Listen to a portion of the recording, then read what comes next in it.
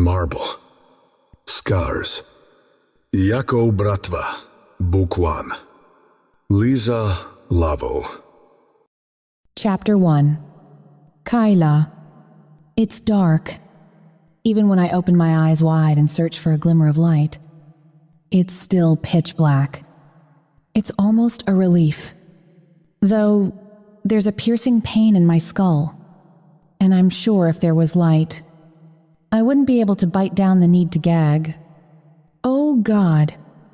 Oh my God. I feel panic rising, my heart thumping wildly. I'm struggling to breathe.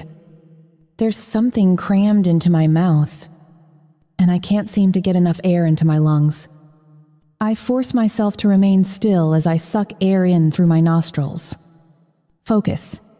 Kyla, just focus. Despite my best efforts, I struggle to get my bearings. The floor beneath me shifts abruptly, and I'm flung violently to the side. My breath is knocked from me as I hit something. A wall, maybe? No. Not substantial enough. I can't concentrate on it. Though, the need for air is almost overwhelming. I twist, trying desperately to reach up to clear whatever it is that's covering my mouth. But I can't. Holy crap! Why can't I move my arms? Then, the realization hits. My wrists are bound behind me. I feel them aching. My shoulders screaming. Arms burning. I wonder how long I've been tied like this. I'm trying to piece things together, but it's all just a dark fog. I grasp at the shifting tendrils of memory. I was walking out of the club. Manny, the bouncer, had waved goodbye, and I'd slung the strap of my purse over my shoulder. It had been a decent night at work. I'd crammed a fistful of dollar bills into my purse before leaving the dressing room. Almost enough for a week's worth of rent. There's a vibration. More shifting beneath me. I roll to the side, hitting that surface beside me again. Damn it! I suck in another breath. My tongue is dry against whatever is in my mouth. It's pushed so far back. I feel my gag reflex kick in again. Focus. Just focus. Easier said than done. If I vomit, I'm going to choke on it. The thought doesn't exactly help in calming my nerves. I squeeze my eyes shut and concentrate on my breath, counting backwards slowly from 10. Come on, Kyla. You can do this. I feel the fight slowly ease from my limbs as a familiar detachment descends. A coping mechanism I've honed over the years. Years of moments almost like this. I have to keep calm. Think back. I'd been walking away from the club. I was texting Becky to let her know I was on my way home.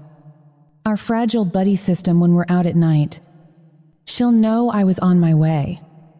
She'll be wondering where I am. She'll get help. It's a faint hope, but almost enough to flood me with relief. Wait, did I hit send? Shit. I can't remember.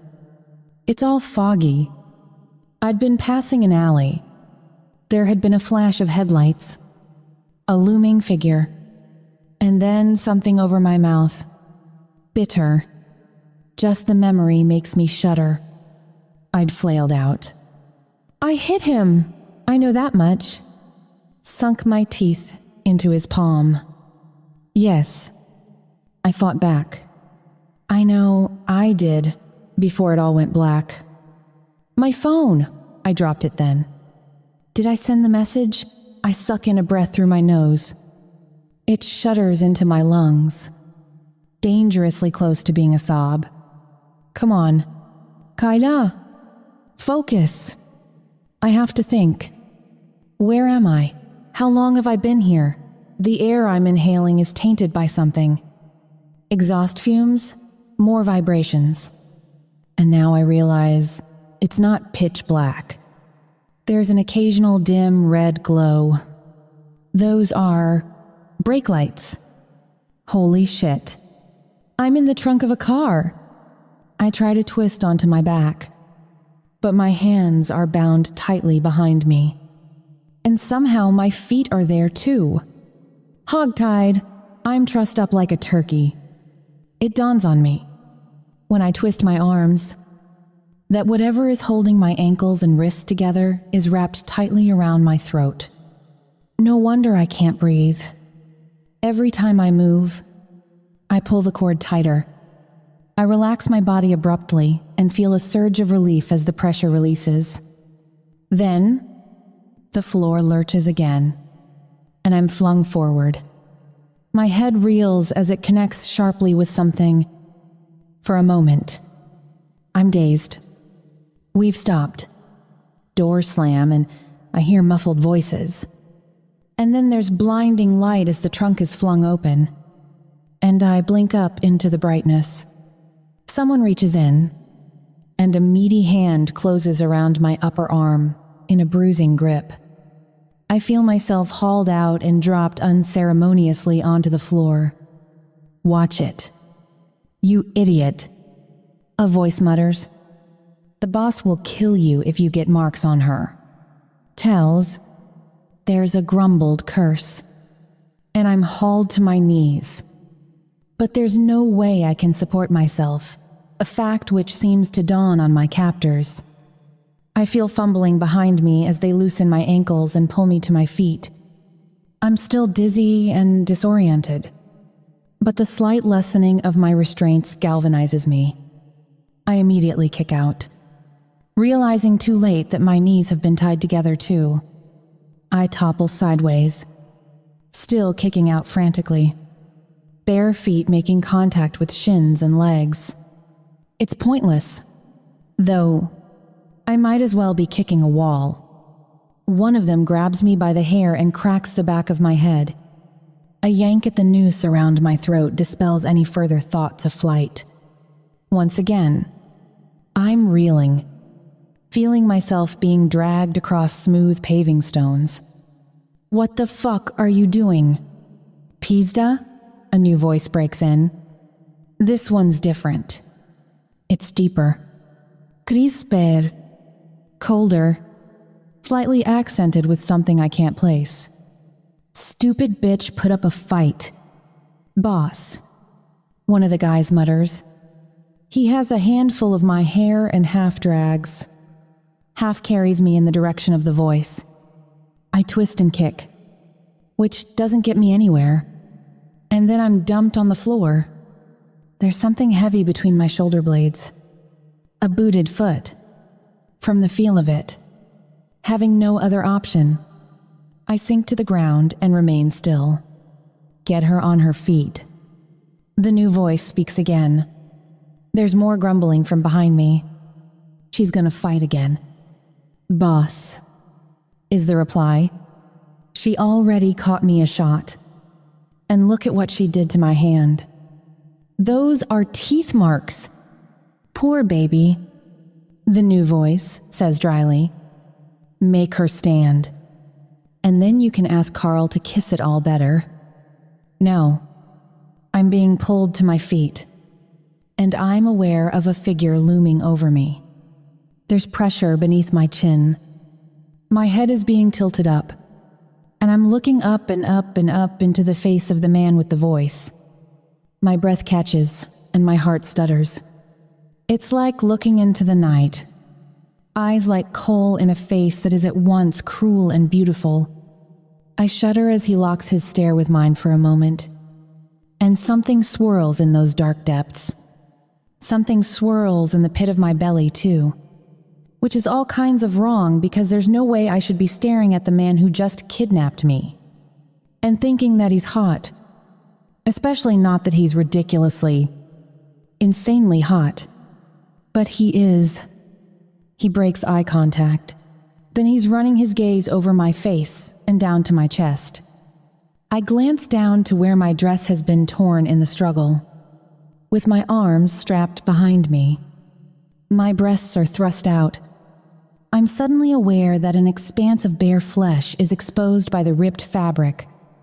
A crisscross of clumsily tied rope bites into my skin, and my nipple is protruding. It's overly rosy after I dabbed lipstick on it before my act.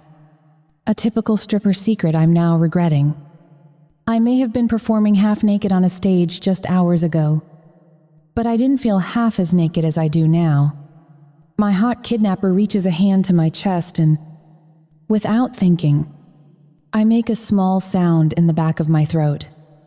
But his fingers grasp the strap of my dress and straighten it, covering my flesh with the tattered remnants. Messy, he mutters below his breath. Or did I imagine that?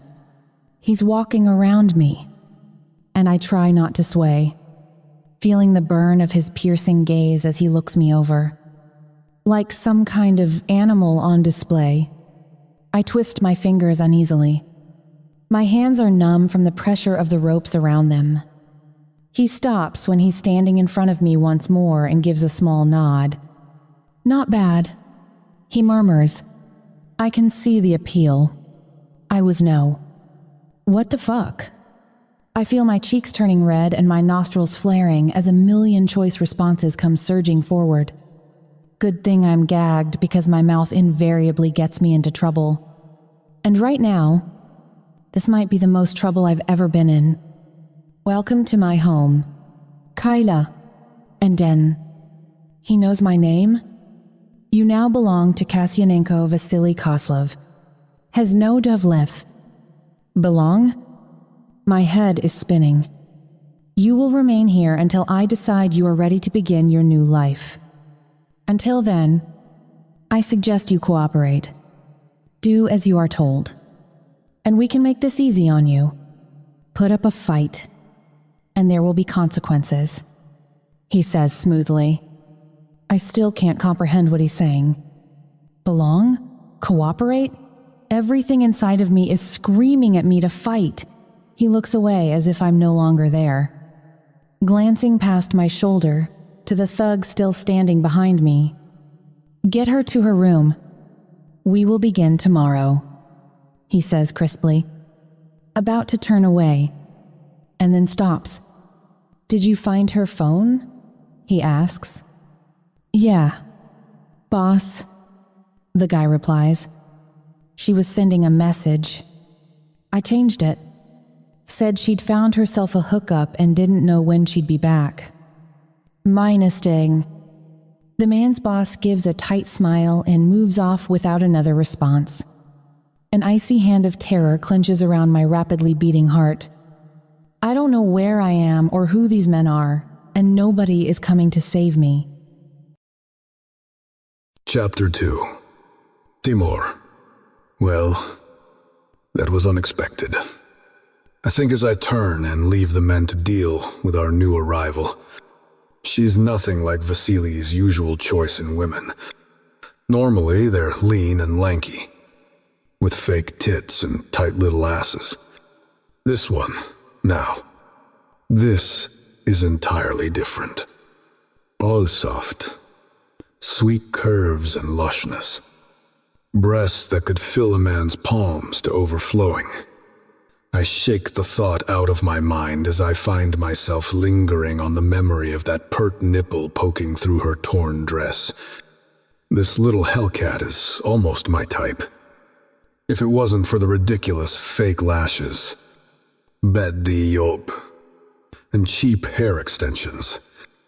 That is, even then, there was little that could dim the radiance of those deep hazel eyes. Glittering with fury, they practically glowed in the dim outdoor light as she'd fixed me with a stare that screamed of outrage. Good thing stares can't kill a man. Otherwise, I'd be dead in a ditch. I wonder what my fucked up employer is playing at this time. But try not to dwell on it. I hate that he's dragged me into his fucking shit show. It's not my gig. And he knows it. Dealing with his dirty business is one thing. But this, stealing girls? Blyed. I can't think about it. Not when I have so much skin in the game. It's a job. I'll get it over with and move on. That's all there is to it. Yeah, right. Keep telling yourself that. Dolboyob. Fuck. Despite my fucked up past, I know I have some conscience left. And it has a way of taunting me in a voice that sounds just like my father sometimes. Toxic bastard that he was. He still has a hold on me. Though not as firm as fucking Vasili's hold. Motherfucker has me by the balls. And he knows it. As if connected to my thoughts by some cosmic force. My phone rings. Sure as shit. It's him. Vasily. I reply. Timur, my friend. His voice is cheerful in a way that makes my hackles rise. Has my package arrived? The voice continues. Full. Rounded Slavic syllables refined by an Ivy League education. Educated or not, the man is an animal. Safe and sound, I say. Though my men can't say the same. She did not go down without a fight. His chuckle is throaty. Oh, but of course, there's fire there. I saw it from the start, when I spotted her on that stage. Filthy little club. She was wasted there. He laughs again. You will see to that rebellious nature. Of course. I have no interest in wasting time explaining her new circumstances to her. I clench my jaw but keep my voice carefully schooled when I answer. I will make it clear to her. Fuck.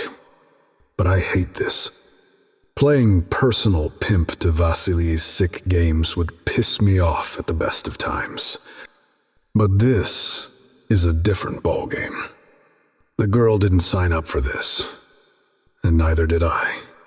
Do not crush her completely. My friend. He chuckles again. Leave a little for me. You know how much I enjoy fanning those flames. Before I snuff them out. Smayagchi ye. Non islomai. I do a. Duh. I really don't want to think about it. I have other things on my mind. Yas delo kagbilo kazano. I've done as you asked. Let me speak too. You will see to the presentation too. Yes, he interrupts me. You'll agree that she's not yet palatable. I can't be seen with her in that state. You have my resources at your disposal.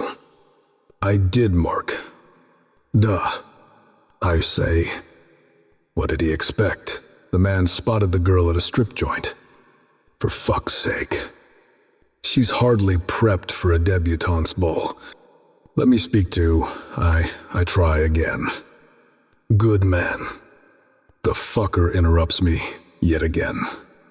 I will stay in touch to find out how she's progressing. The call is ended before I can get another word in.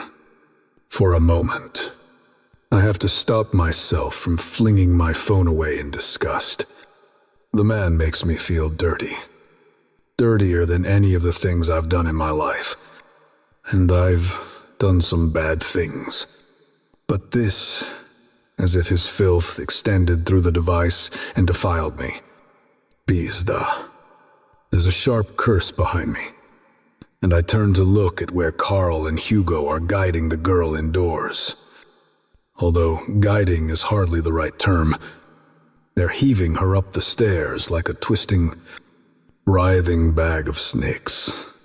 She's kicking out and thrashing at them. I almost smile as I see Carl take a knee to the gut. He glances up and sees me watching. I'm guessing it's what stops him from aiming a slap at her head. Stop fucking around, Mudik. I mutter. I suppose it's a little unfair. She's not exactly making their job easy. Carl mumbles something inaudible under his breath. I'm sure it's pretty colorful. But I don't really give a shit. He bends his knees, grips her around the waist, and heaves her over his shoulder. A burly arm clamps around the back of her knees. Her arms are still secured behind her back. The move must have knocked the wind from her because she settles for a moment. "Quit kicking," he says thickly. "You want I should drop you on your head? You'll end up with your brains on the floor." I see her shake her head slightly, and she remains pliant after that. There's a ridiculous tangle of rope wound around her ankles, knees, and wrists. I suspect my guys were attempting some sort of impromptu hog tie. It's clumsy, but there's something about the way the taut bonds have pressed into her soft flesh. I turn away abruptly. "Get her out of here." "Iddi," I say finally. It's late, and I've wasted enough time on this bullshit. Chapter 3. Kayla. Oh my God! My head feels like it's filled with cotton wool, and my mouth is dry, although at least it's not stuffed with the filthy rag they'd gagged me with before. The light is filtering through the curtains of a window that takes up an entire wall in the room they put me in last night. I realize it's morning at last. I push myself up into a half-seated position, rubbing a hand across my face. I look down to my hands. There are red marks around my wrists. I examine the soft skin, gritting my teeth at the memory of how I'd been dumped on the bed before the men who'd abducted me had roughly untied me. It hadn't been much of a reprieve. They'd left abruptly and locked the door behind them. I must have screamed for an hour after they left, swearing at them, pleading, crying for help. My throat is still raw from the exertion of it. It had ultimately been my undoing. I'd been parched. When the door opened a short while later, a slightly built woman entered, with a tray bearing a glass of fruit juice and a cheese sandwich. I'd ignored the food but downed the juice thirstily, only to find myself fighting off a wave of exhaustion minutes later. There'd been something in it, obviously. At the time, I'd cursed myself for being a fool. Of course, they would drug me. I was screaming like a banshee. They'd shown no qualms about any other forms of abuse since they'd snatched me from outside the club. In hindsight, it was probably a blessing. If I'm honest with myself, I doubt I would have slept a wink otherwise. Who could? Under these circumstances, I've been abducted. For fuck's sake, taken against my will and locked up who knows where. For who knows what reason. Get it together. Kayla! There's a muffled sound at the door, and I suck in a breath as I see the doorknob turn. I pull the bed covers up to my chest, retreating against the headboard. I exhale as the door is opened and a dark-haired woman steps in. She's accompanied by the woman who delivered my meal last night. I shoot her an accusing glare. She has the good grace to look down. "Good morning, Mademoiselle." The dark-haired woman greets me primly. She's sleek and immaculately dressed.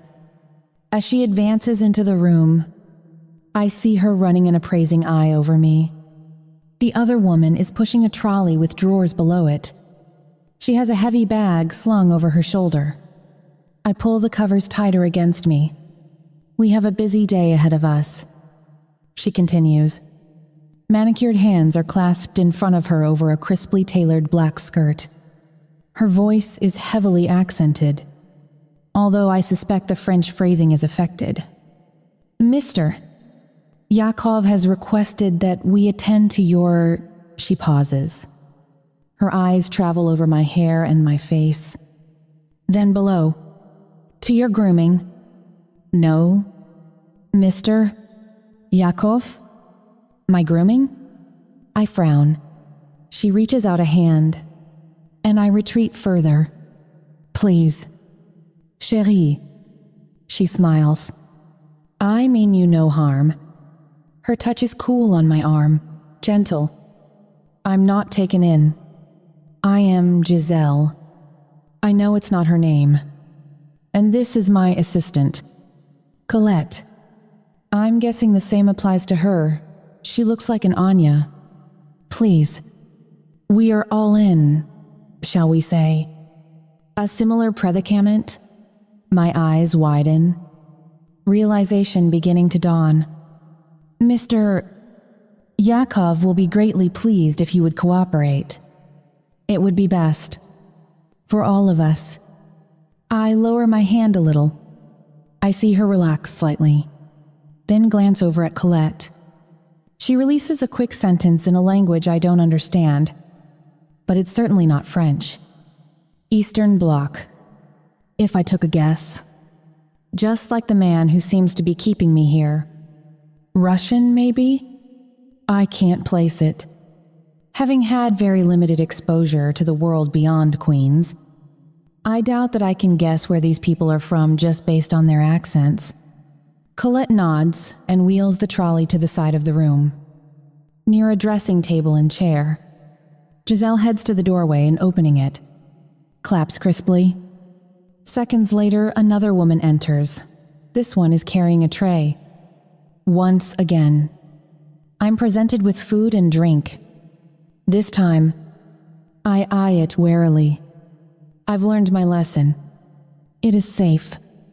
Chérie, Giselle murmure, clearly understanding my suspicions. Emmanuelle here has prepared breakfast for you herself.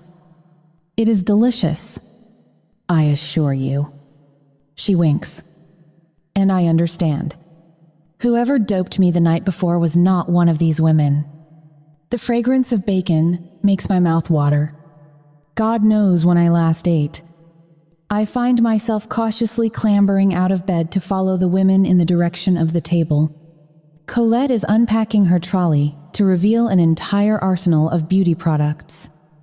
Giselle casts an eye on me and tuts like a mother hen. I ignore her and reach for a slice of buttered toast, fingers curling around the handle of a coffee cup. We must rid you of this garment, Giselle says firmly, flicking the strap of my ruined dress. As if taking this as an instruction, Colette is moving about me, reaching for the zip at the back. I smack at her fingers as she begins to undress me. I can do it, I mutter gruffly. I might be held captive here for reasons unknown, but there's no way I'm having a complete stranger take my clothes off. I take the toast between my teeth and shimmy out of the torn fabric. Finally naked aside from the lace of my panties, Giselle stands behind me with a soft toweling robe. The two other women exchange a glance, and then exchange whispers. They're quickly hushed by Giselle as I slide my arms into the sleeves of the robe. What? I snap. They are admiring your beautiful tétons. Chérie, Giselle says without shame. Your breasts. So full. Very lovely.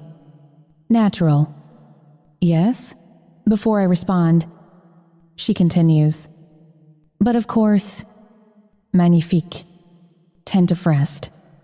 She stands before me, fussing with the tie of my robe. I clutch the edges together firmly over my chest. If she notices my scowl, she ignores it as she guides me to take a seat.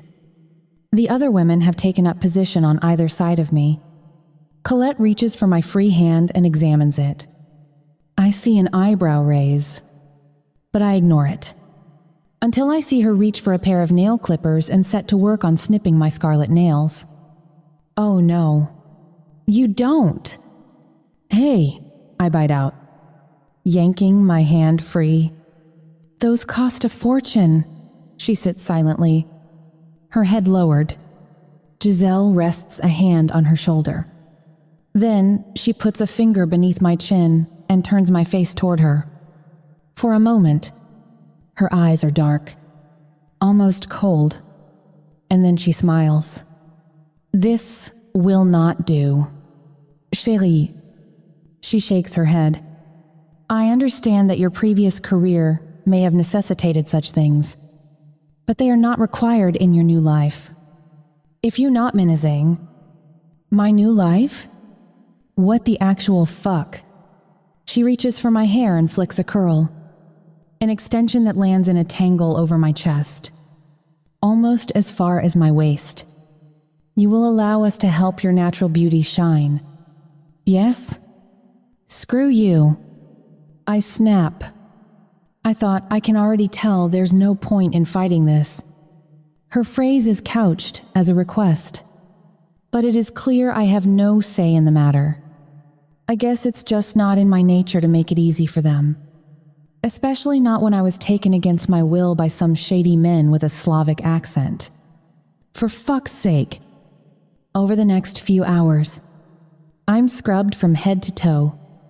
Then I'm stripped of the extensions, the fake nails, and the thick lashes that almost brush my eyebrows. I set my jaw at the sight of myself peeled of these layers. As much as they're not part of me, they'd been part of my armor in facing the daily rigors of my job. It's not like I grew up dreaming of being a stripper. Scratch that. Exotic dancer. I've always been a great dancer. I've loved it since I was a kid. It was the only thing that brightened my spirits when the world seemed overwhelming and unfriendly. And if I'm honest, that happened a lot growing up. My childhood was nothing short of challenging. Foster care didn't suit me. Probably doesn't suit a lot of kids who grow up the same way as I did. I was never given too many choices. Having no access to quality education, it's not like employers were lining up to hire me. And like any adult knows, bills don't pay themselves. But if there's one thing I know, it is to survive. So I went for the only gig I knew I was going to be good at. I danced. And though somewhere deep down I always felt that I was destined for more, my life got much better as a result. I get paid. I have a bed to sleep in. I get to eat 3 meals a day. Most of the time, I have a life. Well, had. That was until these idiots knocked me unconscious and threw me into the trunk of a car. Much better. Yes, Giselle is saying as she stands behind me, running her fingers through my damp curls and turning me to face the mirror. She's tinted the platinum waves to a shade that's almost the same as my original rich gold. For a minute, I'm surprised by my reflection. The girl staring back looks almost like me. The me I remember from before the glitter and the pasties and the pole. I say nothing. I don't want to admit that this is an improvement. There's a tap at the door. Giselle glances at her watch, then gives a nod. "Entree," she calls out. And the door opens. Mr. Scorching Hot from last night strides in and gives me a cursory glance before addressing Giselle.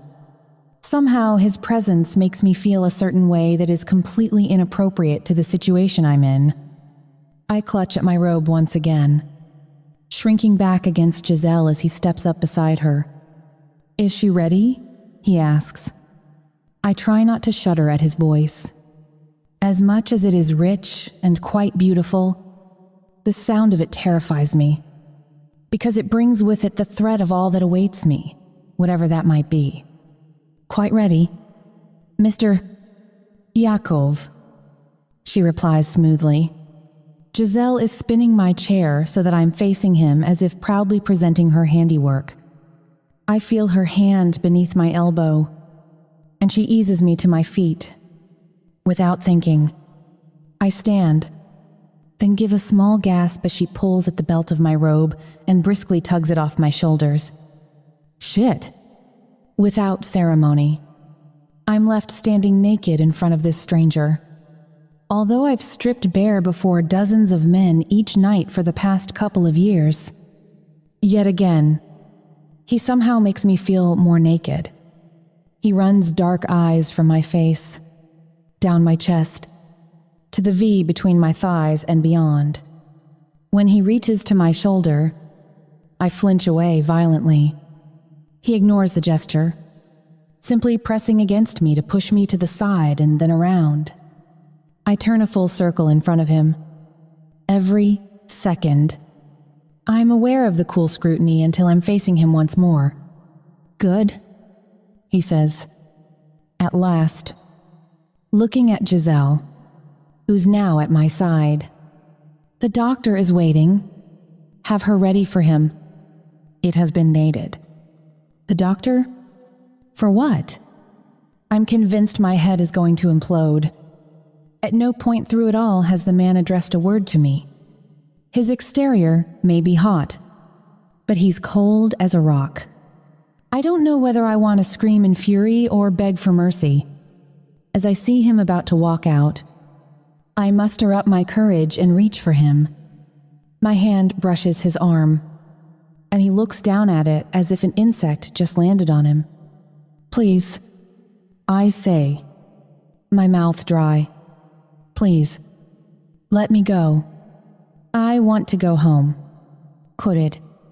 His eyes meet mine for a moment, and there's a flicker, a barely visible one, but it's there. And then, nothing. He turns and leaves the room as if I had never spoken. Chapter 4.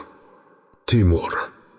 Huge, glistening, dark eyes are staring up, unblinking as the barrel of the rifle presses up against the child's dusky forehead.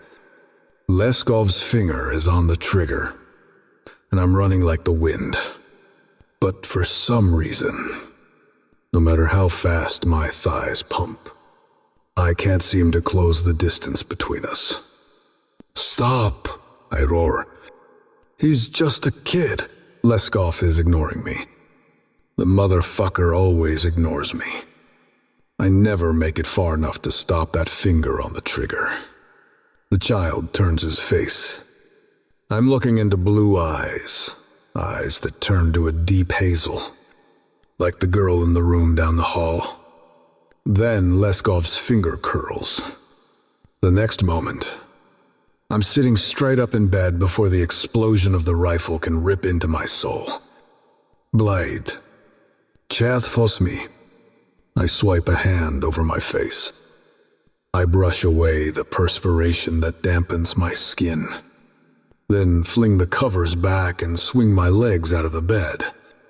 It's a familiar dream, but it always leaves me unsettled this way. Although this new detail makes me grind my teeth. Those eyes. I release a sigh and stand to my feet. I head to the bathroom adjoining my suite and bend over the basin, splashing cold water onto my face, running a hand through my hair. I turn back to the bedroom. I pause at the flicker of blue from the far side of my suite. The security cameras feed into the bank of screens along one wall. I make my way over, running an eye over the scenes on each. For the second night in a row, I'm drawn to a particular screen, where a woman is stretched out across a bed. Her hair is splayed out across the pillow. She has a hand curled up against her cheek. The gesture is disturbingly innocent. I stand there for a brief moment. I watch as she shifts beneath the covers, then turns onto her back. Even in the strange lighting of the camera's night vision display, her features are compelling. High cheekbones and a finely chiseled nose. A firmly jutting jaw betrays the temper I've seen flaring. It's her mouth that draws me the most. Though, full, mobile lips, almost too full by some standards. But it's a mouth made for smiling, for pleasure, and I took that away from her. I pull myself away from the screen and head back to bed, settling, half sitting back against the pillows. It's not yet dawn, but I know there's no way sleep will come now. I reach for my phone and pull up her profile from our database. A door slams shut, and my head shoots up, drawn by the commotion coming from the hallway. It's become a common sound these past few days since the woman arrived. I've done my duty, checking on her progress. We've shared an occasional silent meal when I've tried to get a measure of her. That's as far as I can allow the interactions to go. She's destined for something else. I cannot encourage any familiarity. Cherie, come along now. Rest easy. Please, I hear Giselle plead, and I set my yaw, in spite of the woman's best efforts. Our guest remains stubbornly resistant. The girl's clearly a fighter, a fierce one. It almost makes me want to grin. Every time I've intruded, I've been met with some sort of demand or plea for release. Distance is better for both of us. She needs to know there's no way out of this. I hear something shatter, a vase, from the sounds of it. Then there's more pleading from Giselle, followed by a raised, angry voice. Seems she's throwing another tantrum. I've left her transformation entirely to Giselle to attend to. What the fuck do I know about women's beauty routines anyway? I know Giselle had set aside the day to gather a new wardrobe for the girl. Something suitable for fucking Vasily's perceived high social status. I don't know why he tries to fool himself. Everyone knows the man is a glorified thug. If it wasn't for his father's ridiculous fortune, he'd be shaking down lowlives or dealing drugs. Though, in a way, that's exactly what he does. Along with the rest, there's another scream, and I get to my feet sharply. Shat fools me. What now? I mutter. This sounds worse than usual. I can hear Carl and Hugo in the hallway with Giselle. There's a thud, followed by a muffled curse. Get your fucking hands off me. It's her this time. I arrive in the hallway just in time to see her swing a palm at Hugo's cheek. Kyla, I bark. She stops abruptly, spinning to stare at me. E started back. The transformation she goes through in a mere moment is astonishing. Aside from my initial inspection and my silent moments of watching her on the view screen, which I will never admit to another soul, I've tried to avoid looking too closely at her. Now that the cheap makeup is gone, and Giselle has worked her magic, the girl she's fucking beautiful. I can see exactly what Vasily was thinking when he ordered her to be brought to him. Individually, her features may not be perfect, but together, they form a bewitching combination. The hair that was previously bleached pale blonde and trailed to her ass is now a dark mass of curls that swing around her shoulders. Her deep, hazel eyes are mutinous now, though she's glaring at me. Mr. Yakov, I'm so sorry. Sir, Giselle says quickly, her hands raised in a gesture of helplessness. I give her a nod and then turn my attention back to the girl. What is going on here? I ask calmly, keeping my voice steady. I see her lift her jaw. Her hands are balled into little fists. Ypren, have had enough, she grinds out between gritted teeth.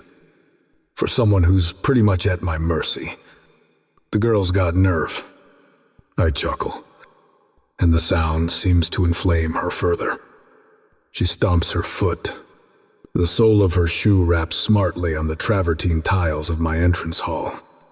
I glance down at the gold straps crisscrossing her pretty ankle. She advances on me, waving a finger under my nose as she reaches me. Blyed, but she's fine as fuck. I've had enough, she says again. I've been poked and prodded and tugged and pulled about. Her chest heaves beneath a layer of some sort of gauzy, cream-colored fabric. It sets off her golden skin. I had a doctor examine me, gynecologically. Are you aware of that? It's a ridiculous question. Of course. I'm aware of it. I sent the man. Fuck knows what Vasily would do if she arrived at his place with some sort of disease. I can't allow that to happen. Not for me, but for what I have at stake.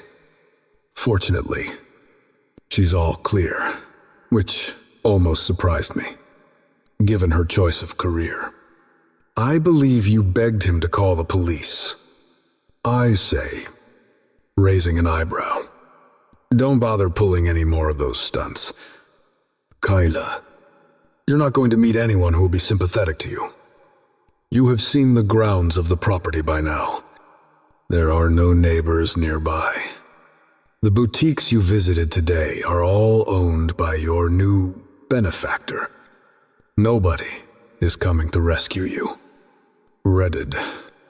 Her mouth opens and closes as her gaze locks with mine.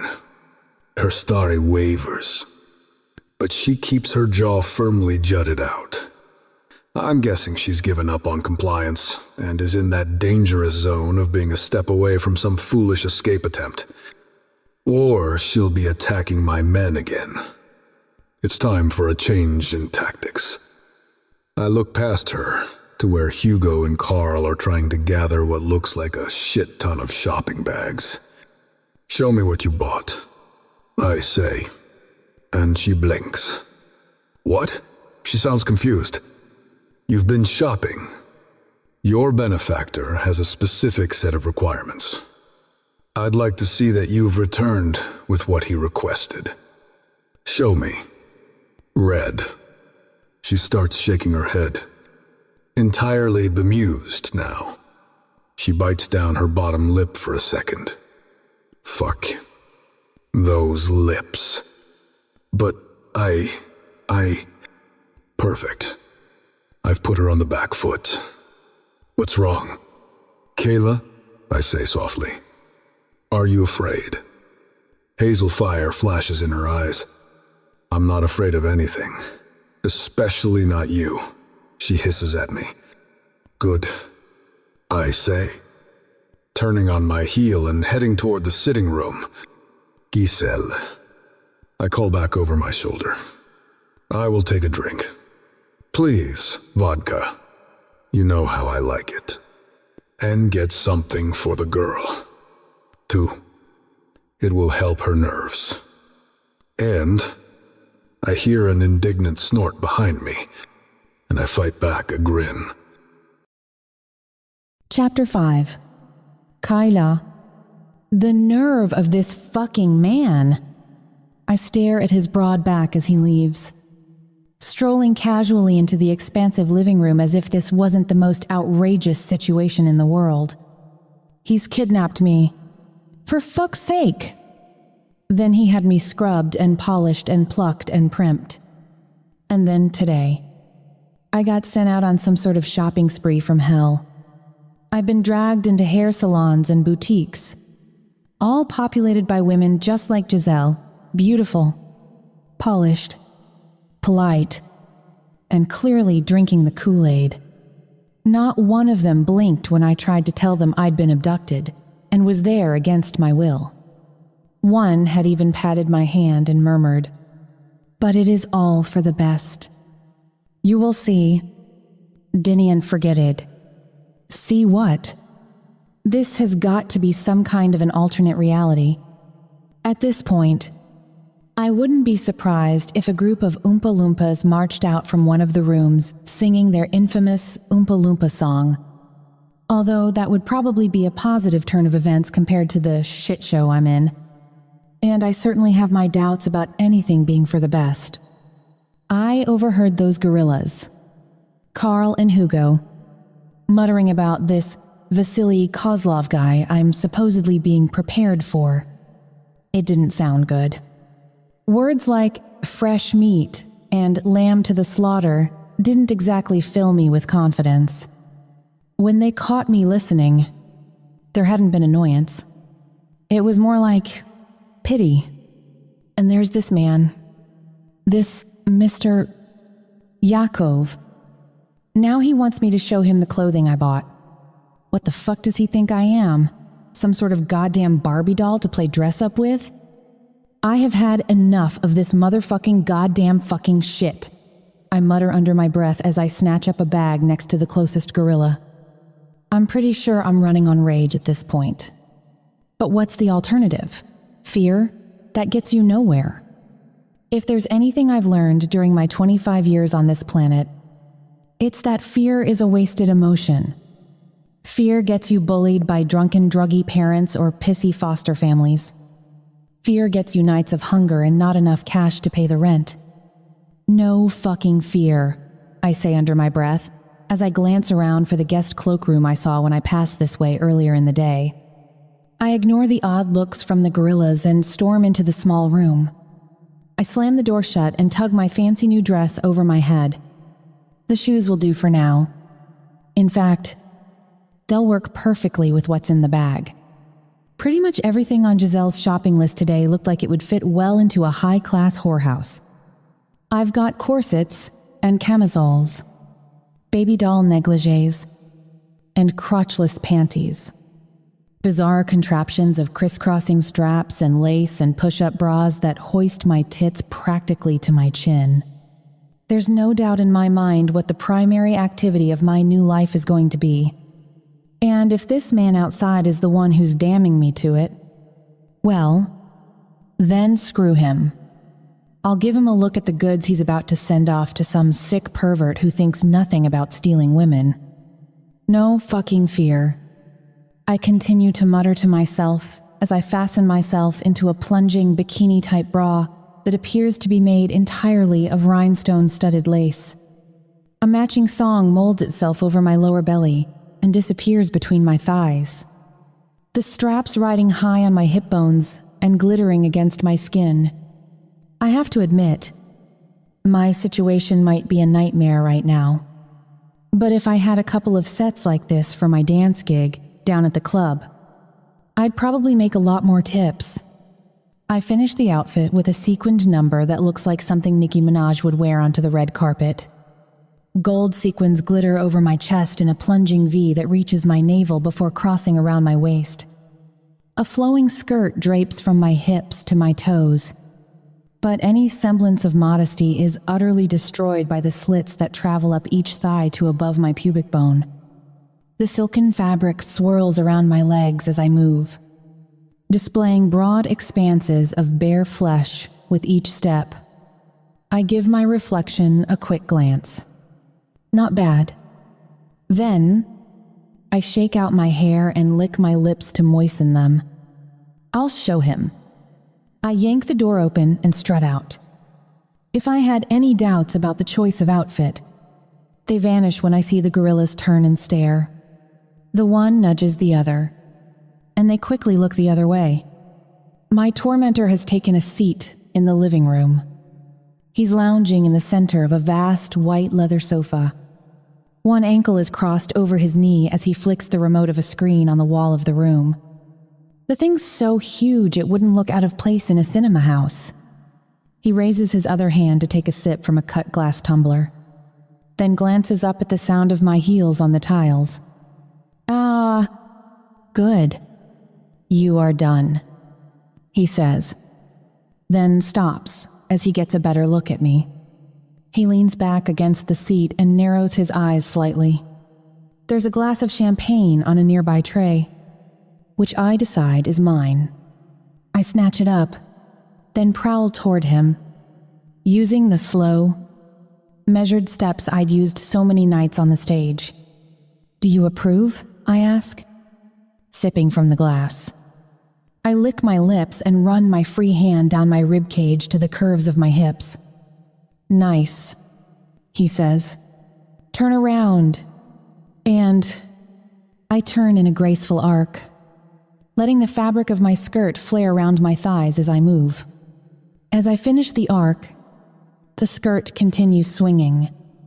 It bears the glittering cage of gems over my mound. I see his eyes flash down before sliding up again. He says nothing, but somehow, I know I have his attention. It's not a dance I've practiced ever, but I have enough moves up my sleeve to put on a decent show. It seems like a pretty good time to pull out a few stops. Besides, it's not like he's the most unattractive client I've ever danced for. Far from it. If this guy pitched up at Pussy's pajamas, there'd be a stampede of dancers to his table. Those dark, brooding good looks and a body that can't be disguised by crisp shirts and tailored suits. I'm pretty sure he gets more than his share of attention. Doesn't mean he's not a complete dick.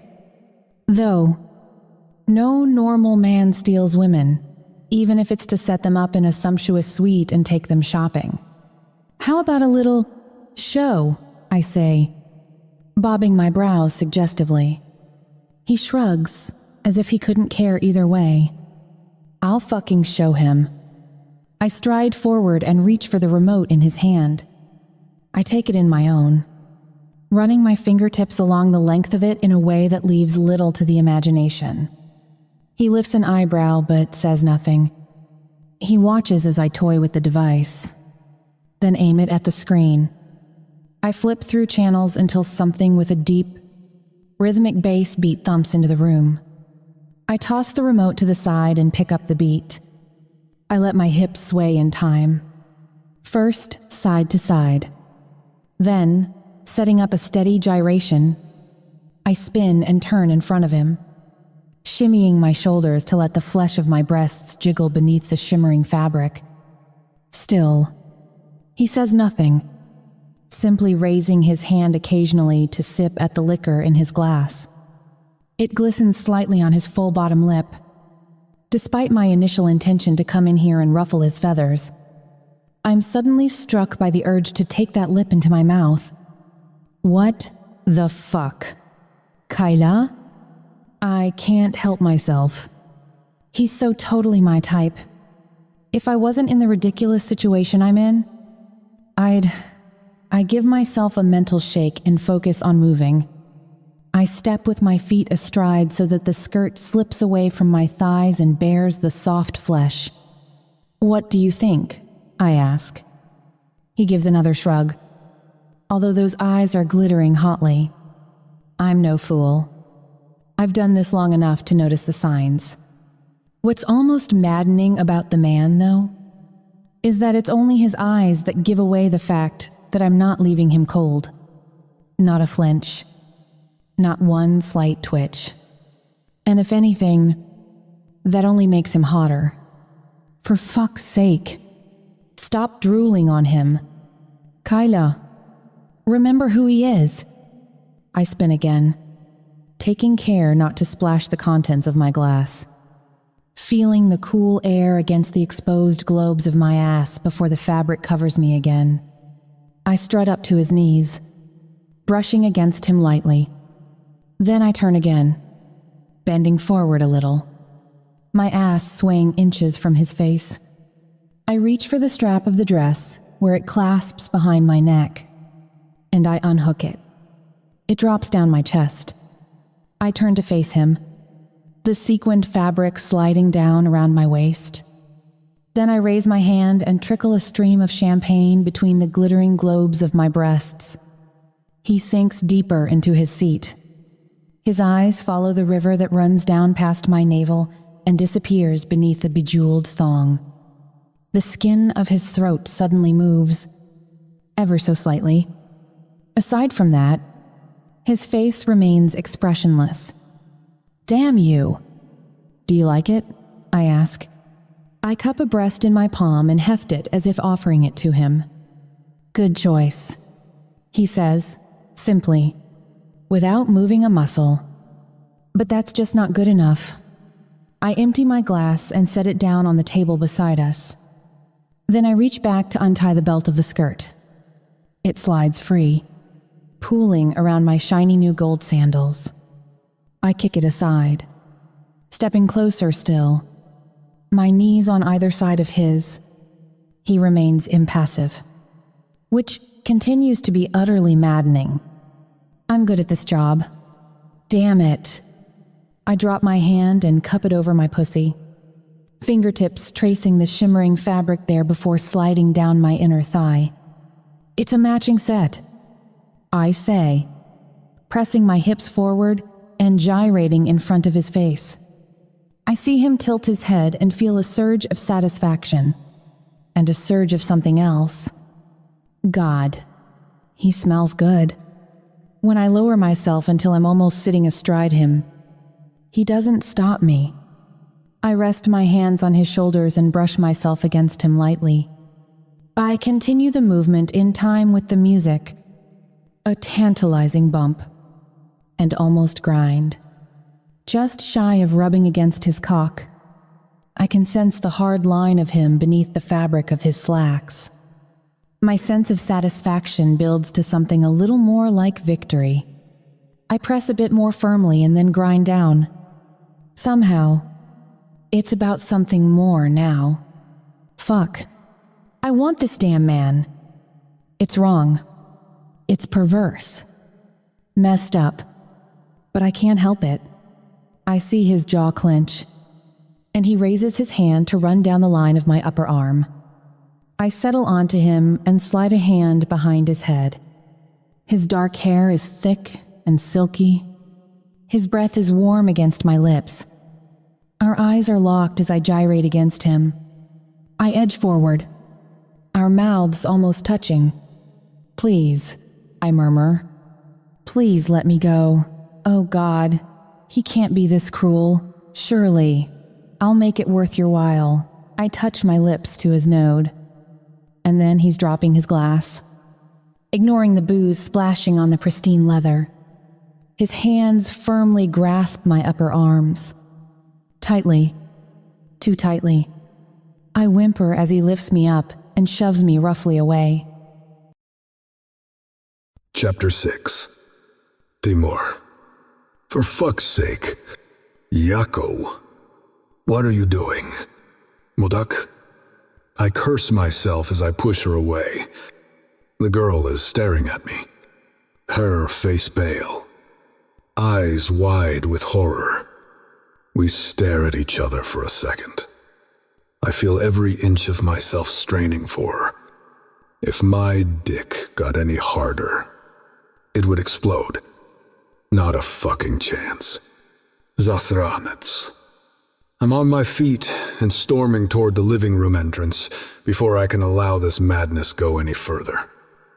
Hugo and Carl have been stationed at the doorway, eyes fixed firmly forward. When I charge past them, they stand quickly to attention. Get her out of here. I bark, running a hand through my hair, as if on qui. My phone rings, and of course, it's fucking Vasily. As I answer the call, I hear a choking cry from the girl behind me. Carl has hauled her up in a fireman's hold again. It's a mode of transport he seems to favor with her. She's pummeling his back with her fists and screaming fit to kill. Her soft curves are pressed against Carl's broad shoulder in a way that makes something in me clench. You bastard. You fucking bastard, she howls, just as Vasily's smooth tones come over the line. Sounds like things are going well, he says as I answer. I mutter a curse. I am on top of it, I reply. She's still screaming and cursing as Carl makes his way up the stairs. Not on top of her, I hope. Timour. Vasily retorts, then chuckles. That will be my pleasure alone, though I am certain I don't need to remind you. That you don't, I say. Blyod. She will submit. I am certain. She will understand that this is her only option. One. She will. I bite out. Does he make these fucking calls just to piss me off? Не играй с моими игрушками. Timur. His voice is cold. I have no interest in playing with your toys. Vasily. I won't rise to his bait. Good. There's silence for a moment.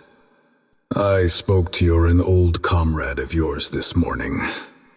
A friend from the old days, he says suddenly.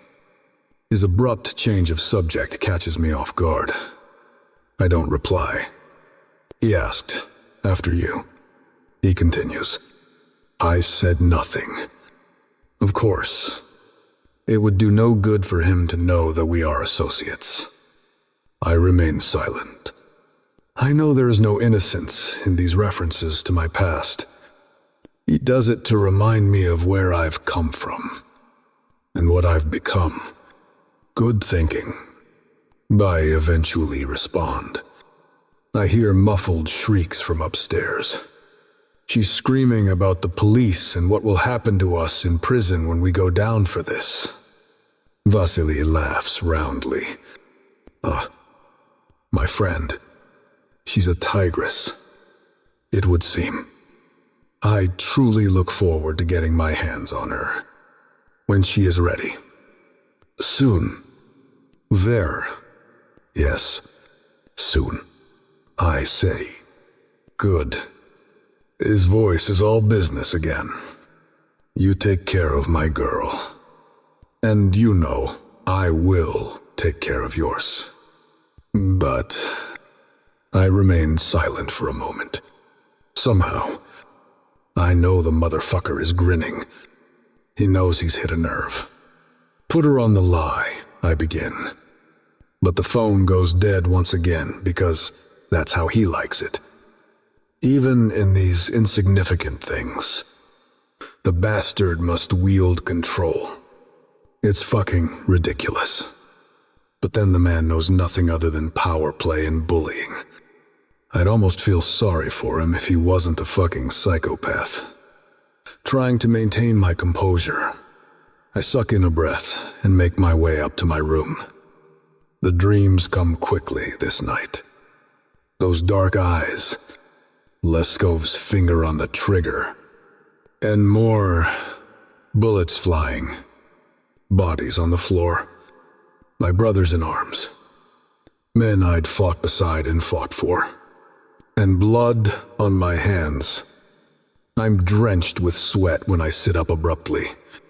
The sheets are damp with it, tangled around me.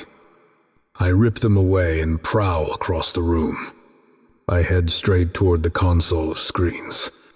She's up too. No wonder. She hasn't been drugged.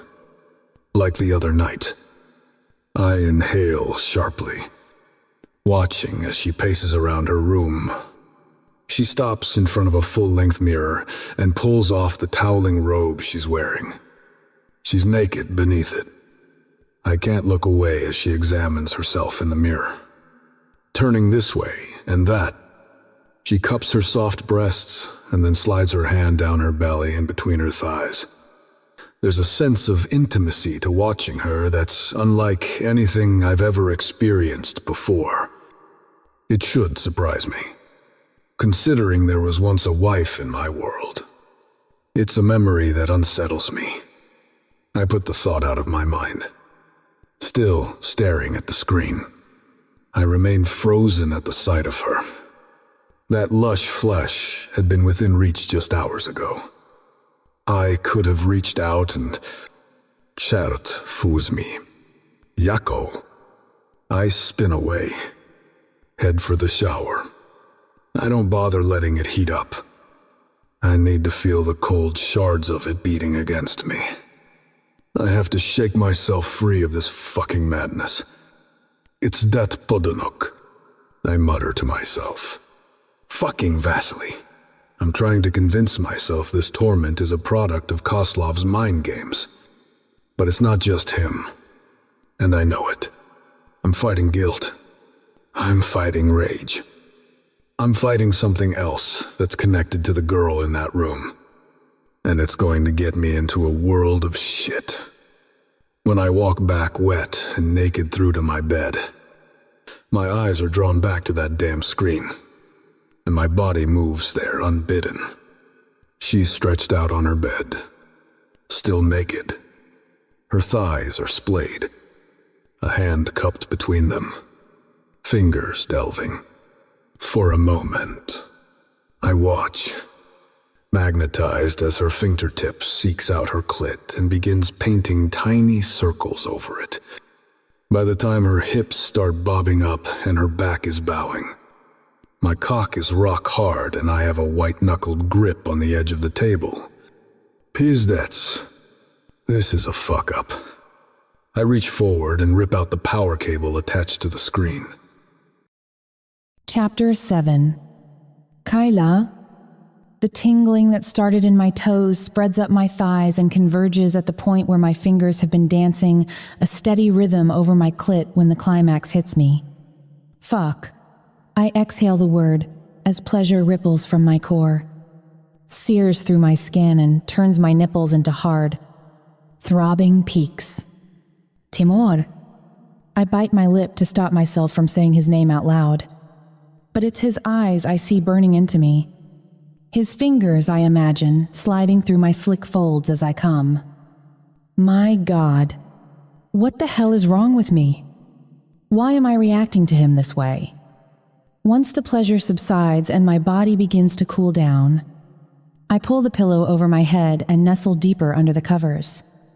This bed is altogether too comfortable. Definitely not the kind of comfort one would expect when being kidnapped.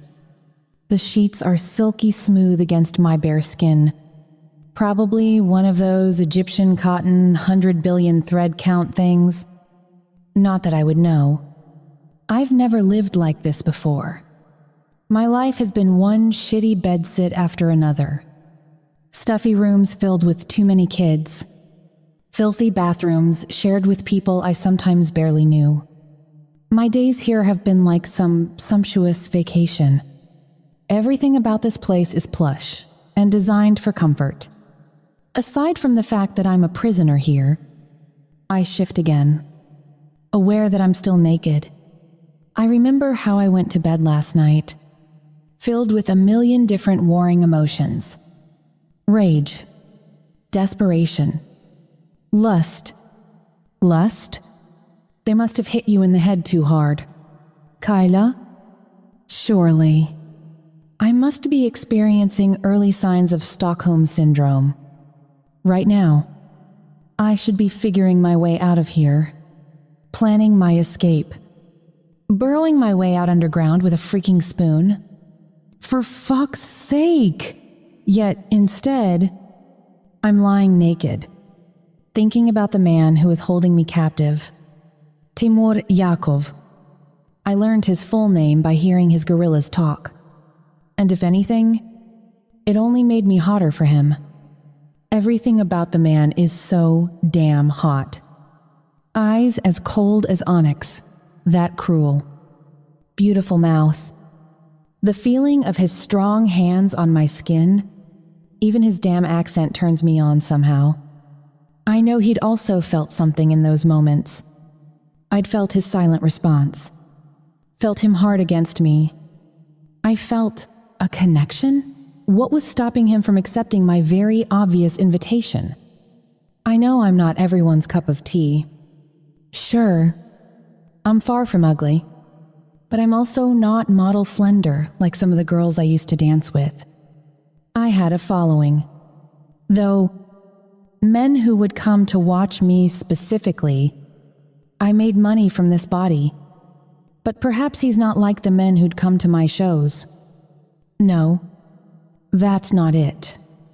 I'd felt him. God. He'd been throbbing against me. The thought of it had left me tossing and turning. Heated. It's something else. I'm certain of it. He'd reacted like I'd slapped him when I asked for his help. Perhaps he's afraid? Afraid of that man I'm destined for? The thought terrifies me. Because Timur Yakov hardly seems like the type of man who frightens easily.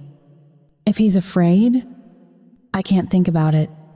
can't bear to imagine what lies in store for me. There's a knock at the door, and mercifully I'm distracted. Bonjour, bonjour, Giselle chirps brightly as she swings the door open and sachets in. Ah, you are awake, she says, disregarding the fact that I'm stark naked. We have a busy day ahead. Chérie. And when no, she moves to the closet and riffles through the assortment of new garments.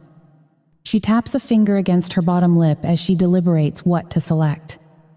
Not much in there won't have me looking like a high-priced whore. I think, sullenly. She glances across at me. We will begin in the dining room, she says. Today, you learn to dine like a lady. Her smile is slightly mocking as I give a small, indignant snort. Do not object. Kyla, I have seen how you eat. I've seen better manners in a mess hall. End quote. How often do you eat in mess halls? I say sarcastically.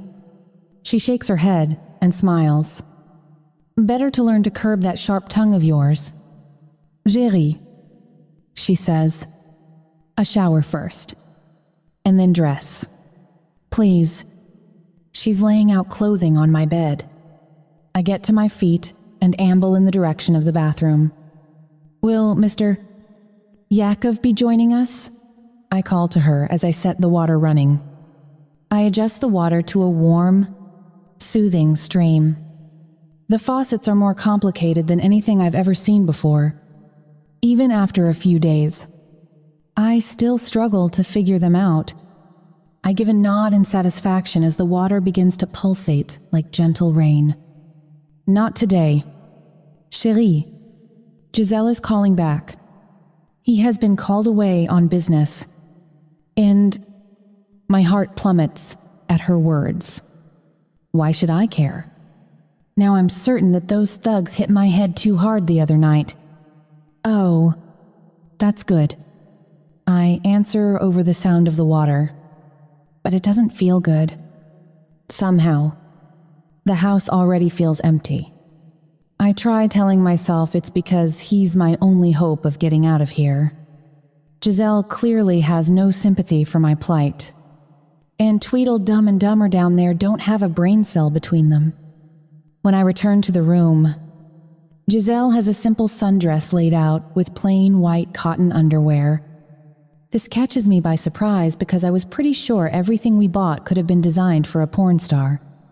Come along, she says briskly as I towel dry my hair. We have much to work through today. And then there are more beauty treatments this afternoon. Well, in the Sin Ming. I heave a sigh. Oh, goody. Aren't I beautiful enough? I grumble. A woman is never beautiful enough. Chérie, Giselle says with a sad smile. I look away. I'd never have known I'd become so thoroughly sick of having people fuss over me. All the wrong types of people, and all the wrong types of fussing. Chapter 8. Timour. I drop my car keys on the table and slump down in my chair. Gaze locked on the security screens. It's not the first time. I tell myself that I have to keep an eye on her, which is part true. She is lying on her bed. It's obvious that she's been crying. Blyad, how the fuck did I get to this place? Disbelief and disgust churn in my gut. This is the lowest of the low. But what choice do I have?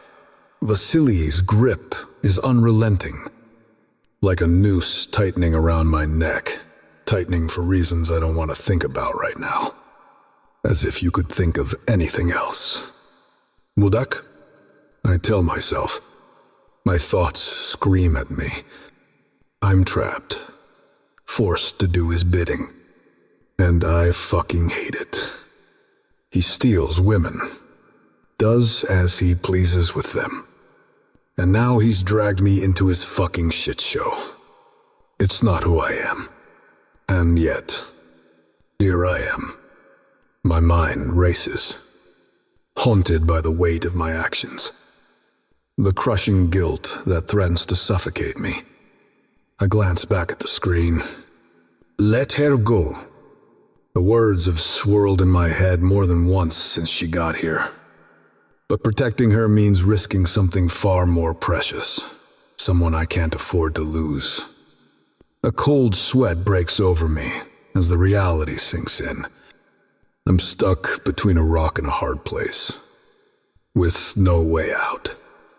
My breathing comes in short, choppy bursts, matching the rapid-fire thoughts that consume me. I take a deep breath to try to settle myself. It doesn't work. What kind of man have I become? As much as I want to help her, I can't. She's curled onto her side now, curls tumbling over her flushed cheek as she pulls a pillow close and clings to it like a lifeline. So fragile. So innocent. Not innocent. Pizdets. She's a goddamn stripper. Not anymore. Though. And why should that make a difference? She deserves a life. A life that I'm putting at risk with what I'm doing. As if that's something new to me. You hurt people. Dickhead. Always have. Probably always will. My chest heaves. My heart thundering as images of my wife, Tanya, flash through my mind, her disappointed gaze. The way she pulled away each time I tried to make her happy. I couldn't do it then. I couldn't be what she needed. I was not enough. My voice is low, but it echoes through the room, laced with pain and desperation. Why couldn't I be more? Because you're fucked up. Damaged. I can almost hear my father's voice when the words ring through my head. You ruin everything you touch. I shake my head, trying to banish the memories. But they cling to me. A suffocating weight that threatens to drag me under. My knuckles throb. A reminder of the walls I've punched in frustration. The violence. The anger, it's all I've ever known. And now, it seems, it's all I'll ever bring to those around me. Is this who I am? My voice cracks. A monster who destroys everyone in his world. The security screens flicker, drawing my attention back to the girl on the bed. She's pulled the sheets around her now. There's a raw vulnerability about her that makes this whole situation seem much worse. But maybe I could. My thoughts trail off, unwilling to entertain the possibility that lies just beyond my reach. A dangerous hope. One that could shatter what little control I have left. Get a grip. Bidurok, I mutter to myself, ripping my gaze away from the screen. You can't save her any more than you could save Tanya. Oh, there are already too many elements in play. Too much to lose. Although to anyone looking, loss isn't something I seem to know about. The opulence of my office is a stark contrast to the darkness within me. The sleek mahogany desk, the leather-bound books lining the walls, and the plush carpet beneath my feet. All these luxuries are tokens of a life I never wanted. Outside this room, a world of human trafficking and violence thrives, and I am an unwilling participant. I have to choose. Thinking about it makes me feel the weight of my actions pressing down on me. My conscience is screaming against the things I must do to protect what matters most. It's for the best. I have to keep reminding myself of that. But the girl on the screen continues to haunt me. Her tear-streaked face, a constant accusation of the pain I've inflicted. As much as I try to distance myself from her plight, I can't help but feel a burgeoning sense of responsibility for her. And with that responsibility comes guilt. Nothing but fucking guilt. How long can I keep doing this? I ask myself. The question gnawing at the edges of my mind. How long can I continue down this path and still call myself a man? My dickhead of a father's disapproval lingers in the shadows. A phantom that refuses to fade away. Each decision I make seems to further cement my place in his eyes as a fuck-up. A monster doomed to bring destruction to everyone he holds dear. But with every glance at the girl on the screen, I feel something deep inside me begin to stir. Something that makes me believe there could be another way. Just not for her. It will all be worth it in the end. Don't forget that. You're doing the right thing. If only it felt that way. Uspokojcie. Mos hetes delateto. I mutter under my breath. I force myself to tear my eyes away from the screen. And then, just as I'm about to lose myself in the depths of my thoughts once more, the door to my office swings open. Giselle stands there, her expression unreadable, but with a sense of urgency in her eyes. Mr. Yakov, we need to talk, she says, her voice cutting through the fog of my confusion. As much as I want to forget the reality of the world I'm trapped in, Giselle's arrival is a stark reminder that there's no escaping it. Not yet. At least. All right, I reply, steeling myself for whatever task Giselle has come to discuss. Let's get this over with. While life brace. Chapter 9. Kyla? Cold sweat trickles down my spine as I pace the lavish bedroom, the decadent decor mocking the turmoil in my mind. My eyes flicker over the dressing room, filled with clothes meant to tempt and entice. I shudder, dreading what lies ahead. Every day I spend here keeps chipping away at the little hope I have left of getting the hell out of this nightmare. The door opens abruptly, and Giselle enters with a grim expression on her face. She looks me up and down, her gaze piercing like a dagger through my soul. "Kyla?" she says, her voice heavy with French-accented authority. She doesn't seem to be in a good mood today. Well, that's too bad, because neither am I. "What?" I snap. "It is time we spoke about how you need to behave when you meet Vasily," she says, ignoring my bad manners. She moves into the room and takes a seat on the gilt dressing table. Think of it as a lesson in deportment. Deportment? I spit out, barely able to contain my fury. "You mean training me to be some kind of obedient doll for a sadistic bastard?" Giselle's lips curve into a cold smile. "This is exactly what I mean. You need to watch that mouth of yours. Vasily is not the kind of man who will appreciate this tone." I give her a look that is designed to make anyone feel like a piece of human garbage. How am I supposed to know what kind of man he is when nobody will tell me, or what will even be expected of me when I'm there? That's why I'm here right now. "Kyla," Giselle says, continuing to ignore my cocky attitude. She settles into the delicate chair that matches the dressing table and crosses one leg over the other demurely. I suddenly don't know if I really want to know more about this Vasily person. I heave a long sigh and rub my eyes, fighting off a sudden wave of exhaustion. Perhaps I am being too hard on Giselle. We are in the same boat. After all, she said it herself. "Please, Giselle," I plead, changing my strategy. "We're both women. I'm sure you understand. Isn't there any way I can escape this nightmare?" For a moment, Giselle's steely gaze softens, and I almost see a glimmer of sympathy in her eyes. She hesitates, her lips parting as if she's about to speak. "Kyla, mim," she begins, then pauses, looking away. It's not that simple. There are consequences for defying Vasily Kozlov.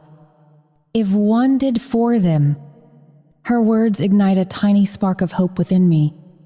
If she's even considering helping me, maybe there's still a chance to break free. Please, I whisper, desperation seeping into every word. There must be a way. And court. Giselle studies me for a long moment, her expression conflicted. It's clear that she's torn between loyalty to her ruthless employer and the compassion she feels for another woman trapped in the same world she's in. But just when I think she might be about to give in, I sense the shudders coming down. Her expression becomes inscrutable again. Let go of these foolish ideas. Kayla, escape is not an option. There is only one way to survive this, and that is to do exactly as you're told. Her tone tolerates no defiance. I grit my teeth, feeling hope replaced by anger. How the fuck can these people get away with shit like this? How is it that they can just take other people's freedom without being held accountable? Exactly as I'm told, I fold my arms over my chest, suddenly feeling mutinous. She purses her lips for a moment, as if weighing her next words. Mr. Kozlov is a man of particular tastes, she finally says. Particular tastes in what? I feel my brow furrow. Like he eats strange food? I'm not an idiot. I know that's not what she means. I've spent enough time on the strip circuit to know there's a whole world of sickos out there. Giselle regards me with an air of caution. Mr. Kozlov, he enjoys power, control. He likes to feel in charge, and expects his women to submit to him. D. My heart suddenly starts to pound a little harder in my chest. I know first. What? He wants some kind of submissive slave? Sometimes he will merely push boundaries, she says carefully. But you must be prepared to cater to his desires, no matter what they may be. If turned. I swallow hard, feeling the bile rise in my throat. What does that even mean? My mind races, conjuring up images of what this man will do to me. Especially that it is not in my nature to submit to anyone just because I'm expected to. What do you mean by that? My voice has grown hoarse. Giselle shrugs, her expression unreadable. All I'm telling you is that you must be prepared. You can't afford to deny him. If you day, I shudder, feeling sick to my stomach. And I'm supposed to just go along with this, no matter how sick and twisted his demands are? Giselle nods, her eyes dark as she looks at me. If you want to survive, yes. Tenevre a. Chapter 10. Timour. I open the front door and stride into the cool, marbled interior of my entrance hall. The silence is like a haven that is shattered moments later by a piercing scream. Shout force me. What now? I mutter. I'd stayed out all day to get away from the overwhelming presence of this damn woman. I've been back less than a minute, and she's already rocking my world again. The place is practically soaked with the scent of her. Damn it.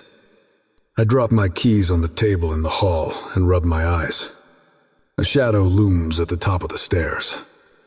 I see Carl standing there, looking frazzled. Boss, you better get up here, he rumbles. Blithe. I make my way up the stairs. I head straight to her room, because where else would the catastrophe be unfolding? The door is ajar. I shove it open to be greeted by the sight of Giselle looking even more frazzled than Carl. That's a first. The girl is backed into a corner, holding a chair in front of her like a deadly weapon. As I walk in, Giselle takes a step forward. The girl lets out another ear-shattering shriek. "Come any closer, and I swear to God, I'll take you out," she's yelling. Giselle retreats again. She aims a look in my direction as she becomes aware of me. "My apologies, Mr. Yakov," she says meekly. Her eyes are lowered in that way all of Vasily's girls have been taught to respond to men. "I had hoped we would be done before your return. If you know in Rive, done with what?" I ask. The girl is in her regular white toweling robe. She is trying to hold the front closed without dropping the chair. We have scheduled Miss Kayla's depilation session today. It is proving to be a challenge. Giselle murmure. "Depilation? What the hell?" I'm guessing it's some sort of hair removal. These female rituals are a fucking enigma to me. "A challenge?" the girl yells. "I'll show you a fucking challenge." She makes another jab with the chair and only succeeds in letting the robe drop open.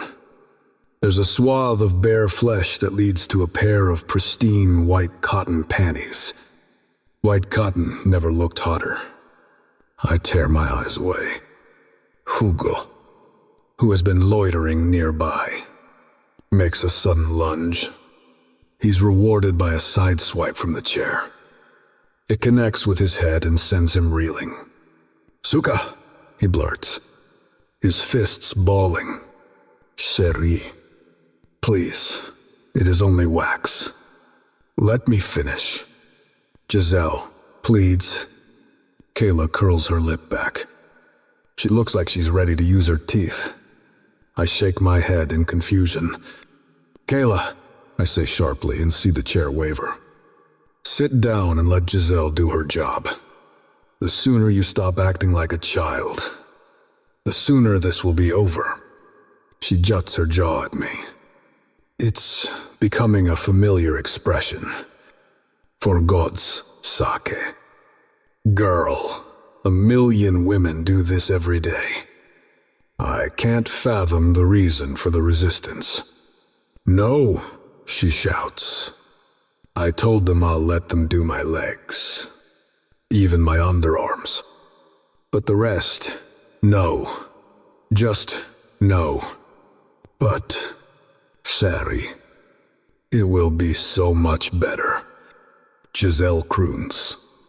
"Much more convenient. And the pleasure, you will like it. I assure you. I have done the same myself. Many, many times. Who needs hair down there? Only savages. I assure you. Verbes." I glance from Giselle to Kayla, and then back. Not quite getting it. "No! The girl is still flushed with fury. I've done everything else you asked. You're not touching my freaking pubes. God damn it. Oh, for fuck's sake." Realization dawns. Fucking Vasily and his fetish for hairless women. "Kayla," I begin again, stifling a sigh. Jesus Christ. I really hate this fucking bullshit. Giselle aims a glance at Hugo and gives a small nod. The pair launches at the girl in unison.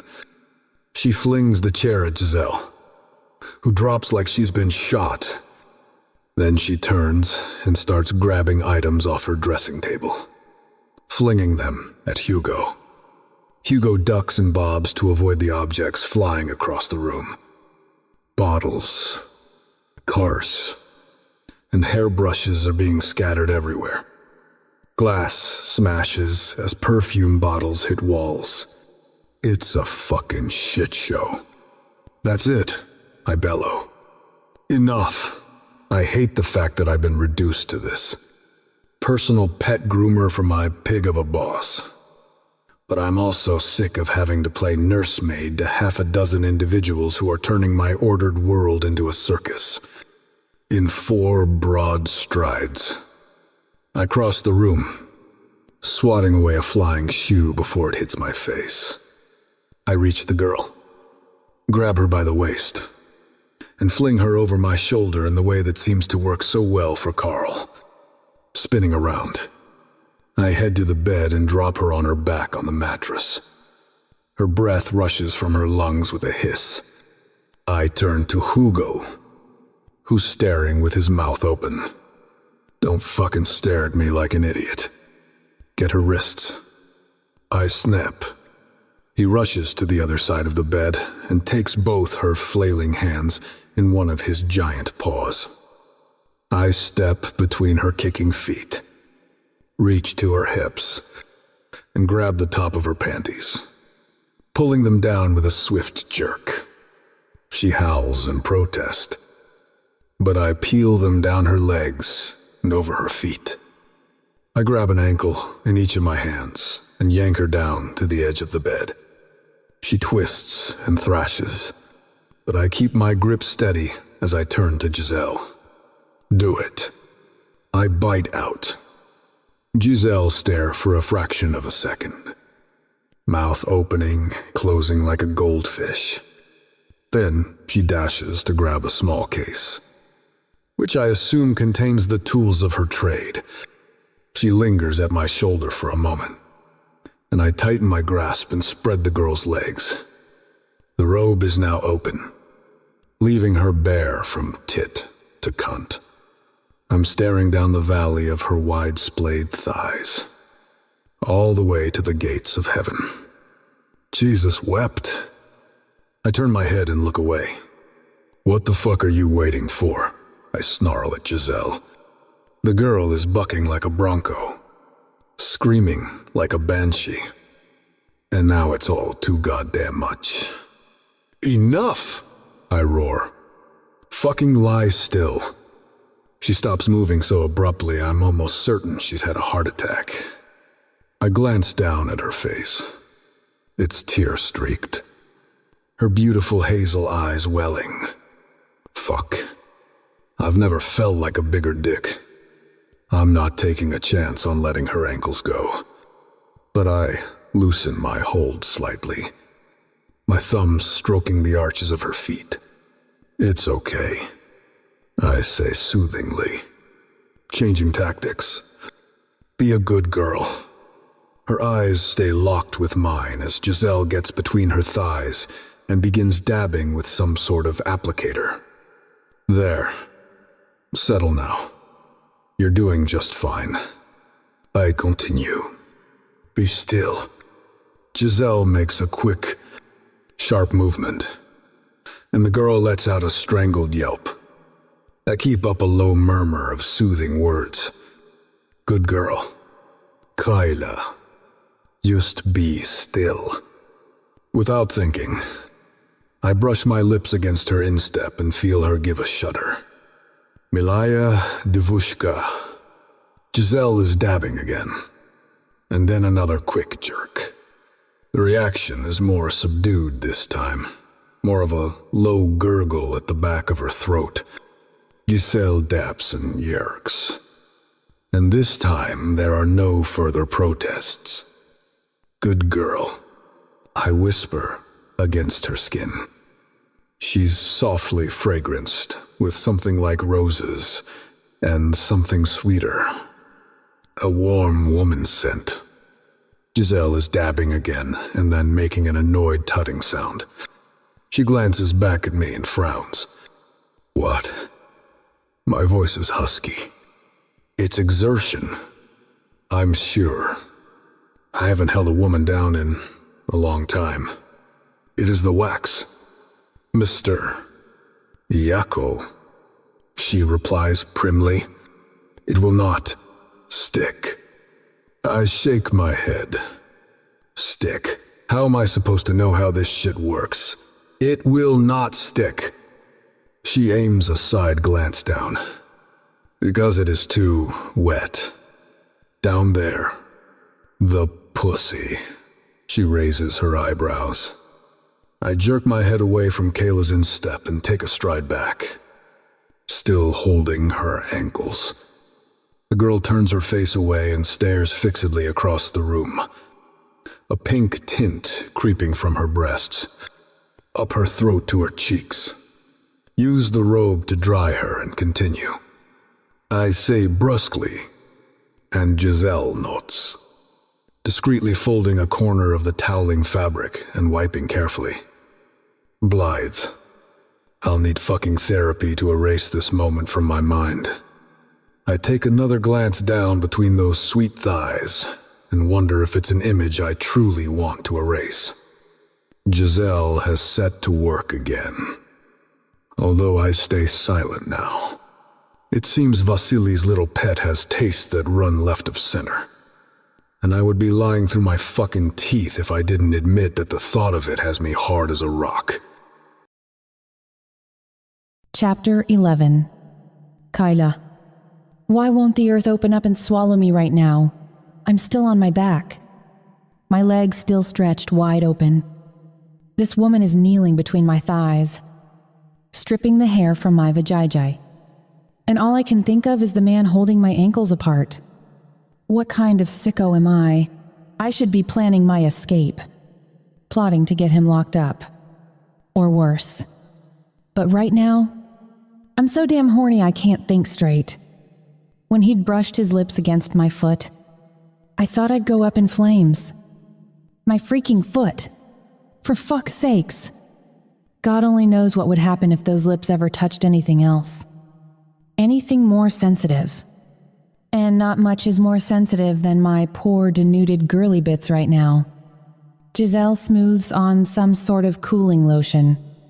Then she moves away, standing upright, and gathering the strips of wax that hold the curls that once protected my most private parts. There's nothing private about them anymore. I've never felt so exposed in my entire life. Hugo has released my arms, but I don't lower them. My eyes are fixed on the man still standing at my feet. I lick my lips, my mouth suddenly dry. My cheeks are flushed. I can feel my tears cooling on them. I'd been in a mad fury, outraged at this act of indignity. How dare they make such an intimate decision for me? Hugo has left the room. Giselle bobs her head in a semblance of a curtsy, and then she's discreetly backing out of the door. She'd be insane not to notice the tension between us, between him and me. Hell, she'd learned it firsthand when she'd had to deal with my body's response to what was happening to me. I want to hide my face at the shame of it. She'd had to dry me off. With a freaking towel. More than once. What woman gets aroused by a goddamn Hollywood wax? Not a hair remains. I can tell because my flaming skin is tingling. The air is cool against every inch of me. As the door shuts behind Giselle, I suck in a deep breath. He's released my ankles, allowing my feet to drop to the floor on either side of him. But he's still standing between my splayed thighs, my ass resting on the edge of the bed. You did good, Kyla. He murmurs.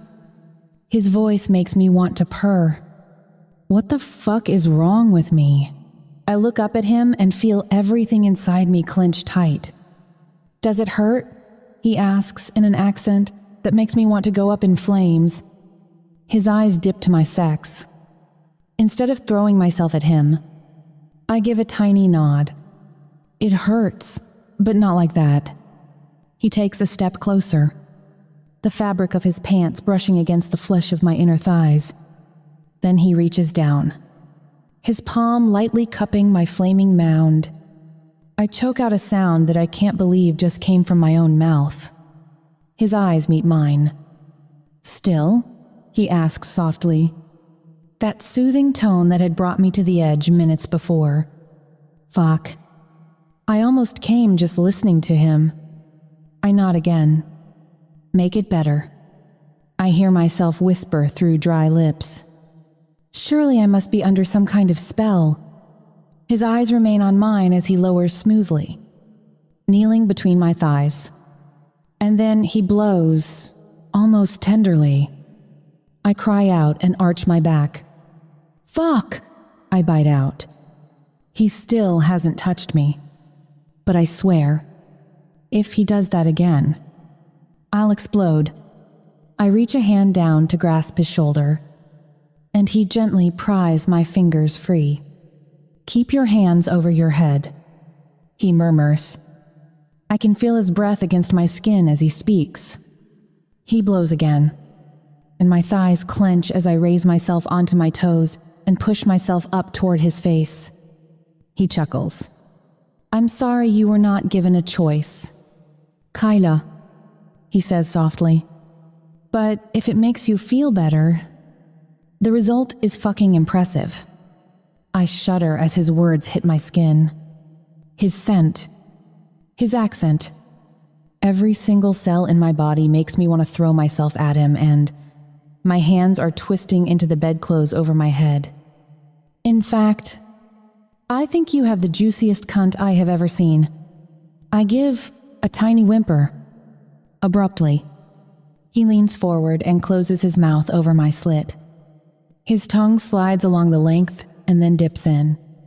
Needless to say, I do not resist. How could I when my body responds to this man the way it does? Overriding all sense or reason? Oh, God. Fuck! Fuck! I shout out. The combination of tingling skin and his probing tongue are almost unbearable. When he slides a finger deep into me and closes his mouth over my clit, I come undone. I hook an ankle over his back and, disobeying his instruction, reach down and grab a handful of his hair. I buck up at him as I try to grind against his face. He holds my hips down, allowing only the barest contact between his mouth and those screaming nerve endings. But it's all I need. I don't bother with words now. The pleasure rolls out of me in a wail that is part agony. All ecstasy. He holds me steady with a firm hand on my hip. And as I come spiraling down, he raises his head. His expression is mocking. I can't find my breath. My chest is heaving, my breasts swaying with the motion of it. He reaches forward and pinches a nipple sharply. I flinch, but something deep inside swirls hotly, more pleasure. "Really? Kyla?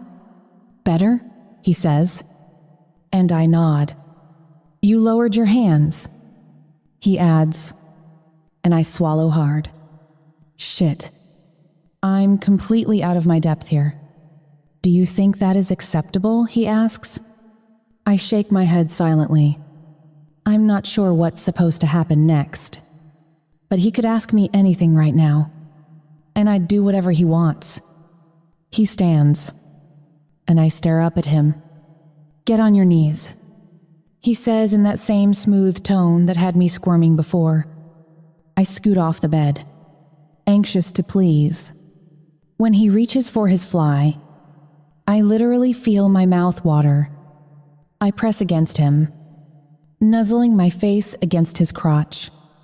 As sick and twisted as it is, I've never wanted to return a favor more in my life. He unzips his pants and tugs his waistband down.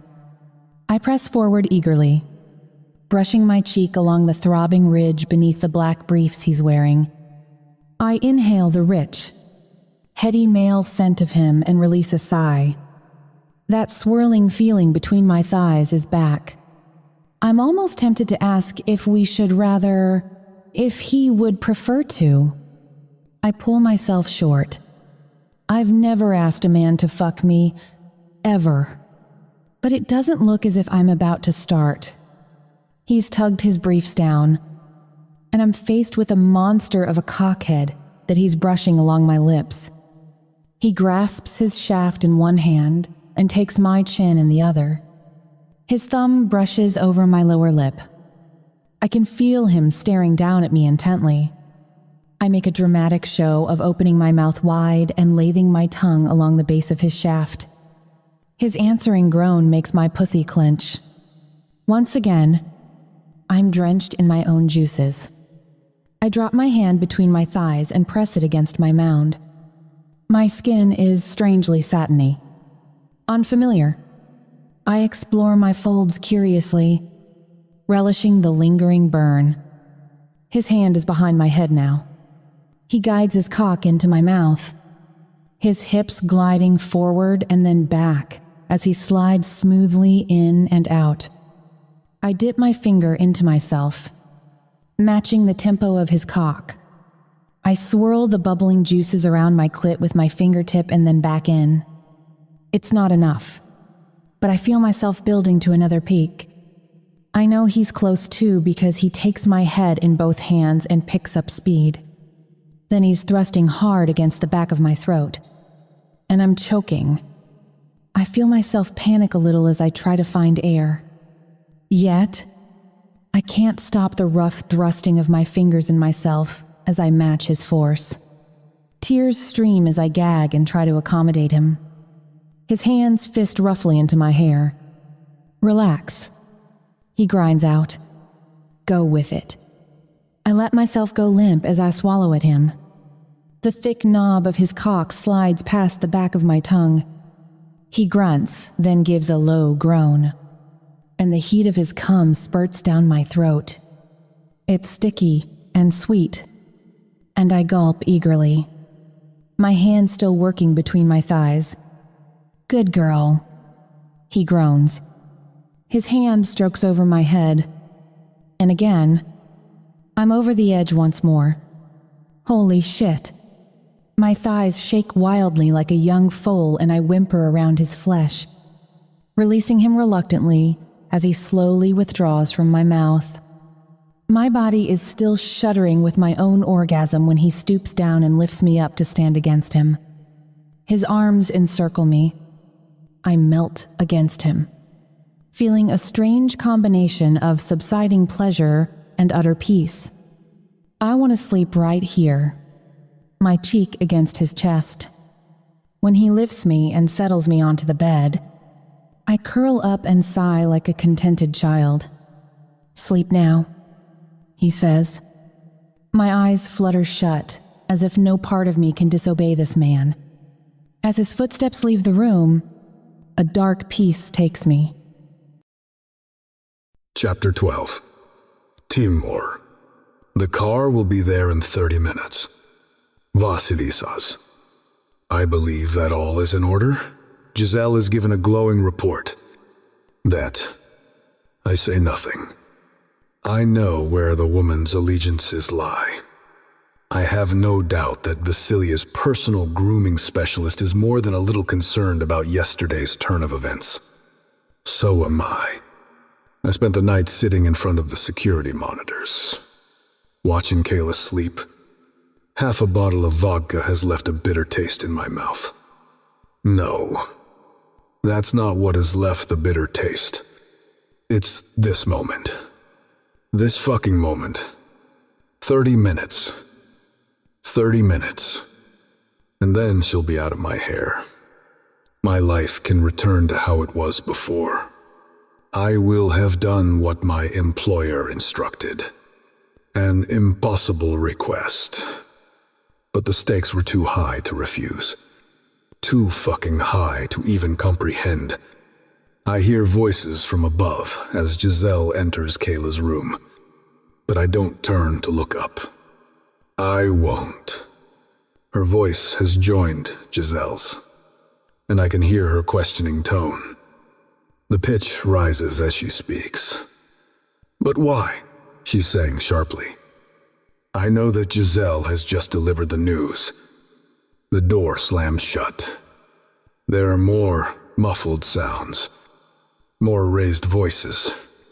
30 minutes. I need a drink. It's barely mid-morning. The taste of vodka still lingers when I take a deep breath. But I needed it last night. Needed it to wash away the taste of her. The sweetness of her flesh. Of her pleasure. I drank from that fountain. Now it feels as if nothing will ever taste the same again. For fuck's sake, get your head straight. Wodak. I make my way through the hallway to the living room. There's a gilt-edged drinks trolley in the corner that I keep fully stocked. I wait there, not looking over at the leather couch where this fucking madness began just a few nights ago. The moment when she'd stripped and then pleaded with me to save her. Pizdets. I mutter, splashing liquor into a tumbler. More vodka. Not the time or the place, but the fire should burn away the stupid feeling of remorse. And her. 30 fucking minutes. Even less now. There are footsteps on the stairs, moving over the tiles at a speed that hints at running. Timur. Mr. Yakov? It's her. Kaida. She's reached me, but I keep my back to her. She tugs at my sleeve. I don't turn around. Mr. Yakov? Her voice is insistent. I tip the glass and empty it, letting the burn heat me. Hey, there's a sharp slap on my shoulder. I slowly turn. Barefoot. She's in a satin slip of a dress. A pale, shimmering gold thing that skims mid-thigh. Her dark curls are wild. Her deep brown eyes wide, pleading. She licks her lips as our gazes lock. So fucking beautiful. Giselle will help you pack, I say simply, fucking hating myself. But she stops, her eyes moving over my face. But last night, I glance past her. Hugo. Get her upstairs to finish dressing. The car will be here in... I glance at my wristwatch. 25 minutes. But...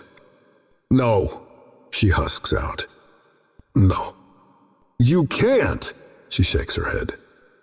Hugo has a hand beneath her elbow, trying to steer her away. She shoves at him, but he gets his hands under her armpits, and he pulls her, dragging her away. I turn back to look out of the window. You can't do this. Not after we. What we? I hate you, she screams. I fucking hate you. From the corner of my eye, I can see Hugo manhandling her up the stairs. Her bare feet kick at him in a gesture of futility. I pour another drink and swallow more fire. It's potent shit, and I may regret it. For now, it offers a brief respite from the guilt. No, it doesn't do that. I have to stay focused. Remember what matters. What's at stake. I inhale and exhale, trying to slow time as the minutes tick by. I hear a buzzing sound. Carl mutters something into the security intercom at the front door. The gates at the bottom of the driveway are swinging open. A black SUV is gliding up the gravel toward the paving stones in the front courtyard. I glance at my watch again. Fucking early. Typical Vasily. Pizda. I set my glass down sharply and head through the double-door entrance. I stand at the top of the stairs, jerking my head at Carl as I pass him. He knows what I want. Get the girl. I stand, feet astride, and cross my arms over my chest. A burly, black-suited driver shoves open the door and gets out of the front seat. He's wearing the opaque aviators and discreet comms earpiece that seem to be standard issue for men of his type. What am I thinking? I am men of his type. The fact that I played my cards right, despite the odds, and ended up with a fatter payout, doesn't mean I'm not exactly like him. Muscle for hire. doing what I'm told, cowering like a beaten dog when my master aims a kick, jumping to attention when he tells me to steal women for him. Women who may end up in the meat mills he likes to call pleasure houses. I work for a fucking sex trader. A man who sells girls into slavery. Deep down, I know I'm no better than him. The door is flung open behind me, and Giselle hurries through. Behind her, Carl and Hugo are frog-marching Kayla out after her. The gold dress has been teamed with shimmering sandals that extend the lines of her golden calves. Giselle has managed to tame the wild curls into amber waves that tumble over her shoulders. But whatever makeup she'd applied has been streaked down the girl's cheeks in a smear of mascara and tears. As they pass, she turns tormented eyes to me. "Please," she whimpers. I set my jaw and stare straight ahead. I can't make this choice. He has my little girl, my daughter, and I can't sacrifice her for this woman. Chapter 13. Kayla. An hour earlier, my eyes snap open when I hear movement coming from outside. What time is it? It feels like I've been sleeping for hours. My throat is dry, but the taste lingering there gives me goosebumps and makes my body shudder. I sit up in bed and decide to take a sip of water from the jug left on the nightstand. I end up drinking almost half of it, not bothering with a glass. I put the jug back in its place and heave a long sigh, trying to gather all my bearings. I quickly run through everything that happened with me over the course of the last week. It's still hard for me to process all of it. The kidnapping, the makeover, the luxury outfits, and then there is this man, Timur Yakov. Last night, his scent, his stiff muscles, his towering frame, and his overwhelming masculinity. I can still taste him in my mouth. What his presence did to me is, I still can't understand it. I've never experienced anything like it. Somehow, I sense that there is more to him than just someone who kidnaps girls and sends them off to some sicko. I shake off the thought and rub my eyes. My mind is a clusterfuck of confusion. It's like I'm in some sort of weird alternate reality where I have no control over anything, not even my own body. Especially, not my own body. All he has to do is command, and I oblige like an obedient slave. Wait, that's what I am now. Giselle said it herself. It's best to cooperate. Kayla, trust me. It would be best for all of us. End quote. Is there really no hope left for me? Is there really no way out of this? Fuck. No. It can't be. I refuse to accept that this is my life now, and I have no say in whatever happens to me. I will not stand. There's a knock on the door. Ready. Cherry? I hear Giselle's muffled voice.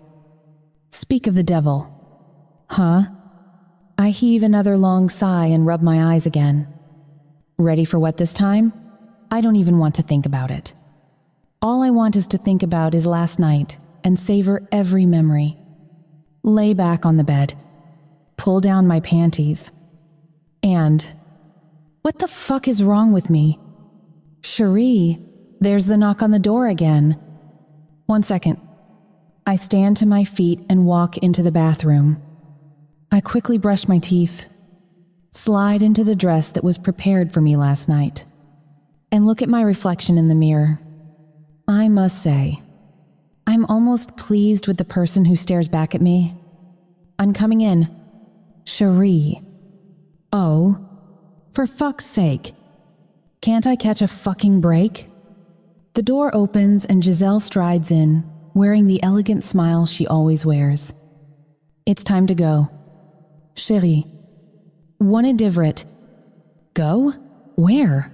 I blurt and gulp at the lump in my throat. Does she mean, it's time for you to meet your new master? End quote. It's not like I should be surprised. This is the moment they've been preparing me for. But that doesn't make me feel any better. Especially not after what happened last night. It may be foolish of me, but I feel like it meant something. Not just for me, but for... The car will be here in 30 minutes to pick you up. That. 30 minutes?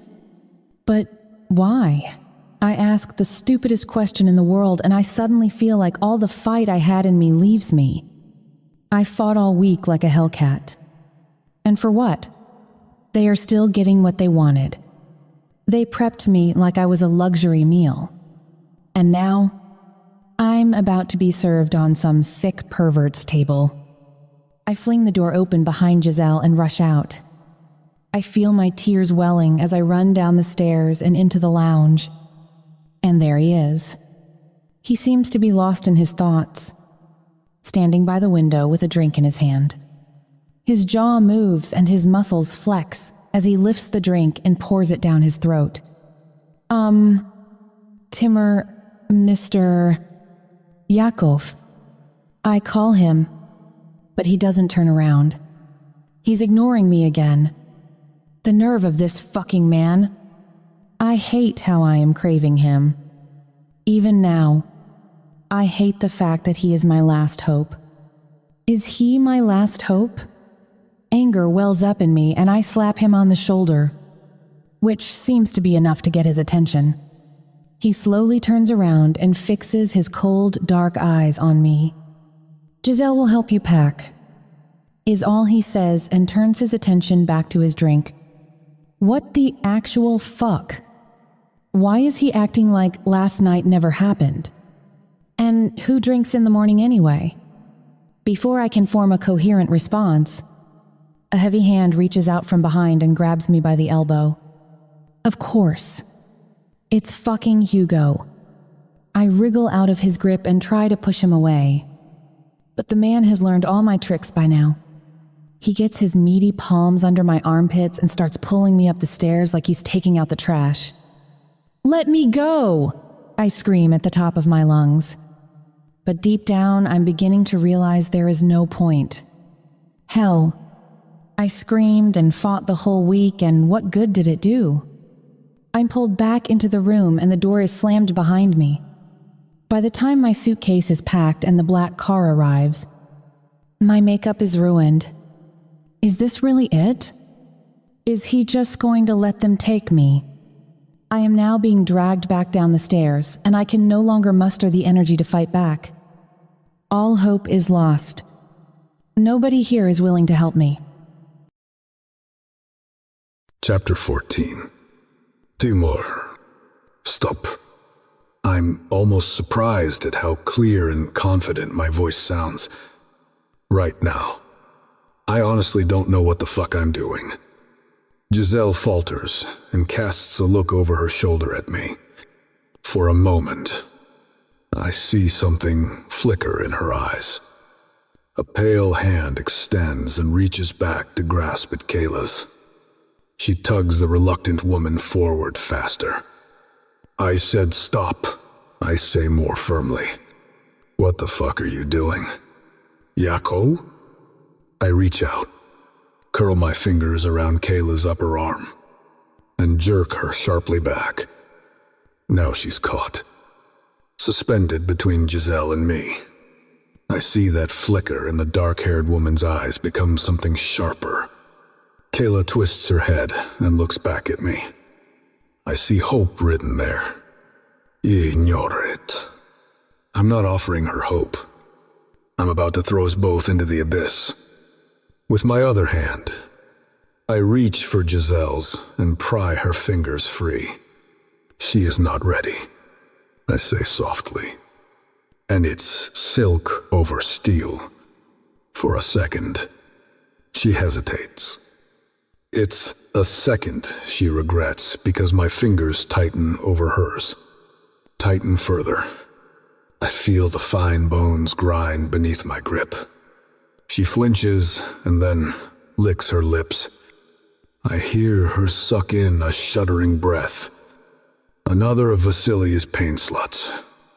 For fuck's sake. Let her go. I growl. She releases the girl abruptly, then steps away and drops her head meekly. Her eyes are on my shoes. The driver of the vehicle is hovering. He's not certain what to do next. Wait. I tell him he's the muscle. Instructions are what he understands. I reach for my phone and hit redial. Has she left? Asks Vasily as he replies. She is not ready. I repeat the words I told Giselle. But my girl assured me that your girl has motives of her own. I am telling you, she is not ready. I insist. There's a fluid chuckle on the other end of the line. Ah, my friend, you know that I am quite capable of preparing her myself. Written. I know, I reply, but that is not what you're paying me for. Beside me, I feel the girl jerk slightly. She makes a tiny sound, which I ignore. What are you suggesting? Timur? Vasily prompts. Give me more time. I sigh. I will break her in for you. Kayla pulls at her wrist sharply. He holds firm. I have already told you, Timur. I don't want her broken. I can do that myself too, he says. I'll rephrase. I push on. I will tame her for you. There's another sound from Kayla. Indignon this time. I tighten my grip, and she squeaks and squirms. Giselle clears her throat and shifts her weight uncomfortably. There's another chuckle from my asshole of an employer. Tame. Timur? Don't you mean fuck? My friend? You don't think I haven't been getting reports on her progress from my girl? You shoot a hard star at Giselle, who quickly drops her eyes down again. She stares at the ground, as if redemption lies there. Her hands are primly clasped in front of her. I would expect nothing less from you. I say, although I do not take well to having your women spying on me.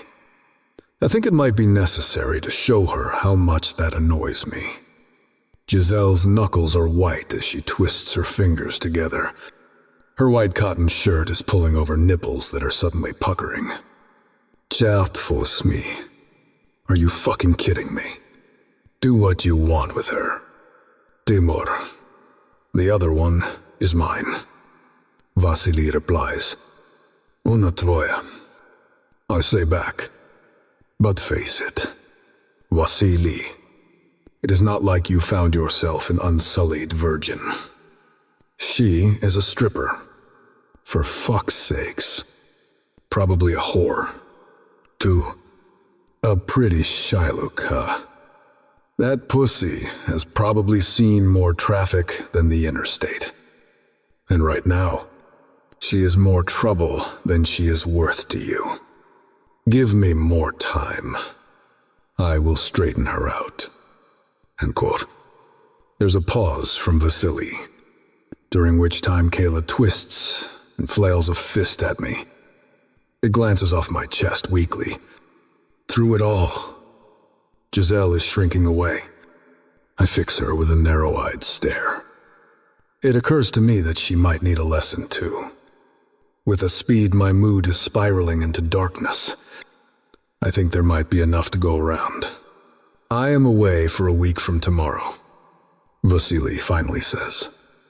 I imagine there would be little point in her coming back now and distracting me with disobedience before I go. I hear him take a breath.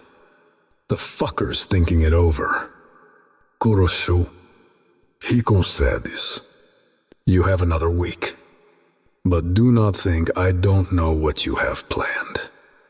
Giselle has shared some interesting information with me. Perhaps you wish to think over that while she is there. The fact that she sold you out? He laughs again. More manipulation. More testing of my boundaries. I have no doubt that his little project was sent as a test. Kayla Hastings is exactly my type. Not his at all. The bastard knows it. He's been waiting for this moment. Waiting for me to cross the line. Probably looking for an excuse to twist the screws a little tighter. I sometimes wonder if fucking Vasily's tasks are just a symptom of a twisted mind looking for ways to entertain itself. I realize that my hands are curled into a fist so tight that all blood begins to drain from my knuckles. I want to rip the motherfucker's heart out and make him eat it. But for now, I must concede. Yobani urot. Good. Not even sure what that means. Nothing is fucking good right now. Another week with her is only going to complicate things. I'd be better off if she was out of my house, so I can get on with my life. Just thinking about it annoys me. Not to mention that every time I make a stupid decision like this, I put my child in danger. The thought of it makes my entire body clench. I hear the girl squeak out a sound as my fingers grip tighter. She pulls against me, tugging at her wrist. I jerk her so abruptly that she stumbles on her teetering heels. I don't say the words out loud, but the message is clear. Fucking stand still? The oaf from the car is looking at me for answers. And I look at him as I say, I will send your man back. And count on it, she will be waiting eagerly for you when you get back. Well, it's Vasily's turn to say good. And then the line goes dead before I can say anything else. She's staying. I tell the oaf, call your boss for details. I turn abruptly and march back up the stairs, dragging her in tow as the others stare in astonishment. The eyes on my back almost burn through my jacket. Blyet. I am going to regret this. Chapter 15. Kayla. I stumble alongside him as he half drags me up the stairs.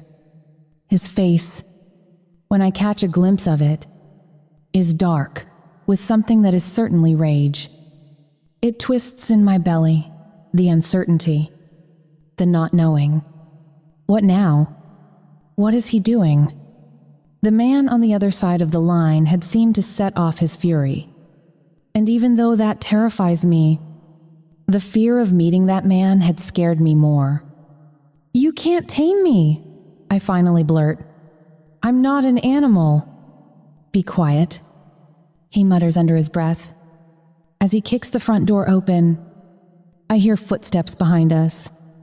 Giselle is scampering to catch up.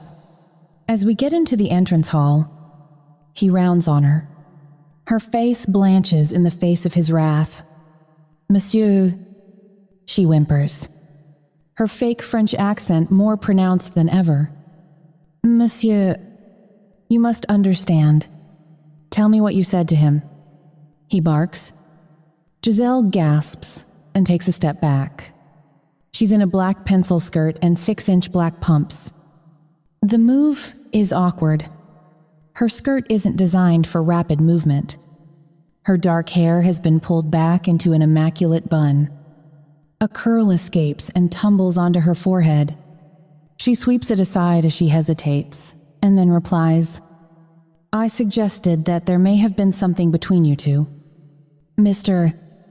Yakov, she whispers. Right, he says. His voice is low, but somehow, it's more terrifying than the roar from before. And what would make you believe that? Her eyes flash to my face, and then to his. Something flickers there.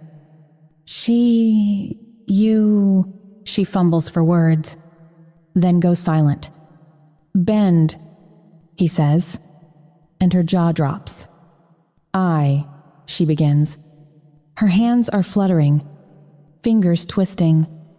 I'm sure you know the position. It's not a question. Giselle's eyes are huge. She nods, turns, and pulls her skirt up, then bends forward and grasps her ankles. She steps astride to spread her legs wide. What the actual fuck? The woman who has been grooming me for the past week is not wearing panties. And as she'd previously told me, she has been stripped of every last hair. I look away abruptly. My cheeks flame with embarrassment in the face of her humiliation. What the hell is he doing? The answer begins to dawn on me as he pushes me aside, reaches for his belt, and unbuckles it. He wouldn't. Is he? He yanks the belt sharply, and I hear it hissing through the loops of his pants. Then he folds it, gripping it firmly in his fist. Giselle makes a muffled mewling sound. I know my face must be a picture of horror. Wait, you, I start. Is he going to fuck her in front of us? These people are barbaric. I've spent my whole damn life surrounded by broken individuals. My screwed up mother. My drunken dickhead father.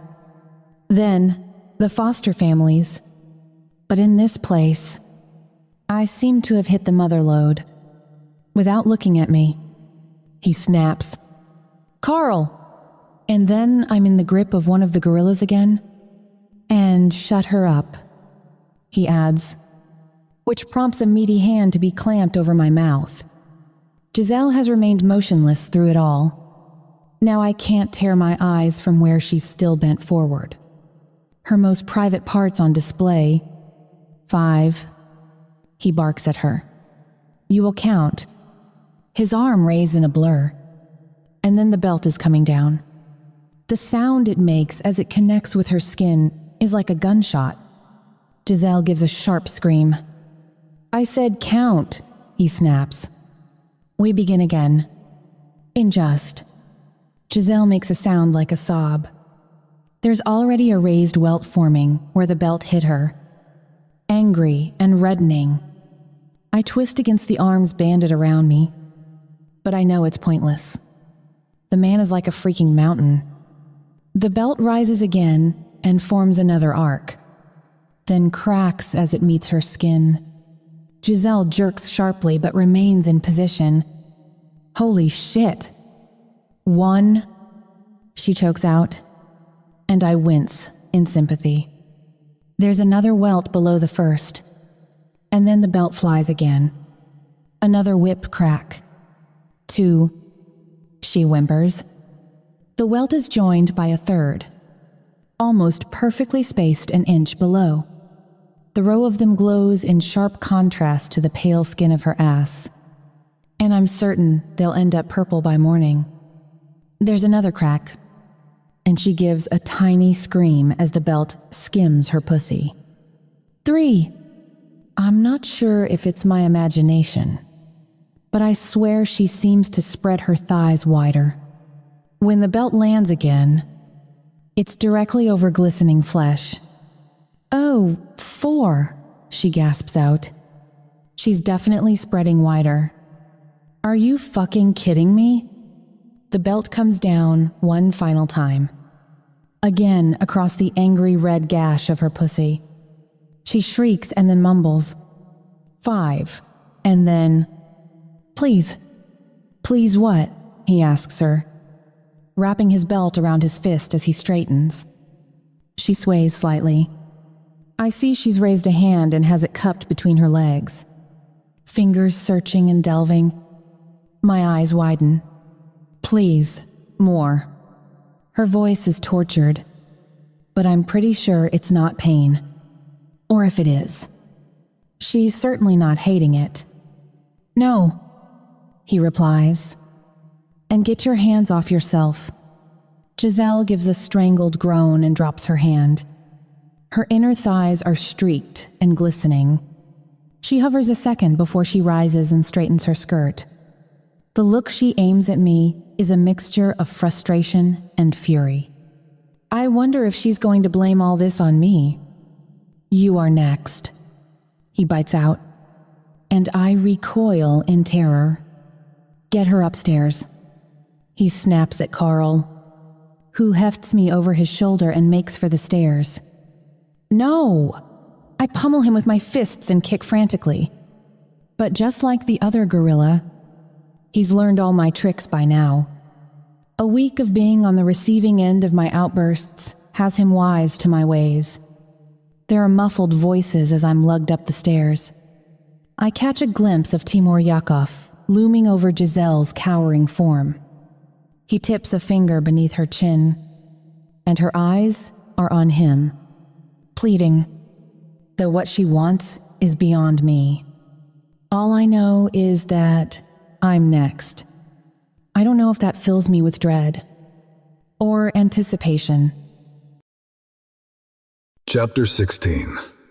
Timour. The crashing enormity of what I've just done is still surging through me. Not with the Vasily's bimbo. That was just venting. It's not like I should be surprised that she sold me out to my fucking boss. Right now, I'm more worried about the trouble Kayla is going to cause in my world. I'm worried that despite what I have at stake, I could not hand her over to Vasily. What the fuck were you thinking, Yakov? But it's too late to change that now.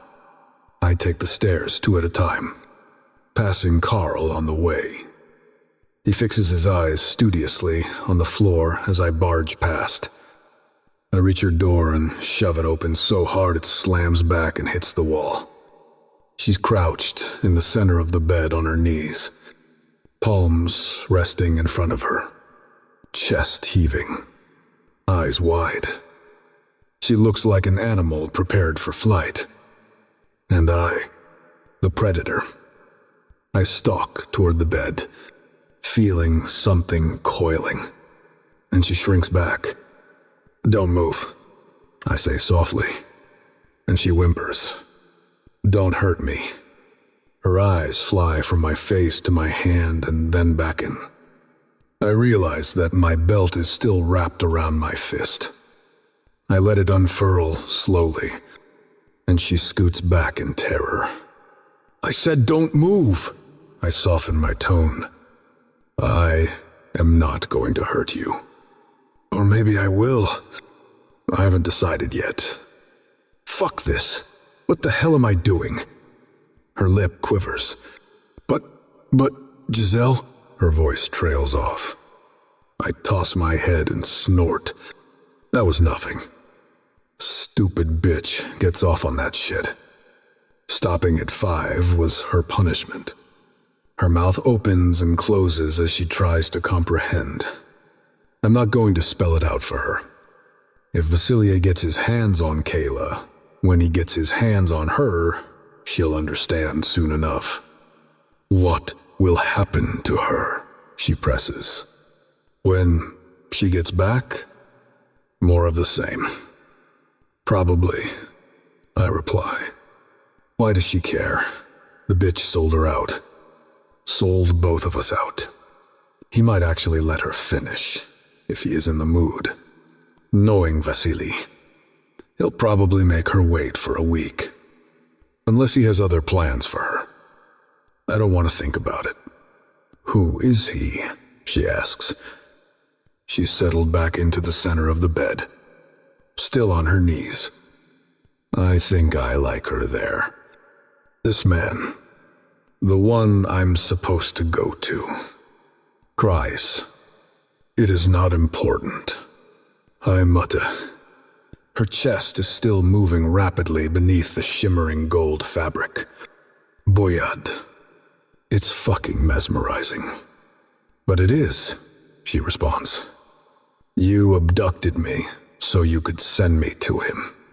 For the past week, your people have been getting me ready to go to him. The least you could do is tell me who the hell he is, she demands. I don't owe her a goddamn thing. He's a sick son of a bitch, I answer. It's cruel, but I'm not in the mood to sugarcoat things. He saw you, and now he wants you. I had nothing to do with it until he dragged me into his fucking game. And you. I feel my breath coming fast. You have fucked everything up. It's unreasonable. And I know it as I say it. But right now, nothing makes sense. All I know is that my organized world has been shaken to its core. And this girl in front of me is at the epicenter. But I didn't do anything, she shouts. I didn't ask to be here. I had no say in the matter. I never did anything wrong. You have no idea what you have done. I rage back, raking a hand through my hair. I should turn away and storm out. But I want to stay, and what? Hazel eyes are gazing up at me. And those lips, those fucking lips that were wrapped around my cock last night. I groan. But it sounds more like a snarl. She moves, as if to shrink back again. But I reach for her arm. I yank her forward until she's kneeling before me on the edge of the bed. Though I sense she's trying to keep a distance between us. If I wasn't directly in front of her, she'd probably topple right off. For long seconds, we stare into each other's eyes. Then, I glance down to where those magnificent tits are heaving. They're against my chest, visible through the filmy fabric of her shimmering gold dress. I drop the belt, grasp the neckline in both hands, and jerk savagely. She makes a sharp sound as the fabric snags, rips, and then the force of the movement shears it apart. The noise is oddly satisfying. I spread my arms as the torn edges shear clean through all the way to the hem above her knees. I slide the ruined garment down her shoulders and let it drop behind her. Fuck, I mutter, staring down at her breasts. She's in some sort of corset, preparation for Vasily. No doubt, the cream satin is almost ridiculously virginal. I'm half tempted to rip it too. But the laces that gather it closed are interesting. They form a tight, crisscrossing path up her chest and strain across the flesh of her tits, which are spilling over the top. I brush my knuckle over the milky skin there. They're propped up so tightly there's a nipple peeping out. I run a fingertip over the pink of it, below the bottom edge of the corset. She is completely bare, no panties to get past. Giselle had certainly prepped her for easy access. I'd probably have kept the tits free, but I'll admit, this is tantalizing. I keep running my fingers along the top of the satin, seeing the darker flesh of her nipples puckering. Perhaps not so terrified after all. I drop a hand between her thighs and seek out her slit. Her smooth, hairless skin is slick, and when I press a finger lightly, it slides easily into her. Her eyes widen. Lips part. No, not terrified at all. I had no idea of what I'd intended to do when I got into this room. But suddenly, things are falling into place, and it will be my downfall. Chapter 17. Kaila. He's standing in front of me. His eyes are on my heaving chest as his finger slips in and out of me in a way that brings color to my cheeks. Once again, I'm faced with my body's traitorous response to this man. Why do I keep reacting to him this way? Everything about my situation is so damn wrong. After the week in captivity and the endless sessions of being prepared for some stranger's pleasure, I should be fighting like a she-devil. And after seeing what he did to Giselle, oh, my God, how could that turn her on that way? Yet, he'd seemed to know exactly where to lay that belt for maximum effect. It's not my thing, I'm sure of that. But watching his arm flex, his shoulders bunch, I feel my breath hitch thinking about it. His finger keeps up its steady pace. Not as if he's seeking out my pleasure, merely exploring the unimaginable wetness down there. I can hear the slick sounds. I can picture it trickling onto his palm. That thought adds to the heat burning my cheeks and my chest. He tugs at the ribbon holding the top of my camisole together. As Giselle had laced me into it, she'd assured me it was très magnifique and would please her employer greatly. I'm relieved I'm not going to find out if she was right. Although my current captor seems to be enjoying the benefits of having my boobs on display, part of me wonders if I've just tumbled from the frying pan into the fire. But I'd be lying if I didn't admit I've found him compelling these past days. He toys with the top of the lace. His finger is still slipping in and out relentlessly as he pulls the corset open. My breasts tumble free. "Blyad," he mutters. It's almost a groan. He cups a full mound in his palm and hefts it. He slides his finger out of me to grasp the other breast. I whimper, and he smiles darkly. His fingers are shining with my juices, and he traces a gleaming trail on my skin with it. Then he dips his face and licks it off. I make a sound deep in the back of my throat. Perhaps it's not even me making it. My body has a will of its own. I glance down to where his dark head is bent over my heaving flesh. When he looks up at me, his expression is inscrutable, but the lines on his face seem deeper. There are shadows there, dark smudges beneath his eyes, the grooves around his mouth etched more firmly, as if he's had sleepless nights. Let him lose sleep over this, over what he's doing to me. It's wrong. It's so wrong. But why on earth does it feel so damn good? Why on earth does it feel better than anything I've ever experienced in my fucked up life? Why on earth does it feel like connection? Get your head straight. Kyla, your tits are fucking world class, he mutters when our eyes meet. His thumb is rolling over my nipple, teasing it into a throbbing peak. He kneads, and then pinches and tugs at it sharply. Fuck. I can't decide which I prefer. All this soft flesh, or your sweet cunt. Abri. The man is like a god.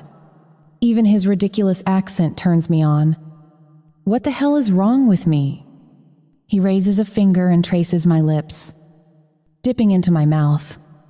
I taste myself on his skin, and something inside clenches. Then, he's inching away from me, and I wonder if he's going to brush his lips against mine.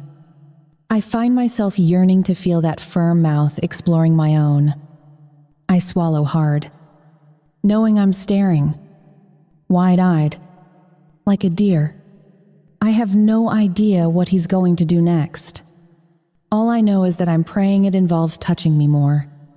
He has a hand on my shoulder and presses against me. Not roughly, or with force. It's merely a suggestion. On your back, he says. I don't even think twice, even if I had. My body would have decided for me. I'm lying flat on my back with him standing between my thighs before I know how I got there. He runs his eyes down my body, from my chest to my groin. It's as if he'd traced the path with his fingers. I squirm beneath his stare, feeling my nipples tightening more intensely. When his eyes stop on my pussy, I'm certain I'm dripping. He reaches out to trace my slit and presses down over the little hood that protects my clitoris. I hate to admit it, but Giselle was right. Being hairless adds a different dimension. It doesn't take him long to splay my lips apart and explore my crevices with his fingertips, as if familiarizing himself with new territory. I'm writhing and twisting beneath his touch, but he ignores me. He continues his investigation with an almost dispassionate focus. Each time he slides his finger into me, I feel my hips buck up, wanting more. So damn much more. When he unzips his fly and releases that fucking fabulous cock, my stomach does flip-flops. Yes, I hiss. And he gives a chuckle. Hungry little thing.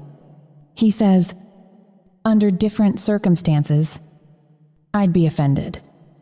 Right now, I feel my thighs splaying wider. When the thick head of his cock nudges up against my pussy, I'm sure I can feel myself gaping to receive him. But he pauses for a moment. He reaches down and cups my ass in both hands, lifting my hips up high. The pressure against my opening is still maddening me. I stretch my fingers toward him. He stays out of reach, spreading my thighs further. I am going to fuck you now. Kyla, he says, you will not come. Understand?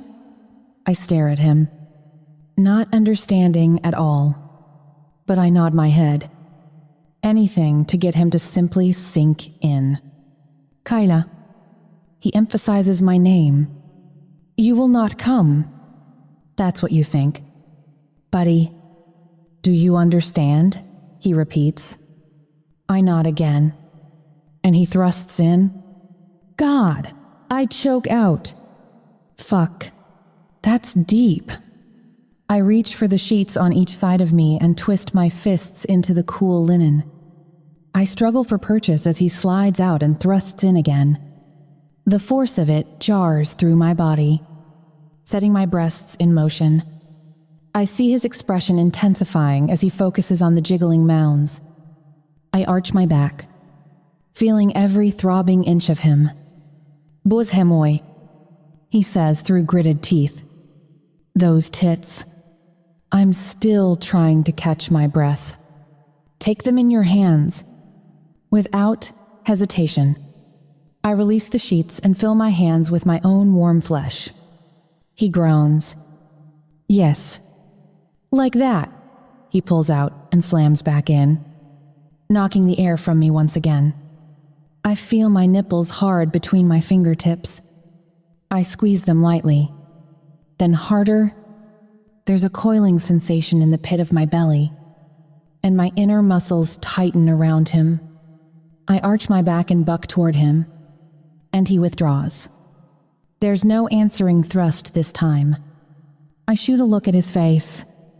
He's frowning down at me. You will not come, he says yet again. Damn it. I squirm against him, but he stays just out of reach.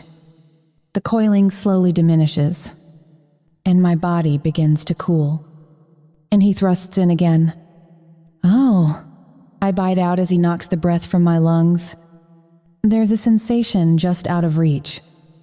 If he'd just let me get there, just there, the ramming rhythm picks up, and I can feel my toes curl as the coiling begins again. And he stops. Why? I almost yell at him. I told you. You will not come, he says simply. I hate him so much right now. He waits a million long, aching seconds until my breathing steadies. Then he slides slowly in, inch by precious inch, until I'm crammed full of him. There's no room for anything but him and me. I groan and clench myself around his impossible girth, desperate for that friction to resume. He slides his thumb over my clit, tracing a steady circle. A bolt of lightning shoots through me. Do not come, he tells me. He can't stop me. God damn it.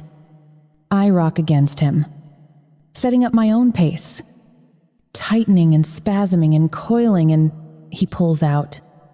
No, I gasp. His hand is tight around his shaft as he leans forward and pumps his fist along his cock. And then he's spurting thick globs of spunk over my belly and onto the cream satin of my corset. What? The nerve of this fucking man. I want to cry in frustration. I lower my hand and clench my fingers over my pussy, desperately trying to find release. He grabs my wrist and pulls it over my head. "Take your hands off yourself," he grinds out. I stare at him as if he just slapped me. "But why?" I wail again. What the hell is wrong with him? "Because I said so." Then, I feel like a child who can't understand why she has to keep her hand out of the cookie jar. It's my cookie jar. God damn it, I'll come if I want to. And right now, I want to. He withdraws from me, still between my splayed thighs, and smears the thick goo across my belly and over my mound. My skin sizzles as he does it, at least it feels that way. I whimper and press up against his hand, but he releases me and steps away, tucking himself in and zipping up. My body is finding it completely incomprehensible. I press my thighs together. My hand hovers as I consider getting myself off. Regardless of what he said. "Don't even think about it," he mutters. My hand obeys. Although the rest of me wants to tell him to get the hell out of my room so I can take care of things myself. What kind of weirdo is he? I feel rebellion rise but can't bring myself to defy him. I lie there in my ruined dress, throbbing pussy on display. He straightens his clothes and turns to leave. "I have things to do," he says. "Do not touch yourself." "I have too." I stare speechlessly at him as he walks out and shuts the door. Chapter 18. Timur, take the rest of the day off. I say to the men as we stand in the entrance hall. Carl shoots a knowing look at Hugo, but knows better than to say anything. "Thanks, boss," he replies. "When will you need us back?" I shrug. "I will call you when I am ready." I say, it's all kinds of stupid, considering what's been going down with Vasily. But I can take care of myself, and I need space. Most of all, I need time with her. I've taken things this far. I might as well take them all the damn way. There's a movement in my peripheral vision, and I see Giselle hovering there. Her eyes are on my face. When I look at her, they drop abruptly, stopping somewhere around my beltline. I suspect our display may have given the woman food for thought. Her cheeks are flushed, and she shifts uncomfortably. I'm sure the marks from my belt will be with her for some time, perhaps in more ways than one. She's not just looking at my crotch. She's licking her lips. "What is it?" I ask. She squirms beneath my stare. "Will you be needing me at all, Mr. Yakov?" she whispers. "I can stay if you desire." I do not desire at all. "No," I say, and see her shoulders slump. But the girl needs some attention. Pick out something for her to wear, and tell her to get herself ready. Then you can leave. She nods, and I go on. "And Giselle, your boss has tasked me with getting her ready for him. I am sure you know what that means?" She nods again. "Do not disappoint me. Nenda dis. Was." She hops to attention, almost running up the stairs. The men are heading for the door. Soon enough, I hear the rumble of the SUV they'd parked outside. For the first time in weeks, there's silence. And it's bliss. I head to my room and make my way to the bank of screens in the corner. I slump into the chair in front of them. On one of the screens, Giselle has walked into Kayla's room. She shakes her head at the sight of the ripped dress on the bed. Kayla has wrapped herself in a robe and is pacing around like a caged animal. I try to stifle a grin. but it fights for freedom when I see Giselle tug at the lapel of the robe and pull it loose. There's some wild hand-waving, and the pair appear to be having words. A moment later, she's pulling clothes from the closet, and Kayla seems to give in. Satisfied that she's made her point, Giselle turns to the door. I hear her heels clicking sharply down the hallway and down the stairs. The firm slamming of the front door satisfies me. We are finally alone. It's just the opportunity I needed to place the call I've been meaning to make. The number that I dial goes through to a call center that will show up on my records as a landscaping service. Innocent. No alarm bells. Green. Please. I mutter to the voice on the other end of the line, and wait for the familiar smooth tones. It may take a minute while I patch you through. I'm told, although I know it's unlikely that I'll be disturbed. The delay still leaves me tapping my fingers in agitation. This is Green. A crisp voice finally comes over the phone. Have you checked the landscape? I ask. My crew is still on site. The voice replies. We need more time to determine the scope of the work. Why? How much time will you need? I respond. No more than a week. We understand that this is pressing. Sir. The voice goes on. Certainly. When it comes to landscape architecture of this nature, we like to ensure that the proper groundwork has been done. We wouldn't want our work compromised due to any unexpected weather patterns. You understand. Is no, I do. I say, I can. However, set your mind at ease about the good health of your current seedlings. Green goes on. I feel relief surge. My daughter's fine. For now. Whatever's going on between Vasilier and me hasn't translated into a negative situation for her. I'll give him that much. He may have taken her and locked her in that fortress of his just to force me to take on this damn gig with him. But he's kept her in the lap of luxury. It's cold comfort. A gilded cage. I want her back with me. Vasily's an animal. There's no telling what he might do next. I am pleased to hear that. I finally say, the relief almost has me sagging in my seat. Glad we could be of assistance. Sir, says Green, please stay in touch for further updates. I am sure we'll be able to provide you with excellent news very soon. End quote. Good, I say, and cut the call. I settle back in my seat, feeling calm take hold again. There may be too much water under the bridge for me to redeem my career, but at least there's a small chance of saving my soul. I rise from the chair and head back down to the living room. I pour myself a vodka before settling back onto the white leather couch. The place where it all began. Maybe this time we can take things to their inevitable conclusion. I take a mouthful of the fiery liquor. I lean back and drop my head back, looking up at the ceiling. This could all go so fucking wrong, but I can't think about that. Mere minutes later, there are footsteps on the landing, and then she's standing there. Blythe. A sheer black dress covers some sort of strappy black number. Black leather pumps have her calves extended beautifully.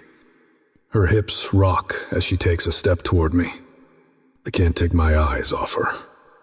Dance for me. I murmure, taking another sip of my drink. There's music in the background. Nothing she'd perform to in a strip club.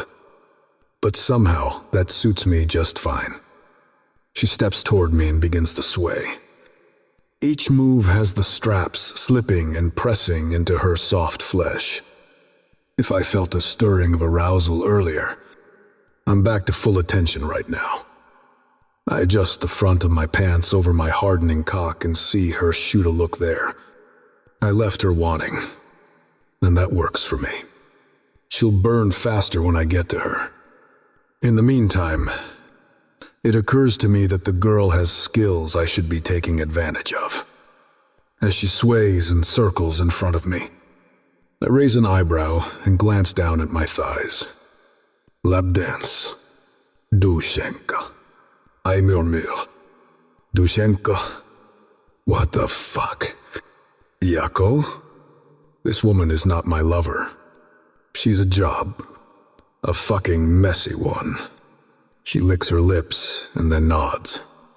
Moving closer. Our knees brush.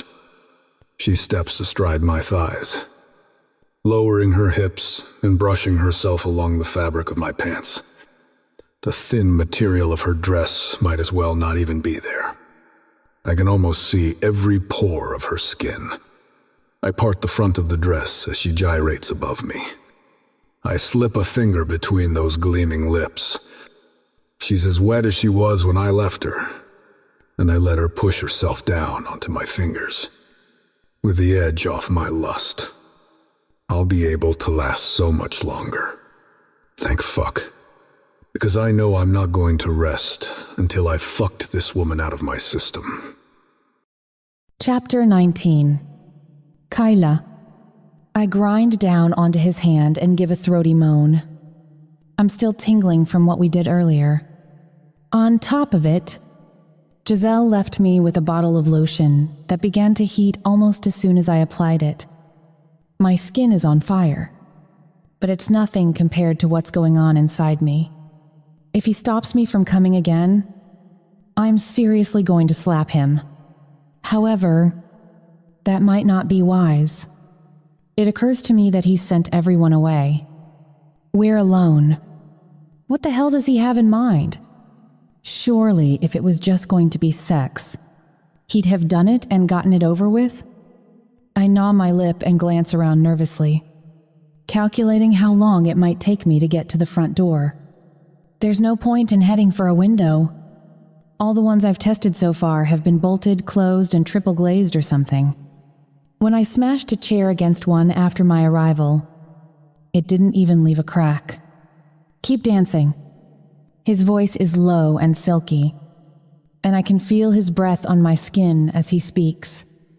Thoughts of escape slide out of my mind as my body reminds me that I'm hornier than I've been in my whole damn life. I've lap danced before, but never like this.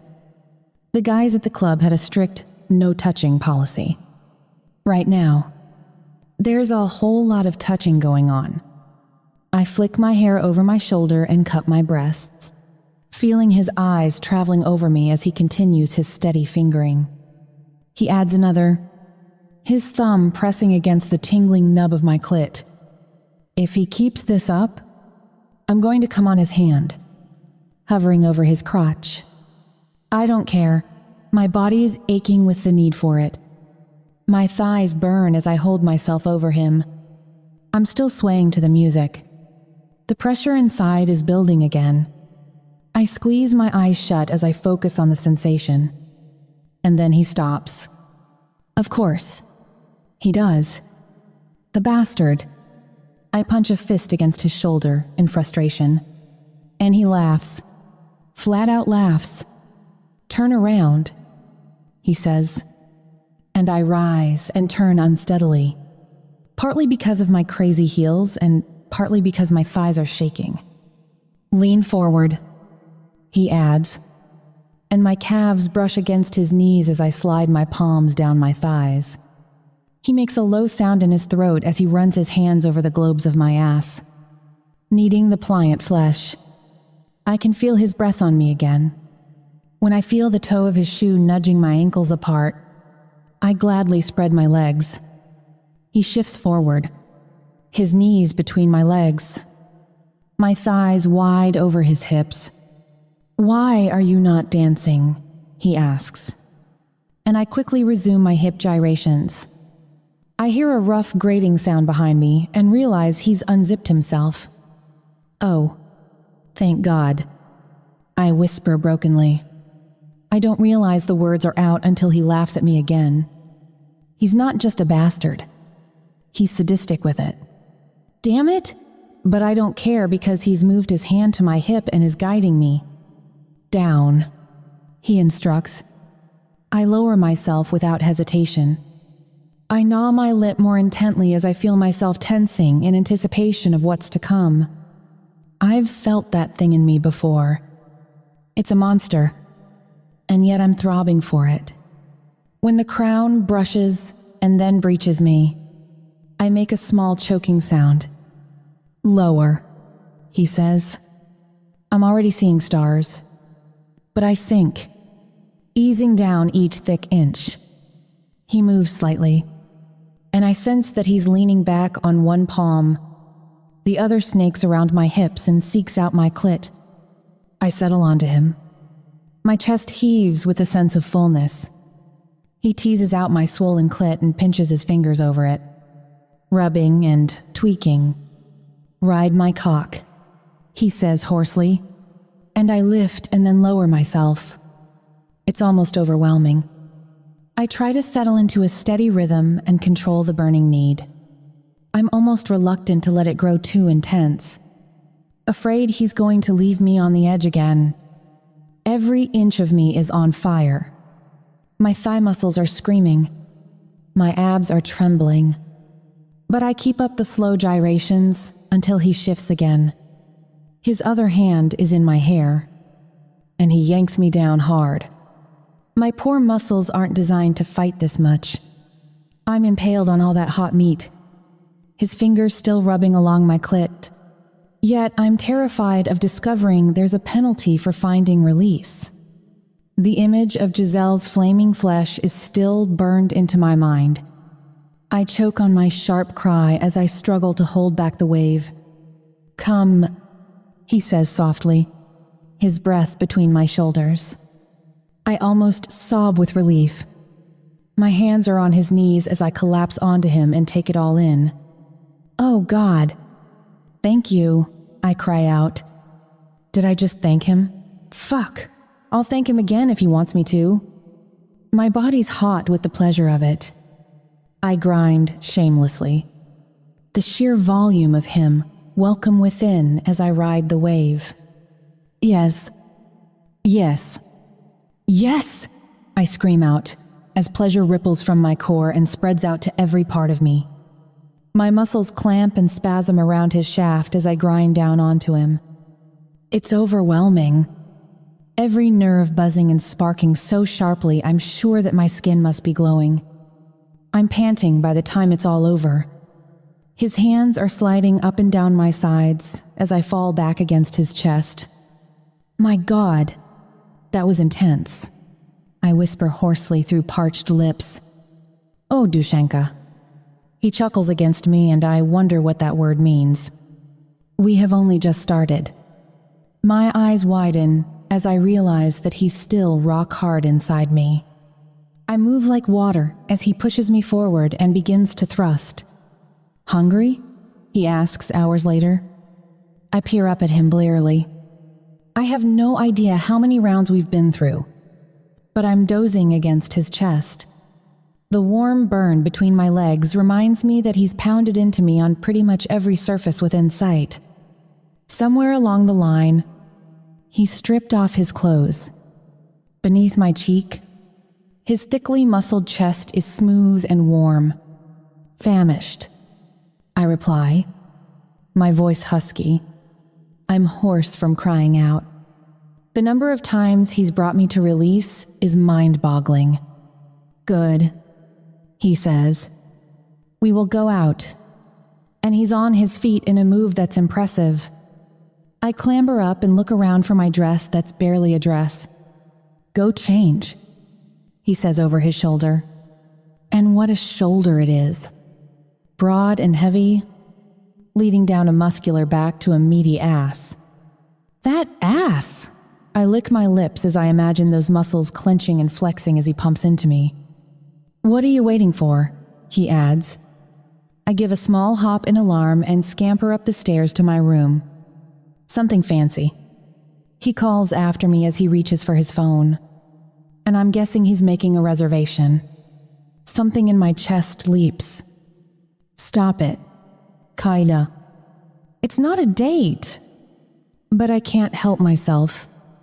The man's just given me the best sex of my life, and now he's taking me to dinner.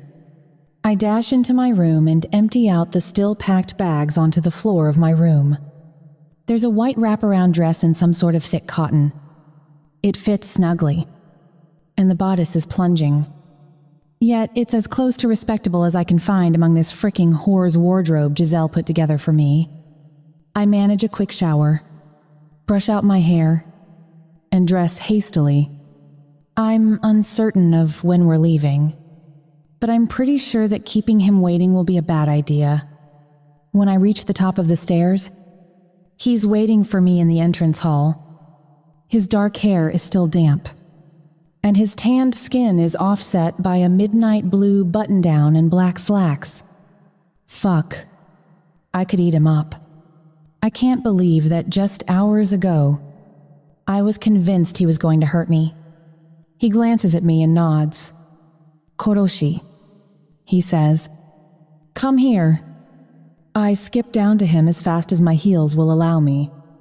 Hell's bells. When did I become such an eager beaver? This afternoon.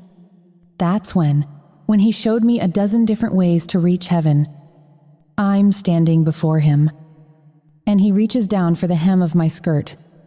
I remain motionless as his palm slides up the inside of my thigh. Then I frown a little as I feel something cool and unyielding against me. I know better than to question him by now. Panties? He asks as his fingers brush my pussy, and I chew my lip. Hardly panties. The damn things are pretty much crotchless. Don't worry. He winks at me as he sees my expression. This works better. Something hard slips into me and then seems to fasten up and over my clit. I give a little start. He winks again. Wait till I switch it on. Quote, switch it on? He turns and strides to the door, then looks back at me as I remain standing. Uncertain. What are you waiting for? He says. And I take a tentative step forward.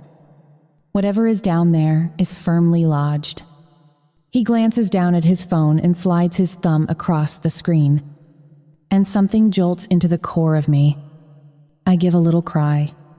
He makes a show of looking at his wristwatch. Reservation is in half an hour. They won't hold our table if we're late. Was. My God. Is he kidding? I take a tottering step toward him, trying to ignore the tingling over my clit. After an entire day of his fingers and mouth, I'm sure it's swollen to twice its regular size. There's just no escaping whatever he's latched over it. The drive over is broken only by my whimpers as I hold back the sensations. The last words he gave me as he shut the passenger door were, "Do not come until I tell you." And, God, not again! The interior of the car is cream and sumptuous. Leather. I think. That's all I can take in because my mind is elsewhere. Mainly between my legs. When he opens the door at our destination, my knees are shaking as I clamber from the car onto a plush red carpet that leads to an entrance. He tucks my hand through his elbow as a valet takes the vehicle. He gives me a small smile. Nothing in his expression betrays what's going on with me right now. We're greeted at the door by a man in a dark suit. He gives me a quizzical look and then guides us to our table. I'm dimly aware of the buzz of conversation about us. Flashes of faces. We reach our table, and the mate pulls out a chair for me. It's a deep, upholstered, bucket-type seat. Thank heavens. I drop into it and see the man's expression shift to concern. "Is Mademoiselle quite comfortable?" he asks discreetly. And I nod. is all I can get out. Timour is reaching for a wine list. Timur, I can call him that now. Damn it. He's invaded me. I can use his name. He's talking. Ordering drinks. I sit stiffly. My thighs clench together. I think a nice, crisp Chardonnay. He says, glancing up at me. What do you think? Dushenka? I nod and make a sound that I hope sounds like agreement. He looks up at the guy and points at something on the page. The man nods curtly and turns away. Dear God. Comfortable? He asks. And I croak out a small sound. The food here is good. You will love it. His phone is on the table between us, and there's a flicker of color on the screen. It is an app, he says as he sees me look at it. Very useful. If I adjust this setting, he slides his finger over the screen, and I almost shoot out of my chair. It speeds up the vibration. My nails make a soft grating sound as I rake them over the crisp tablecloth. Then, if I select this option, his hand moves again, and I feel something pulse deep inside. It hits your G-spot. His smile is as casual as if we're discussing the weather. You may come whenever you want to. Ease down. He's got to be joking. There's a movement beside us, and a server is hovering with a bottle of wine and an ice bucket. My eyes are watering, my knees are pressed tightly together as I fight off the waves. His hand crosses the screen, and the sensation intensifies. I inhale so sharply I earn another strange stare from the man at our side. He says nothing. However, simply uncorking the bottle and pouring a tiny splash into Timour's glass. My companion will taste, he says and passes the stem in my direction. My hand shakes violently as I take it. The cold liquid against my tongue could taste like anything at all. I really don't care. I'm dimly aware of our glasses being filled.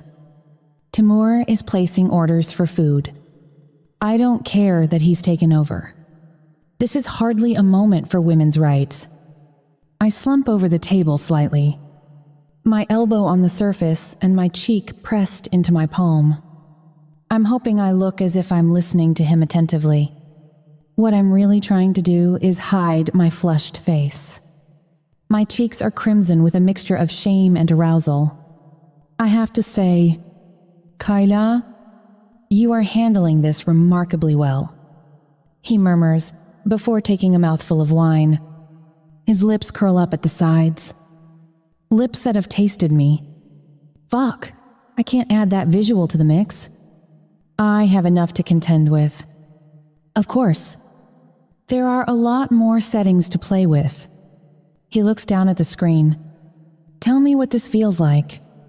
He touches it, and I shriek. A couple at the table beside us look over sharply. How about this?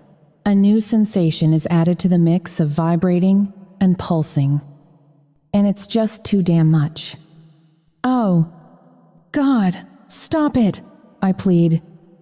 The tint on my face isn't shame anymore.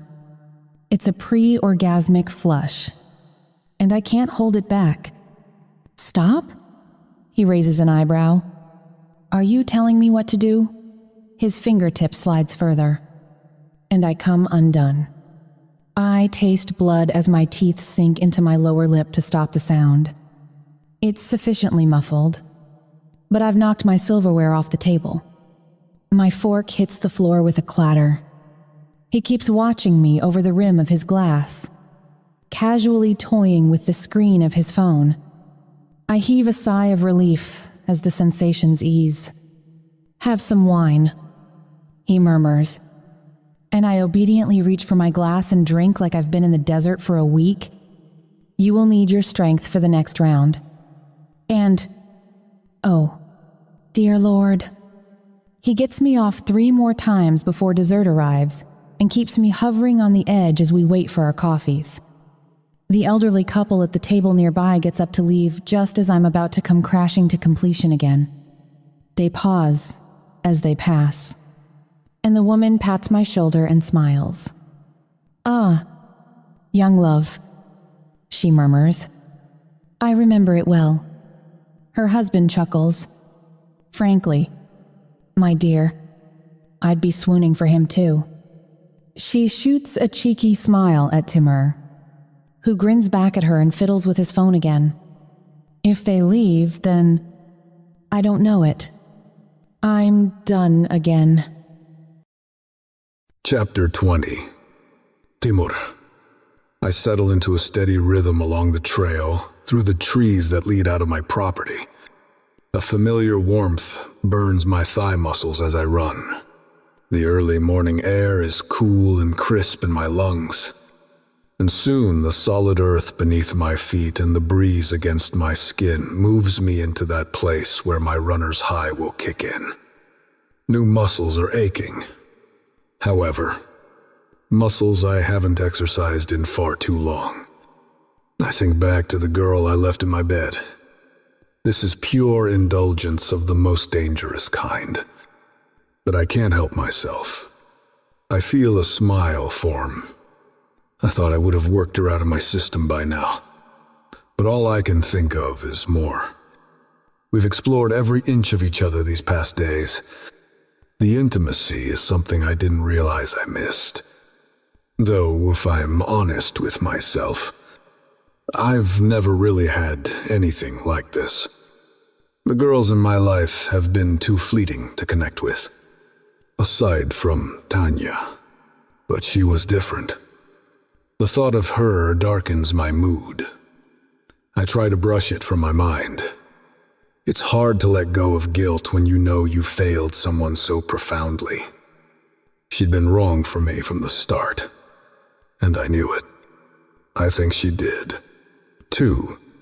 That didn't stop her from trying to change me, fix me somehow. Some things just aren't meant to be fixed. The air burns a path into my lungs. Trees whipping by me as I get lost in the past. Faces of men. Teams. Women. And Tanya leading them all. I've been fucked up my whole life. It's not something that worried me in the beginning. It simply is what it is. I was probably born stubborn and rebellious, and my father's fists never changed any of that. If anything, they drove me on to harder things, until there were few places to receive me and the darkness that lurked inside me. The elite training in the Bratva seemed like a haven after the increasingly violent confrontations with the man who'd raised me. I took to it like a duck to water. The rules. The structure, finding a reason for the violence. It made sense, and I thrived, until I realized I needed something more. Balance. I guess. The endless need for blood had somehow begun to disturb me. Beneath it all, I don't believe I'm truly evil. My chest is heaving from the exertion now. I realize I've pushed myself harder than I'm used to, running from demons. It doesn't help when the fuckers live within. I stop briefly and put my hands on my knees, gasping for breath. My phone is strapped to my bicep, and it's buzzing annoyingly. I look down at it and see I've missed several calls. Vasily, Blight, Timour. Moi drag. His voice is typically cheerful. How is my girl? Good. I say. 5 days of fucking like rabbits. She's more than good. I'm glad to hear it. Take a look at your screen. I scroll my thumb, and an image appears. A small dark-haired waif perched on the edge of a swimming pool. Nika. There's a woman dressed in white beside her, a nanny from the look of it. A black-suited goon lurks in the background, his hands clasped in front of him. I suck in a breath. You will see that I am taking good care of your little one. He says, why do such innocent words carry such a threat? They tell me she's learned to swim now. Isn't that nice? My ladies are so talented at teaching these girls what they need to know to survive. Zed, motherfucker, I feel like I'm going to vomit. What do you want? Vasily, I greet out. Don't be cold. Bratan, I'm just keeping in touch. I thought you would want to know I will be home soon. I hope you've softened up our little friend by now. Nari, I think of Kayla, Varman sweet, and I don't know what rips at me more. The thought of my daughter in Vasily's clutches, or what he'll do to Kayla when he gets his hands on her. Probably both. In equal measure. She is good. I say, I need to go now. I'm talking into dead air because he's cut the call. I stare at the screen and suck in a long breath. I dial again. Green, I say sharply, then wait for the voice. A few more days. The smooth reply comes back. All is still in order. We've tended your garden and set in irrigation systems. I rub my eyes. If I'm right, they're telling me the swimming lessons are under their control. Probably the nanny I saw in the picture. I pray it is. Their reach is extending. Thank fuck, of course. If Vasily finds out, the woman's as good as dead. My daughter, too. He just can't find out. That's all there is to it. With my mood shifting between impending doom and mild relief, I turn and jog back to the house. Chapter 21. Kayla. Something thumps down onto the pillow beside me, and I reluctantly peel open my eyes to see what it is. The sun's just peeping through a crack in the drapes. I wonder what time it is. He'd kept me up until I could hear birdsong outside. My body aches with the intensity of his touch. He's standing beside the bed now, tanned skin gleaming beneath a slight sheen of perspiration. A dark tank top clings damply to his torso. Shorts snug on lean hips. He's so damn gorgeous, it almost hurts. Good morning, I murmur huskily. I look from him to the object beside me, and then my eyes widen. My phone! My fingers curl around it. I push myself into a sitting position, brushing hair from my face. I need a shower, he says, tugging his tank top over his head as he turns. Muscles, sinews, gold skin flexing. Dear God, I'm ready for another round. He moves across the room, towing off his trainers as he goes, and my attention is back on the item in my hand. I power it up and stare at the screen as I hear the shower sputtering to life in the bathroom. He hasn't said a word about it, but I know exactly what this means. As the screen lights up, a series of message alerts scroll up. For a moment, I feel a sharp pang when I realize how pitifully few there are. I've been gone nearly 2 weeks, and 5 measly messages have arrived. 1 from a mobile service offering me a phone deal. 2 are from Tony, my boss at the club. The first one was on the first day after I went missing, asking why I was late for my shift. The second later that night, telling me I was fired. Fucker. The remaining 2 are from Becky. 1 in response to the original message sent by Timur's gorillas, who I now occasionally refer to as Carl and Hugo. It's basically a stream of thumbs-up emojis and a couple of eggplants and splats. Classy. There's another a few days later. It's an angry face emoji and 1 word. Rent. How could it be that at 25, This is what my world boils down to? My whole life is summed up by a job that doesn't need me. Plus, a roommate whose main concern is the measly few $100s that cover my share of the lease. I hit Becky's number and wait as the dial tone rings. The water in the shower cubicle dies down. Timour emerges. Hair dripping. Droplets still gleaming on his chest. A towel is wrapped around his hips, promising heaven beneath. He stands at the foot of the bed. His expression is inscrutable as I make the call. Becky picks up. "Kayla," she squawks across the line. "Where the fuck have you been?" I start to respond. But her words continue in a steady stream. Tony is pissed the fuck off. He says don't come back.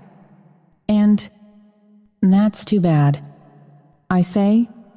And by the way, I'm fine. Thanks. How are you? Great.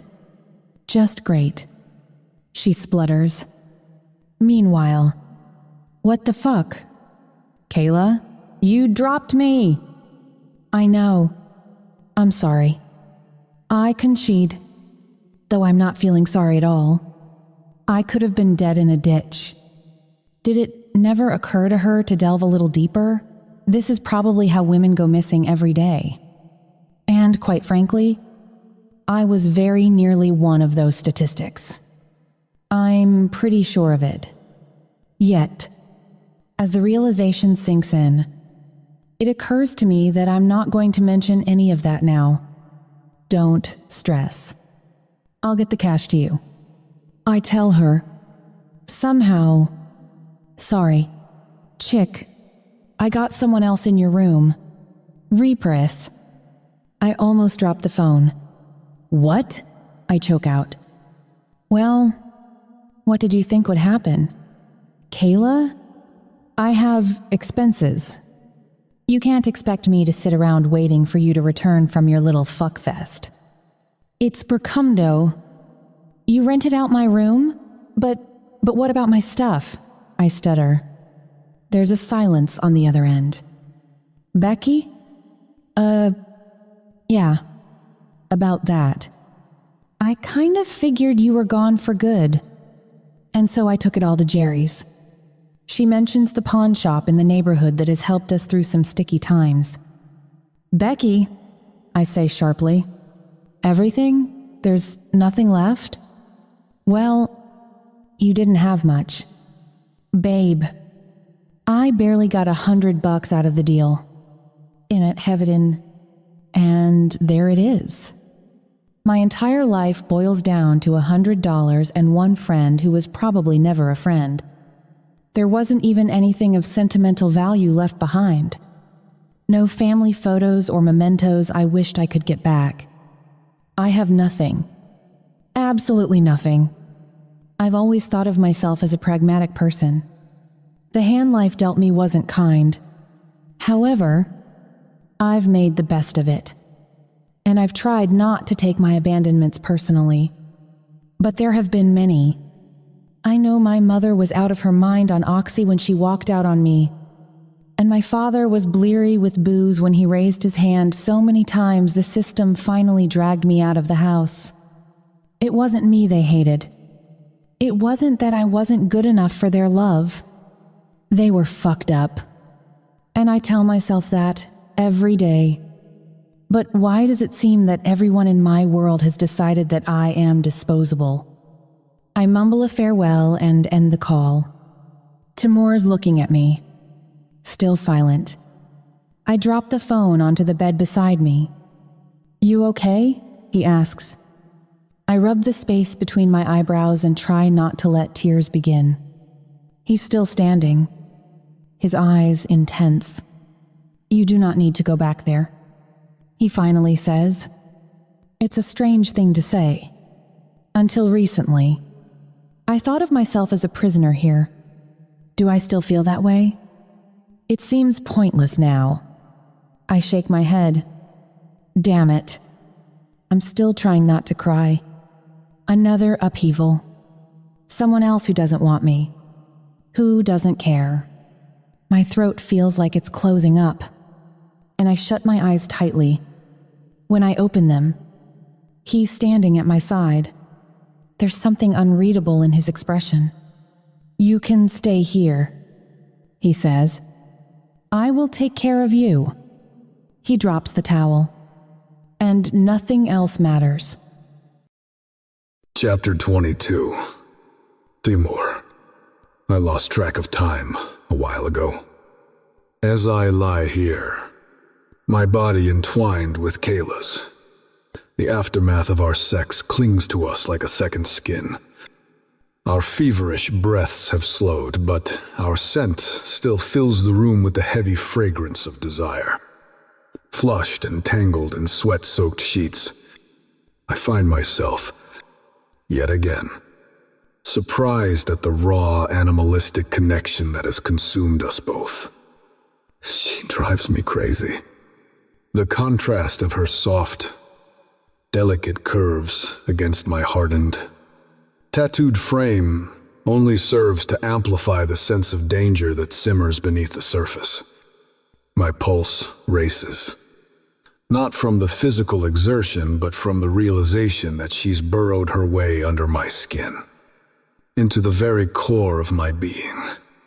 I trace my fingers along her spine, feeling her shiver at my touch. Every inch of her body is a reminder of the vulnerability I've seen in her eyes.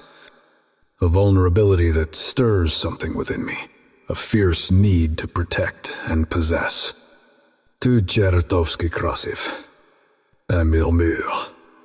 Unable to resist brushing a stray lock of hair away from her face, she looks up at me, her deep hazel eyes shining with a strange blend of curiosity and post-orgasmic languor. I never knew Russian can sound so hot. She turns to face me slightly. "What did you say?" "I said you are beautiful," I answer. "Why?" "Thank you. Kind sir." Her smile is impish. She flutters her lashes at me, and she pouts her lips suggestively. I'm suddenly left with questions about her life before she came here. "Tell me something." I begin. Not quite sure how to ask the things I want to know. I'm not even sure I want to ask them. "You were a dancer?" That's a very polite way of asking me if I was a stripper. Her smile is teasing. "What do you expect from a gentleman?" I tease back, giving a wry shrug. She giggles and slants me a playful look. "Well, Mr. Gentleman, for your information, I prefer exotic dancer. Man, how did you get into it?" I ask, wondering if this is something she's comfortable sharing. She hesitates for a moment, her gaze drifting towards the ceiling as she gathers her thoughts. "It was an escape. You know, I always loved to dance. It was the only way to forget about all the shit life threw at me." "Gross. And just what shit did life throw at you?" I ask a moment before I realize I'm probably on top of that list. I don't retract the question. You know, just life stuff. Everyone deals with shit sometimes. Right? Her words are light, but I'm certain I see her eyes cloud slightly. I don't press the matter. I know I'm already pushing hard enough just asking how she made her career choices. Anyhow, I didn't have much of an education. No job experience. And if I wanted to eat, I needed to find a way to make money. And fast. Dancing seemed like the best option. The pay was okay, and it gave me a sense of control over my life. Control? I repeat, intrigued by her choice of words. Yeah. Kayla shifts closer to me, her eyes holding mine captive. On stage. I was in control of how people saw me. I could be anyone I wanted to be. For a few hours, I wasn't the girl with a messed up life. I was just a beautiful woman who men wanted to fantasize about. I'm still. A surge of jealousy washes over me. Dark and raw. My hand instinctively tightens around her waist. You don't have to do that anymore. I tell her, my voice low. Timour, she whispers, her eyes wide with surprise. Can I ask you something? That depends, I respond, my heart pounding in my chest. On what? On what it is you want to know. Away. What is it like being Timur Yakov? Her eyes meet mine, searching for answers I'm not sure I can give. I'm not sure she wants to hear them either. That is not something I can just talk about, I say cautiously, the weight of my past pressing down on me. Really? She pushes, her gaze never leaving mine. Is it bad? She traces a fingertip over my bottom lip, and I resist the urge to suck it into my mouth. Go on. I told you about me. I push myself up slightly and lock my eyes with hers. She needs to understand that this is a dangerous territory.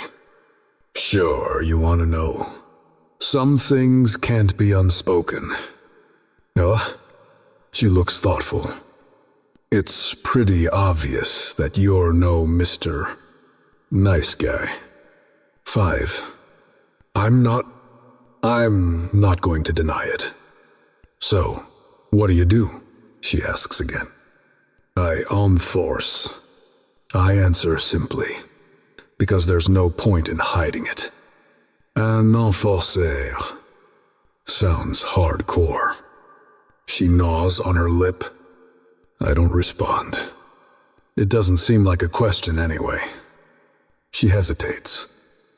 Then forex on, stealing herself.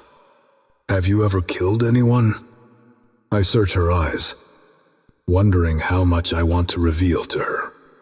She's looking for the truth, but is she ready for it? What do you think? She hesitates, weighing her words carefully before answering. I think, yes, you're capable of it. But I also believe that there must be a reason. Reasons don't always matter in my world. Dushenka. I admit, struggling to control the storm brewing within me.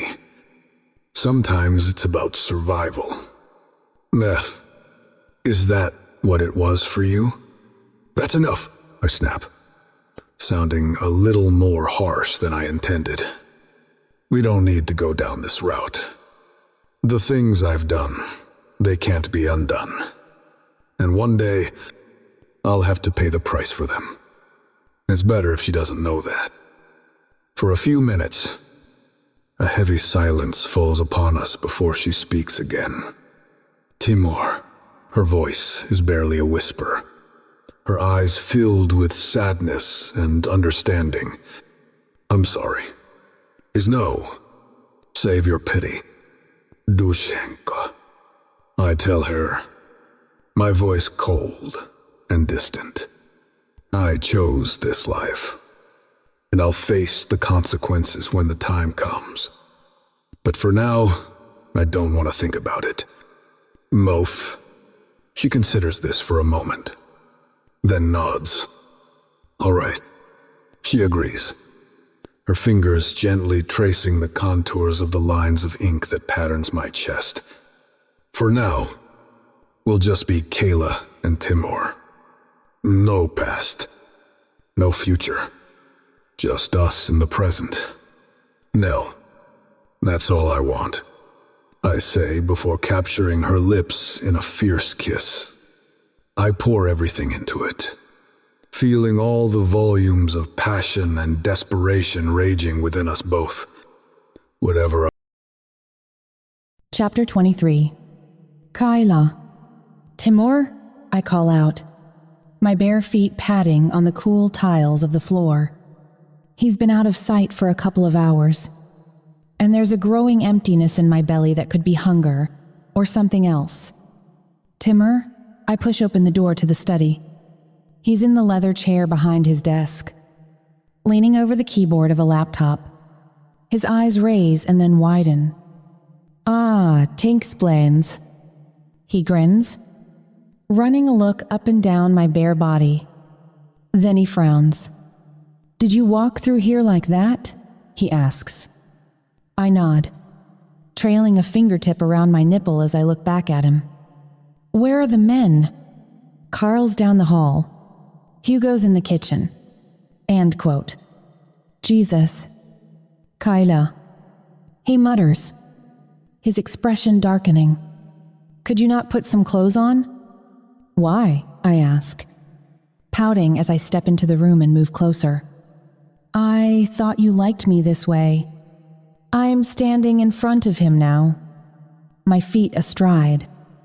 I run my hands down my belly, straying over my mound. It's remained persistently bare since Giselle did her wax job on me. I've grown so accustomed to it I can't imagine being any other way. His eyes follow the path of my hands. I'm hungry. I say, you've been gone for hours. It's Ezgin. I'm busy, he says gruffly, his eyes still on my fingers. I let them trail lower. You know where the kitchen is. And one. That's not what I'm hungry for, I whisper. I slide my fingers in and spread my lower lips. He inhales and gets the scent of me. For a second, I think he's going to lean forward and bury his face between my legs. He does that so damn well. I feel myself grow warmer just at the thought of it. But he turns away abruptly and focuses back on the screen. I feel my pout return. I know he has work to do. Just one look around this house can tell anyone that it doesn't come without a high price. But I want him now. I rub against him, feeling like a cat in heat. It's his fault. Damn it, he did this to me. He pushes me away. I want to stamp my foot. I am busy. Kyla, he says firmly. But, go to your room, he says. Your room, not ours, not his room, where we now sleep, among other things.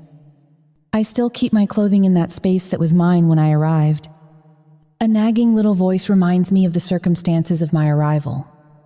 You're a freaking Stockholm Syndrome Barbie. I ignore that little voice. Go get washed up. He goes on. We are going out later. If you want makes do one, we're going out. I feel my heart skip as I remember that first dinner. How he played me like a harp. Somehow, it doesn't worry me at all anymore. I'd love that. I feel myself brighten. What shall I wear? Is it someplace fancy again? Just go shower. I will be up later.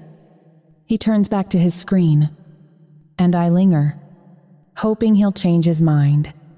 Finally, I sigh and feel my shoulders slump. Okay, I'll be waiting for you. Tisday. Pathetic bitch. I mute the voice again. He says nothing in reply, still focused on his work.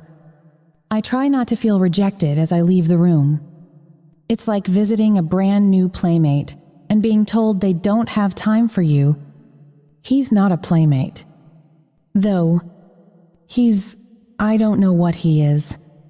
But for the first time in my life, I have a connection of sorts. And now he's messing with me. I know he is. As I leave, I'm half tempted to play the same game. Maybe it's his turn to be taunted and teased. Maybe he needs a lesson. I hide a grin as an idea takes hold. I'm no man's toy. Damn it, If we're going to continue down this path, he has to know that... Chapter 24. Timour. Kayla's strangely quiet as we take the drive to the club. I can't say I blame her. I haven't exactly been chatty either. She's still sulking after being turned away earlier today, but she'll get over it soon enough. Frankly, I don't have the patience for sulking. She's beautiful, as always, in a dark dress I picked out for her before we left. She'd been waiting naked for me in her room, freshly showered, hair damp and fragrant. I'd almost been tempted to dive into all that sweetness again before we left. But I have something in mind. A visit to an old haunt that I haven't been to in years. Now I'm eager to explore some new territory with her. "Where are we going?" she asks, and I smile in the darkness. "You will see," I tell her, turning off the road into a dark alley between tall buildings. I glide up to a simple doorway. A guy in a dark suit emerges from the shadows. I toss him the keys, then open the passenger door for her, taking her arm. The entrance to the building opens as we reach it. A dull bass thumping greets us from deep within. I know that there's a fairly well-populated club on the other side of the building, but we're headed elsewhere, someplace more anonymous. We walk through a maze of thickly carpeted corridors toward a low red glow. A beefy security guard steps out of the shadows, and I flash a card. Then we turn a corner, and I hear Kayla take a sharp breath at my side. We're on a landing, overlooking an opulently furnished room. It could be the interior of any clubhouse dining area. Wood-paneled and richly upholstered, except that there's a platform in the center where a couple is having sex. Kayla gives a small gasp, and then another as a silver-haired man walks past with a blonde girl on a leash. I turn to follow them down the sweeping staircase into the room. Kayla cranes her neck to get a better look as I lead her to a secluded reception area. A manager in a tuxedo comes to greet us and asks to see my card. I flash it distractedly as I glance around us. "Private. Come with me. Mr. Yakov," he murmurs, striding ahead of us. There's no one here I recognize. Although it's been so long since I visited that it's hardly surprising. We settle into our seats, and I order a round of drinks. I sense that my companion could loosen up a little. She's still oddly subdued, despite the obvious fascination. "How can they do that in front of everyone? I don't get it," she says. But she's licking her lips, and her eyes are glittering. I suspect she's less confused than she's admitting. "Why not?" I ask. "You used to dance naked." "My nay, sis. That was different," she says. "I needed the money." "Will lie. You danced for me," I say, "and I did not pay you. Mine form." She dimples up at me. "That was different too." She licks her lips again. It's surprising to me how naive she seems sometimes. For a woman who's stripped for a living, she's very unspoiled. It intrigues me. Perhaps it's why I broke my rule and got involved. I suspect I'm going to regret it at some point. For now, it's refreshing to simply be with a woman again, especially with this woman. "So, you do not like this?" I ask, looking at the stage as our drinks are set before us. I know exactly what I like, but there's no accounting for different tastes. I want to see where this will lead. "I'm not sure," she muses. toying with the stem of her wine glass. She keeps shooting glances at the couple, who seem intent on running through every position in the Kama Sutra. In the dim light, I can see her cheeks flush slightly. Her nipples are prodding at the silky fabric of her dress. Maybe I should be exploring more on my own, I suppose.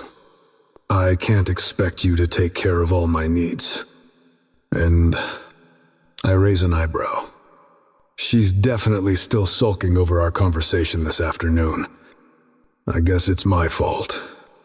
I've indulged her. And myself, if I'm honest. But the world can't revolve around our damn libidos.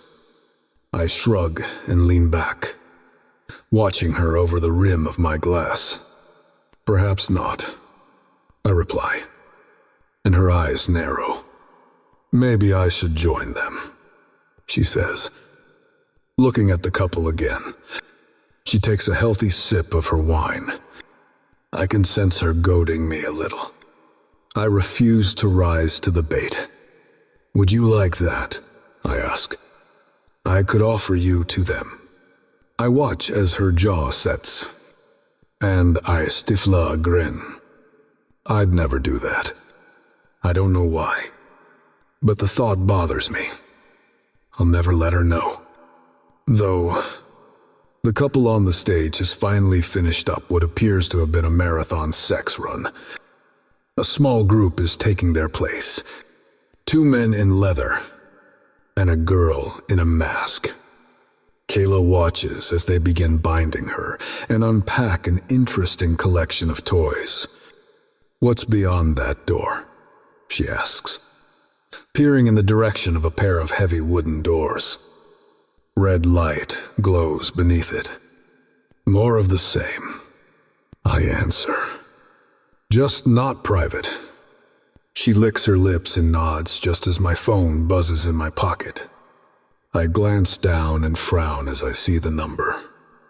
AudioBook. I have to take this. I say, I'll be right back. I make my way to a doorway into a quieter area to take the call. Green's voice is cool and clear as I answer. We've set things in motion. I'll be running the project myself. There. Good news, I reply. Pleased to hear that Green is intent on keeping a hands-on approach. The information I've been feeding through has been fairly damning. I've been impatient to see something happening. The enormity of the mission weighs heavily on me. Fucking Vasily's trafficking business has left dozens of victims in its wake. Every day that goes by means more fucked up lives. The dark cloud over my world feels colder every time I think about it. That cloud grips my chest when I imagine Kayla caught in that web. Green is still speaking, running through arrangements. I nod as I listen. I'm feeling the familiar burn of anticipation. It'll be good to get back in the field. To not be some fucker's bitch. You'll also be pleased to know that the nursery is still thriving. And we've tended to the seedlings. Green goes on. Your lilies are looking exceptional this year. Tubarst. Thank you. I murmur and rub my face. It kills me to know my daughter is still there. Nika's 7th birthday is in a little more than a month, and I've vowed to get her out before then. I haven't seen her in weeks, aside from Vasilius' cruel jibes and taunting images. Each has been carefully designed to remind me of his hold over me. It's ramping up my impatience to get in there and save her. As I end the call, I'd like to interrupt with a 1-minute advertisement. You can fast forward through it if you wish. Bienvenidos, bienvenidas a un programa especial. Hoy se van a conocer los 13 jugadores y el seleccionador, que ya lo sabéis que es Narcís, de la selección española de la Kings Cup Nations de la selección española. Así que por favor, un fuerte aplauso porque estamos en la tienda en Barcelona de JD. bueno, no voy a estar solo, voy a estar acompañado y además con el presidente de la selección española. Fuerte aplauso para DJ Mario.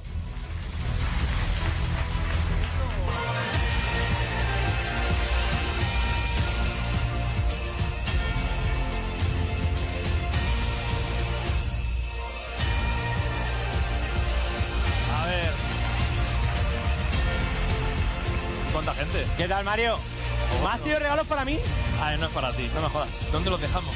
Pues debajo del árbol. Es para luego, sí. Venga, debajo del árbol, Luego. debajo del árbol. Vamos a darlo ahí. Pensaba que eran para mí, macho. No, luego los vemos, luego los vemos. ¿Estás tú como presidente de... As I end the call, I return to the club room, reach our booth, and stop sharply. Kyla's not in it. Blyad. I curse as I look around for her. I'd barely been gone 5 minutes. I spin around and feel a swirl of annoyance. A server cruises by, and I flag his attention. The woman? I say, and he nods in understanding. Your companion went to the ballroom, sir. Timur, and I feel my stomach drop. Fuck. The main hall of this place is not what I had in mind for tonight. I stride to the doors and burst into the room beyond. Like the private lounge. The club's ballroom is dominated by a central stage. Except this one is raised beneath lights and surrounded by dozens of people. Dozens of people that can't be trusted. The crowd has moved forward to watch as a woman gyrates and twists in a slow dance routine. Kyla. Gotta admit. What the fuck is she trying to prove? I stride to the platform and stand front and center, willing her to look at my face and see the message written in my eyes.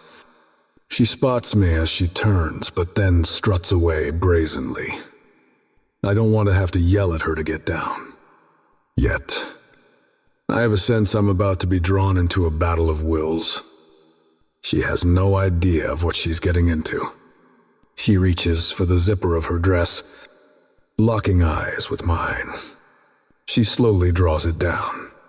Kyla, I warn. I know she can't hear me, but my expression is enough to catch her attention. She keeps sliding the zipper down until the dress threatens to fall open. Is she for real? But I have no doubt of the message. You don't control me. I can do what I want. I fold my arms across my chest, rock back on my heels, then crook my finger. She raises her eyebrows and spins past me, just out of reach. Daunting. It's not far enough. Just as she slides by, I reach forward and get a grip around her ankle. There's a gasp from the crowd as she shrieks and topples forward. I'm right in front of her. She lands heavily against my chest. We are leaving. I snap. Chapter 25. Kyla. He's silent. His face set in grim lines as we make the drive home. He hasn't said a word to me since he carried me out of the club. I've gone too far. What were you thinking? Kyla? Another part answers that question. A part filled with bitter resentment. I didn't fucking choose to be here. It doesn't matter that this man moves me in ways I can't comprehend. This whole situation is wrong. The car pulls up outside the front of the house. He gets out of the car, striding up the stairs to the front entrance. It's the first time that he hasn't come round to open the door for me. Once again, uncertainty swirls. Are you just going to storm off? I call after him. I see his shoulders set, but he doesn't turn. Timur, I say sharply. He reaches the door, unlocks it, and shoves it open. I clamber out of the car and run up the stairs behind him. Cursing the heels that make my progress awkward, I kick them off and leave them on the stairs, sprinting up behind him as he steps through the door. Hey, I say, grabbing his arm. He turns to face me, pulling himself free. What the fuck do you want? Kayla? He snarls. For a moment, I'm speechless. It's not the question I'd expected to hear. I don't know what to say. Do you have any idea what you have done? He continues. I was dancing, I snap back, finding my voice at last. In front of everyone. Kayla! So? You said it yourself. I used to do it all the time. I feel anger rising. Why is he making such a big deal of this? And what happened the last time you did that? He asks. I say nothing. I don't know where this is leading. You were picked out by a sick fucking sociopath. A man who saw you with your tits out and decided they would look nice in his bed. There's a vicious edge to his words that I know is intended to hurt. It makes my blood boil. Really? Like you're such an angel? You're the one who picked me up in the first place. How do I know you're not the sick fucking sociopath? Timour, I've never even seen this fucking monster you keep warning me of. He doesn't respond immediately. I continue, going in for the jugular. All this talk of sex traffickers and abusers, maybe it's you. Maybe you're the one I should be afraid of. And his eyes glitter with rage. Maybe I am. His voice is low, but there's nothing soothing about it. Although none of that seems to have bothered you these past days. You had your legs spread and started begging for cock the first chance you got. Were you a whore as well as a stripper? My hand is swinging an arc toward his face before I even realize I'm doing it. He blocks the blow and grabs my wrist so quickly I don't even see him move. My breath hisses out as he yanks me up against his chest. You bastard, I snarl, fingers raking at his face. He shoves me roughly, and I stumble back, still clawing at him. Suddenly, the hallway table bumps up against the back of my thighs, and I realize there's nowhere to go. But I'm past caring now. I keep lashing out, fists bouncing ineffectually off his chest until he captures my wrists in his hand. He holds them easily as he bends me back over the table, pinning my arms over my head. Afraid yet. Kayla? He growls. His weight almost forces the air from my chest, but I pull my knees up and kick violently. He grunts as my foot connects with his belly. There's adrenaline combined with the rage now, and it drives me. I twist and kick, snapping my teeth at him like a captured animal. God damn you, I rage. Get your fucking hands off me. These hands, Dushenka. He hisses back as he runs a palm down my chest. Don't you fucking call me that, whatever the fuck that means, I yell. His little term of endearment pisses me the hell off right now. I arch my back and buck, bare feet meeting the hard muscles of his thighs. He winces but doesn't release me, his hand continuing its rough exploration. You did not complain about these hands before. In fact, this whole fucking shit show started because I did not fuck you when you wanted me to. He's reached the juncture of my thighs. I growl at him as he yanks my panties aside. He's pushed himself past my flailing legs and pressed up between my thighs, spreading them around his hips. I hate you, I scream at him, all the fear and fury and frustration of the past 2 weeks boiling out of me. But my wild thrashing is no match for him. Right now, he seems to be in the grip of his own demons. His fingers shove roughly into me, and I choke out a cry, unable to twist free. Stop it, I groan out. He chuckles against me. Do you want me to tell you how wet you are? Kayla? I turn my face away, not wanting to look into those mocking eyes as the fight seeps from me. There's no escaping him. No way to get him out of my life. Out of my head. And as I hear the rough rasp as he unzips his fly, I know there's no way to keep him out of my body either. I feel him positioning the thick crown of his cock against me and then slide it along my skin. There's no need for him to tell me about my arousal. I can feel it in the ease with which he glides along my slit. A sob breaks free, and then tears are streaming. I keep my head turned, bracing for the inevitable invasion. The hardest part is knowing how quickly my body will respond. But he's not moving, and I look up. His expression surprises me. The rage is gone. It's been replaced with something I can't identify. "Why won't you let me go?" I whisper hoarsely. It's ridiculous. There are 1,000 reasons I can think of that force me to stay here. At the top of the list is the psycho who wants to turn me into a sex slave. And the fact that I literally have no place else to go. But I want to hear his reason. "Because I cannot protect you out there," he says. His voice is as broken as mine, and it draws another sob from me. My hands are suddenly free as he moves to cup my face. "You don't know what you're dealing with." "Kyla," he whispers. "And tonight," he shakes his head, and I feel a cold weight in my chest. There is more at stake than us. And I don't know what that word means right now. What we have isn't something I've ever encountered before. No fairy tale romance. No boy meets girl. It's dysfunctional in every way I can think of, which pretty much sums up my entire life. His eyes lock with mine, and then his mouth slants over my lips. My chest heaves as I suck in a shuddering breath. I wrap my arms around his neck and draw him to me. "If they take you," his words trail off, "and there's anguish in there." I link my calves behind his hips and urge him forward, needing that sense of fullness I've grown to ache for. "Don't let me go."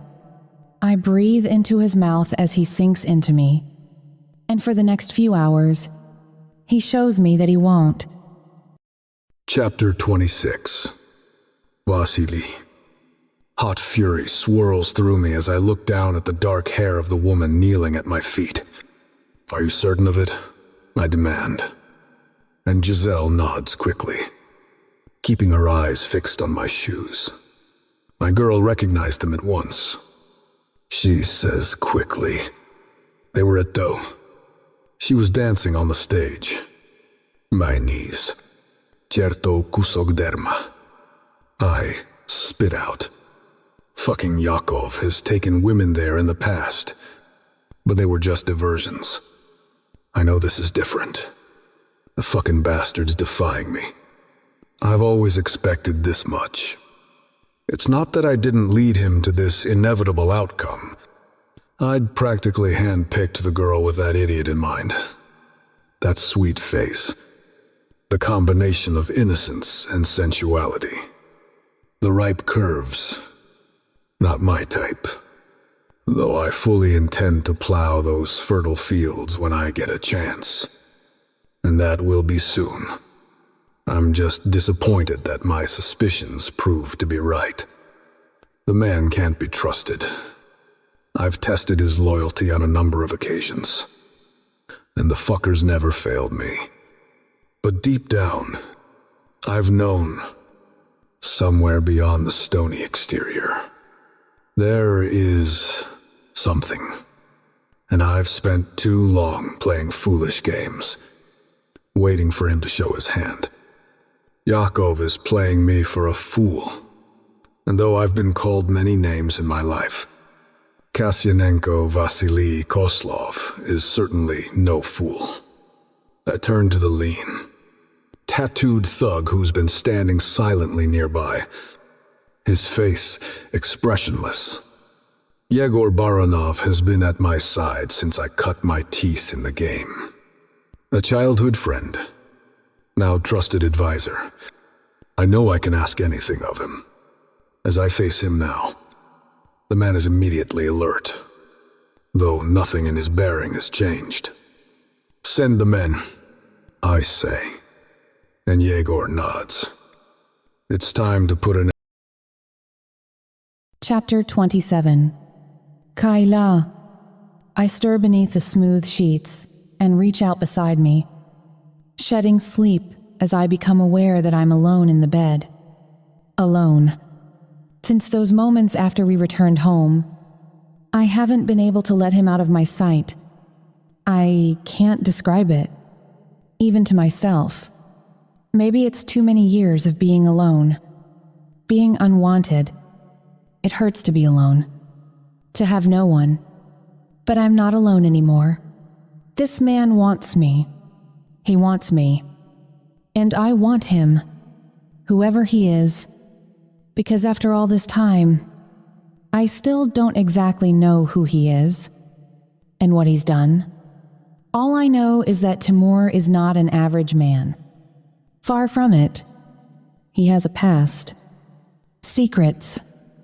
Dark ones. Sometimes I sense he's fighting demons. And I'm not sure I'm ready to find out what those demons are. I'm dimly aware of a strange, distant vibrating sound. I look around the room, eyes slowly growing accustomed to the darkness. I pick out his shape at the window. He's silhouetted against the low light there, but takes form as I focus on him.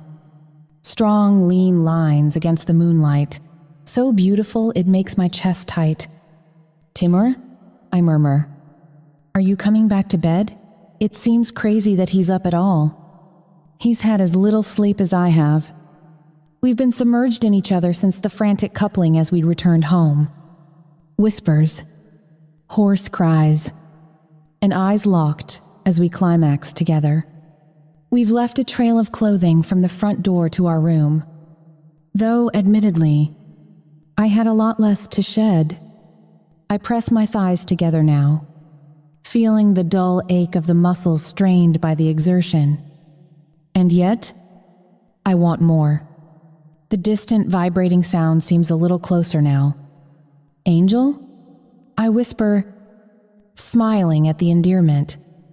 It seems odd and unlikely, but that's exactly what he is to me. My angel, my savior from the monster who had me stolen. And more than that, he saved me from the bleak life I had been lost in. I feel my heart clench again. I know it's not love, of course. It's not, but it is something I've never felt before. He turns to me now, walking to the bedside. There's something in the set of his shoulders that has me sitting up straighter. Get dressed, he says sharply, reaching for my hand. We have to get out of here. I'm Morleaf.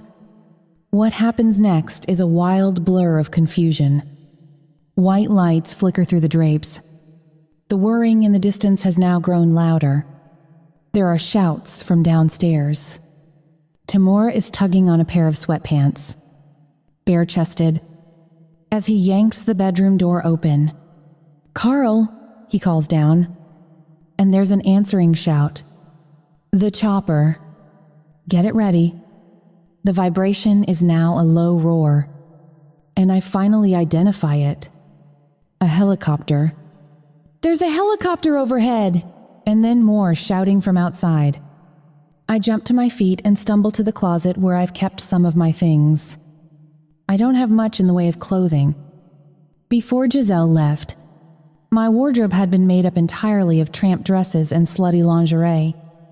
In the past days, I've picked up a couple of more sensible outfits. I quickly reach for a pair of jeans and a t-shirt. Timour has reached over me into the top of his closet as I dress. What's happening? I ask him, and I feel my heart beating a little faster. I need you to stay calm. Kayla? End quote. I suck in a breath as I see him extract something cold and dark. A heavy revolver, which he tucks into the back of his waistband. He stops for a second, standing in front of me, and cups my face in both his hands. I need you to do as I say now, he says firmly. No time for questions. Do you understand? I swallow hard and nod mutely, staring up at his face. What the fuck is happening? He releases me and moves to the window to glance past a drape. The lights outside are now blinding. I feel my heart starting to race as I cram my feet into my sneakers. His strides bring him past me in a second, and he reaches for my hand. I don't resist as he tugs me behind him through the door. "Run," he says. I take flight beside him. I blindly let him guide me down the hall, through the house, and out the back door. We head toward a nearby grassed area I've never paid attention to before. There's a sharp crack behind us. Oh, my God. Gunfire. I know it. I give a tiny shriek. "Keep going," he says. He's barely breathless, though we're moving at breakneck speed. A volley of gunshots rings out, and I feel hysteria building. There are more shouts behind us. Men have invaded the building, scouring the rooms, in search of us. He's come for me. A sob bubbles up, but Timour keeps me running.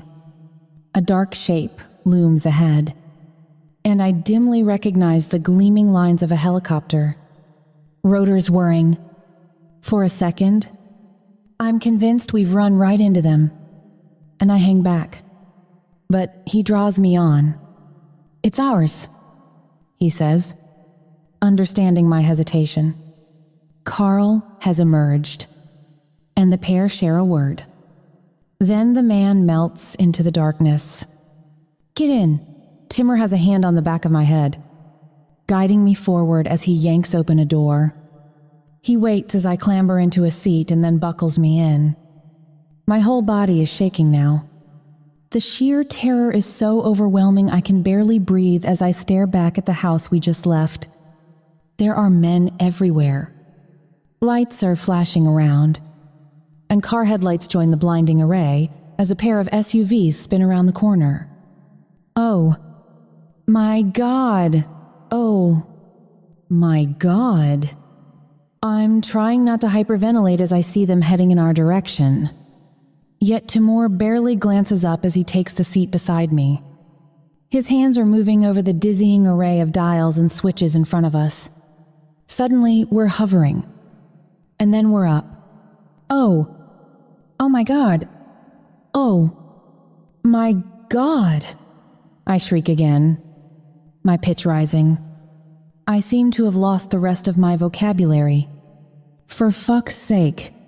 Kayla, keep it together. This is no time to panic. We are hovering over the house, and by the looks of it, it is exactly the time to panic. Men are clambering out of the vehicles. I see one swing his arm, holding something that gleams darkly. There's another explosion, and I scream. I'm certain I'm going to feel a bullet piercing my flesh. Yet somehow, we're up and out, and now we're soaring above their heads. The deafening sound of the blades drowns out their shouts and even the gunfire. I cover my face with both hands to block out the sight of it. 2. It's a ridiculous impulse. But maybe, if I can imagine it's not happening, maybe it will all stop. Just stop. I feel a brush against my arm and pry my eyes open. Timour is indicating a set of headphones hooked in front of me and pointing at his ears. He already has a set on. I'm a little amazed at how calm he remains. I reach for the set and clamp them over my head. For a second, the silence is blissful. Then I hear his voice crackling through the system. The roaring bird is flying over the small cluster of trees that surrounds the main house. We're shooting away into the dark. I don't know how he knows where we're going, but I have no option but to leave our fate in his hands. You are doing well. Kayla? His voice is soothing. Stay calm. I will get us out of here. I nod mutely, believing him somehow. although his eyes narrow as he shoots a look back over my shoulder. When I turn to see what he's looking at, I suck in a breath. The helicopter I'd heard at the house is now hot on our tail. And then I notice the other one. There's two. A brilliant white light sweeps in advance, blinding me as I stare at it. Timour swoops us around at an angle that has my stomach lurching. I clamp my eyes shut and pray I won't throw up. I still have no idea where we're going. All I'm aware of is that we're moving at a blistering speed with not one, but two giant choppers chasing us. And then it begins. The sharp reports of what? To my uninitiated ears, sound like automatic gunfire. Timour! I scream, but I'm left without a response. Timour's face is set in grim lines in the flickering lights from the console. I wish I could share his disposition. He still seems in control of the situation. As for me, I'm one step away from a complete meltdown. There are dark shapes beneath us, and I sense more trees, sharp rocks, perhaps some water. I can't tell. All I know is that the gunfire feels closer. Then there's a jarring clang, and something pierces the door behind us. No! I scream into the darkness, wishing I was braver, wishing I was strong. A window shatters behind me, and the tail end of the chopper seems to swing. Then, it swings again. In less than a second, we're spiraling madly. Timour keeps his eyes on the controls. His hands are still moving, flicking switches. But I'm pretty sure there isn't a button that can fix whatever has just been done to our aircraft. Hold on. Kayla! His roaring voice comes through the speaker, but his eyes remain on the controls. The chopper suddenly shifts beneath us, and for a moment, we're embraced by a ghostly silence. The metal bird shifts again, and we're no longer going forward. We're going down! Not just down, we're now plummeting toward the darkness. There is nothing to keep us in the air. As the first treetops brush the nose of the chopper, I know it's all over. Something shatters, and shards of glass explode near my face. There are loud... Chapter 28. Kayla, we're going down. For the longest seconds of my life, I am surrounded by complete chaos. Beside me, Timour has his hands on the controls, but we're still plummeting towards oblivion at a blistering speed. There's nothing he can do now. Nothing. The chopper has cut a swath through a canopy of trees and vegetation into a dark void that I can't identify, although I can't determine the damage. I'm pretty certain the great metal bird is leaving a trail of debris in its wake. We're going to die. I imagine there should be some sort of flashback of my life now. But all I can think of is how little there is to see. And the fact that nobody in the world will care that I'm gone? How could I have made so little impact? How could I be so utterly unimportant? I squeeze my eyes shut, half hoping that when I open them, Timour will have miraculously pulled us out of this mad descent.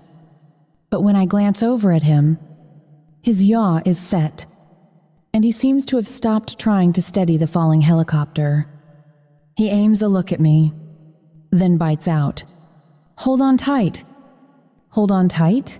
Onto what? We're crashing. We're going to die. Oh, God. We're not stopping. And then there's a jolt that feels like it shatters me. A moment of silence. I'm dead. There's no other explanation. We've crashed and died. But I open my eyes, and lights are flashing madly, and I realize we've hit something and we're still going down. There's a rushing sound along with the screaming of twisting metal. Water! We've hit water, and we're sinking. I suck in air just as a wave floods into the compartment.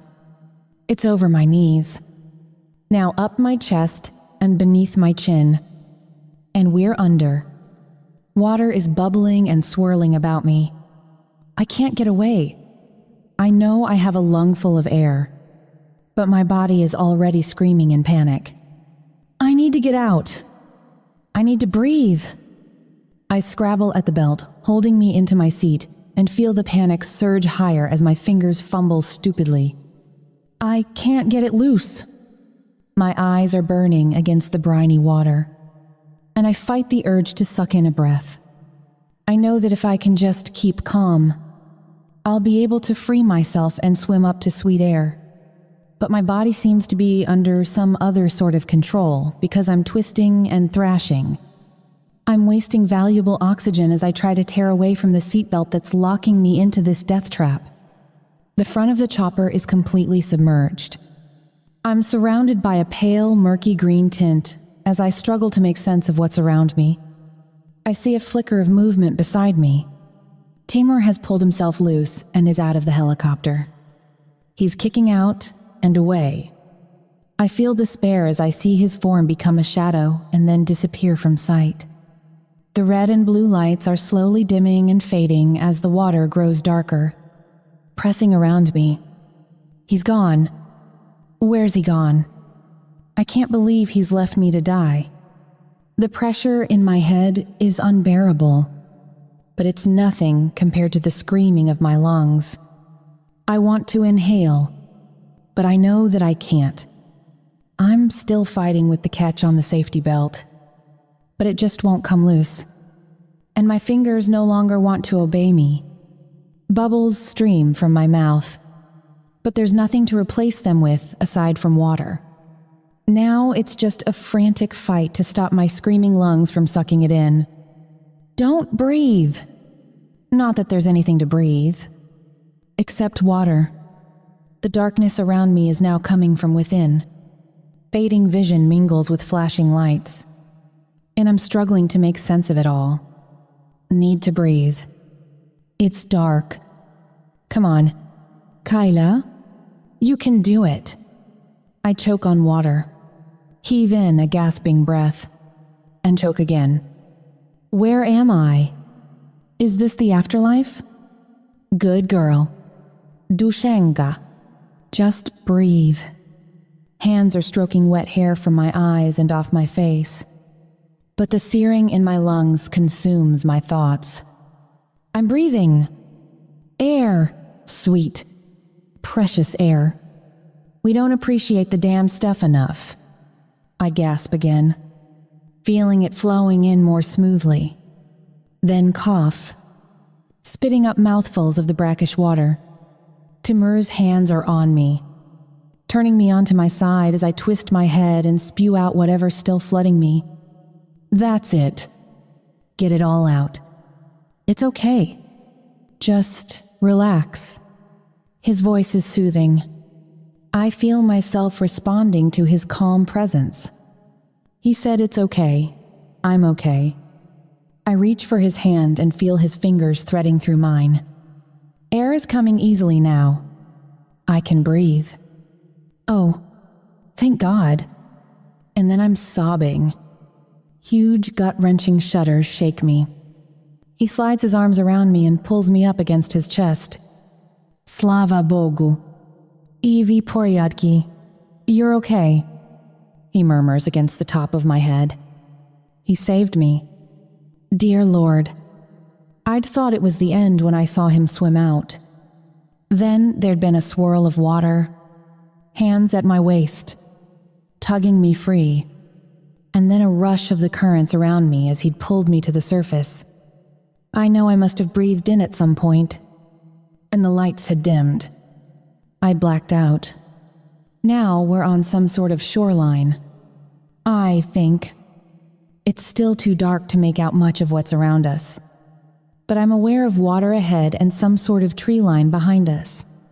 Timour draws away slightly, and I sense he's searching my face. His is swathed in shadows, just his eyes glittering in the darkness. He cups my cheek with his palm and brushes his lips against mine.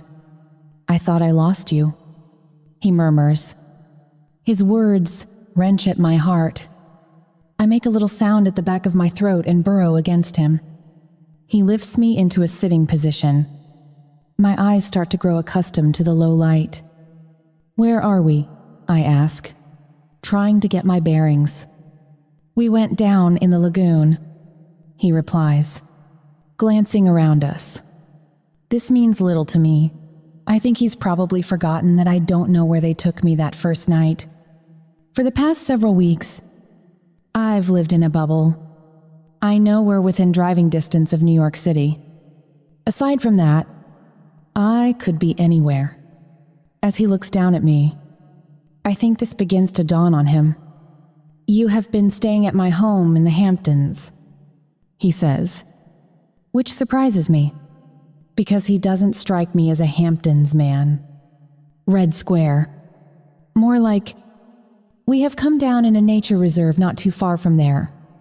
There is an inlet beside a wooded area. Looks like it's where we just drowned our bird." He glances back to the water. "If I hadn't been in the helicopter when it went down, I'd never say it was there. It is good for us. They will not see where we are right away. But we must find cover. They were circling overhead a minute ago. They will come for us soon." And I fight down a little sob of terror. When will this be over? Timour rises smoothly and reaches for my hand. "Can you walk?" I nod and take his palm, feeling my legs shake. "Then support me as I get to my feet." I'm wobbly, but I'm okay. I think the shock has hit me more than anything.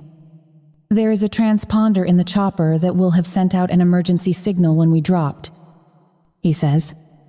We move off the sand and into the trees, where he picks up an overgrown trail and moves along it. He keeps his voice low. Despite the fact that we seem to be alone, I feel the same sense of urgency, almost afraid we're going to round a corner and run straight into another threat. With luck, emergency services will pick us up, but there is also a chance Vasily's men will intercept them. I think we should stay close enough to the shore to spot them without being seen. We must stay hidden until we know what we are dealing with. He's moving briskly, brushing branches clear so I can move freely. I nod in agreement. What else would I do? Overhead, there's the dull thudding of helicopter rotors. We both tense at the sound, knowing what it is. They're sweeping the area, no doubt looking for signs of us.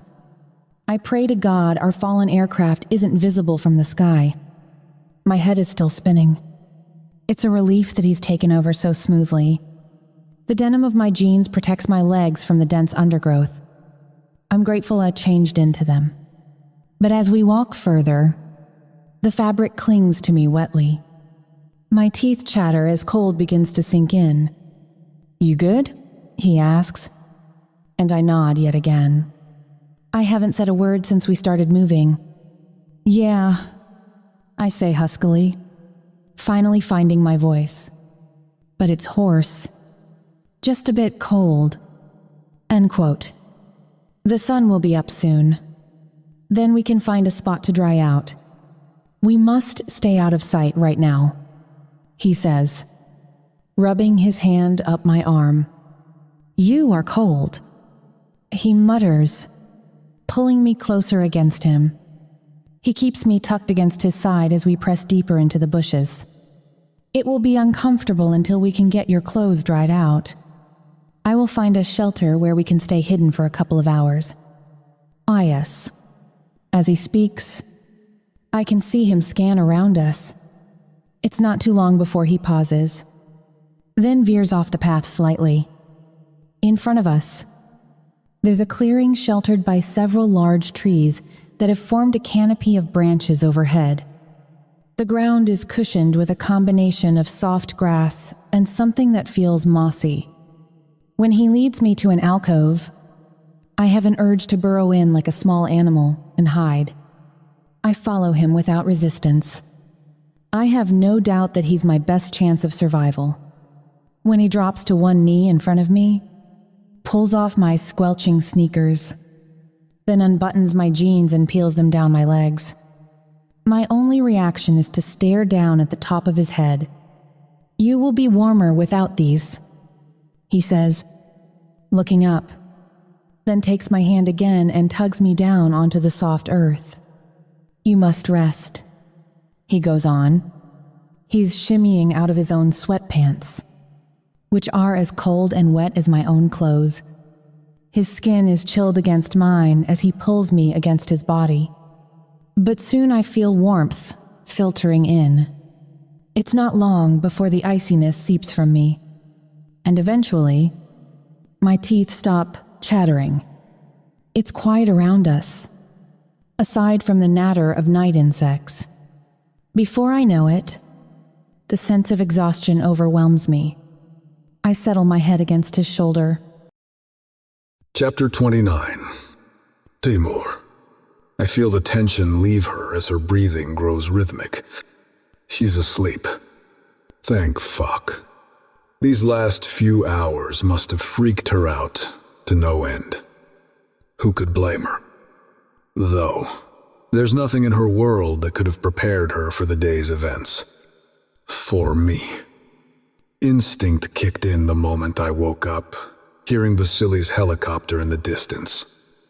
I think I'd been expecting it. I'd be stupid not to, considering what I've done. Stolen his plaything. An act of disrespect, punishable by death. At least that's how he'll see it. Now, my mind is racing as I run through the list of possible scenarios I may have to contend with. At the very top of the list is the fact that the man has my 6-year-old child. I lie beside Kayla, rubbing heat into her arms and shoulders, running through all possible scenarios. I'd known it would come to this eventually, but I'd expected to have more time to put things in place. I have to pray that Green's people will create a buffer until we can get Nika out of there. There's nothing else I can do right now, aside from taking care of the woman beside me. She may have compromised us by getting up on that stage. But the fact remains that I was the one who put her in this predicament in the first place. That was Vasily's call. He was the one who forced my hand. If he hadn't had Nika. I pull my mind back from thoughts of my daughter again. I have to focus on the here and the now. We need water. And soon. Kayla coughed up half the lagoon after I got her out of there. She's been silent and compliant. That's not like her at all. I've given her a once-over, and I'm certain she's sustained no serious injuries. But shock can be debilitating.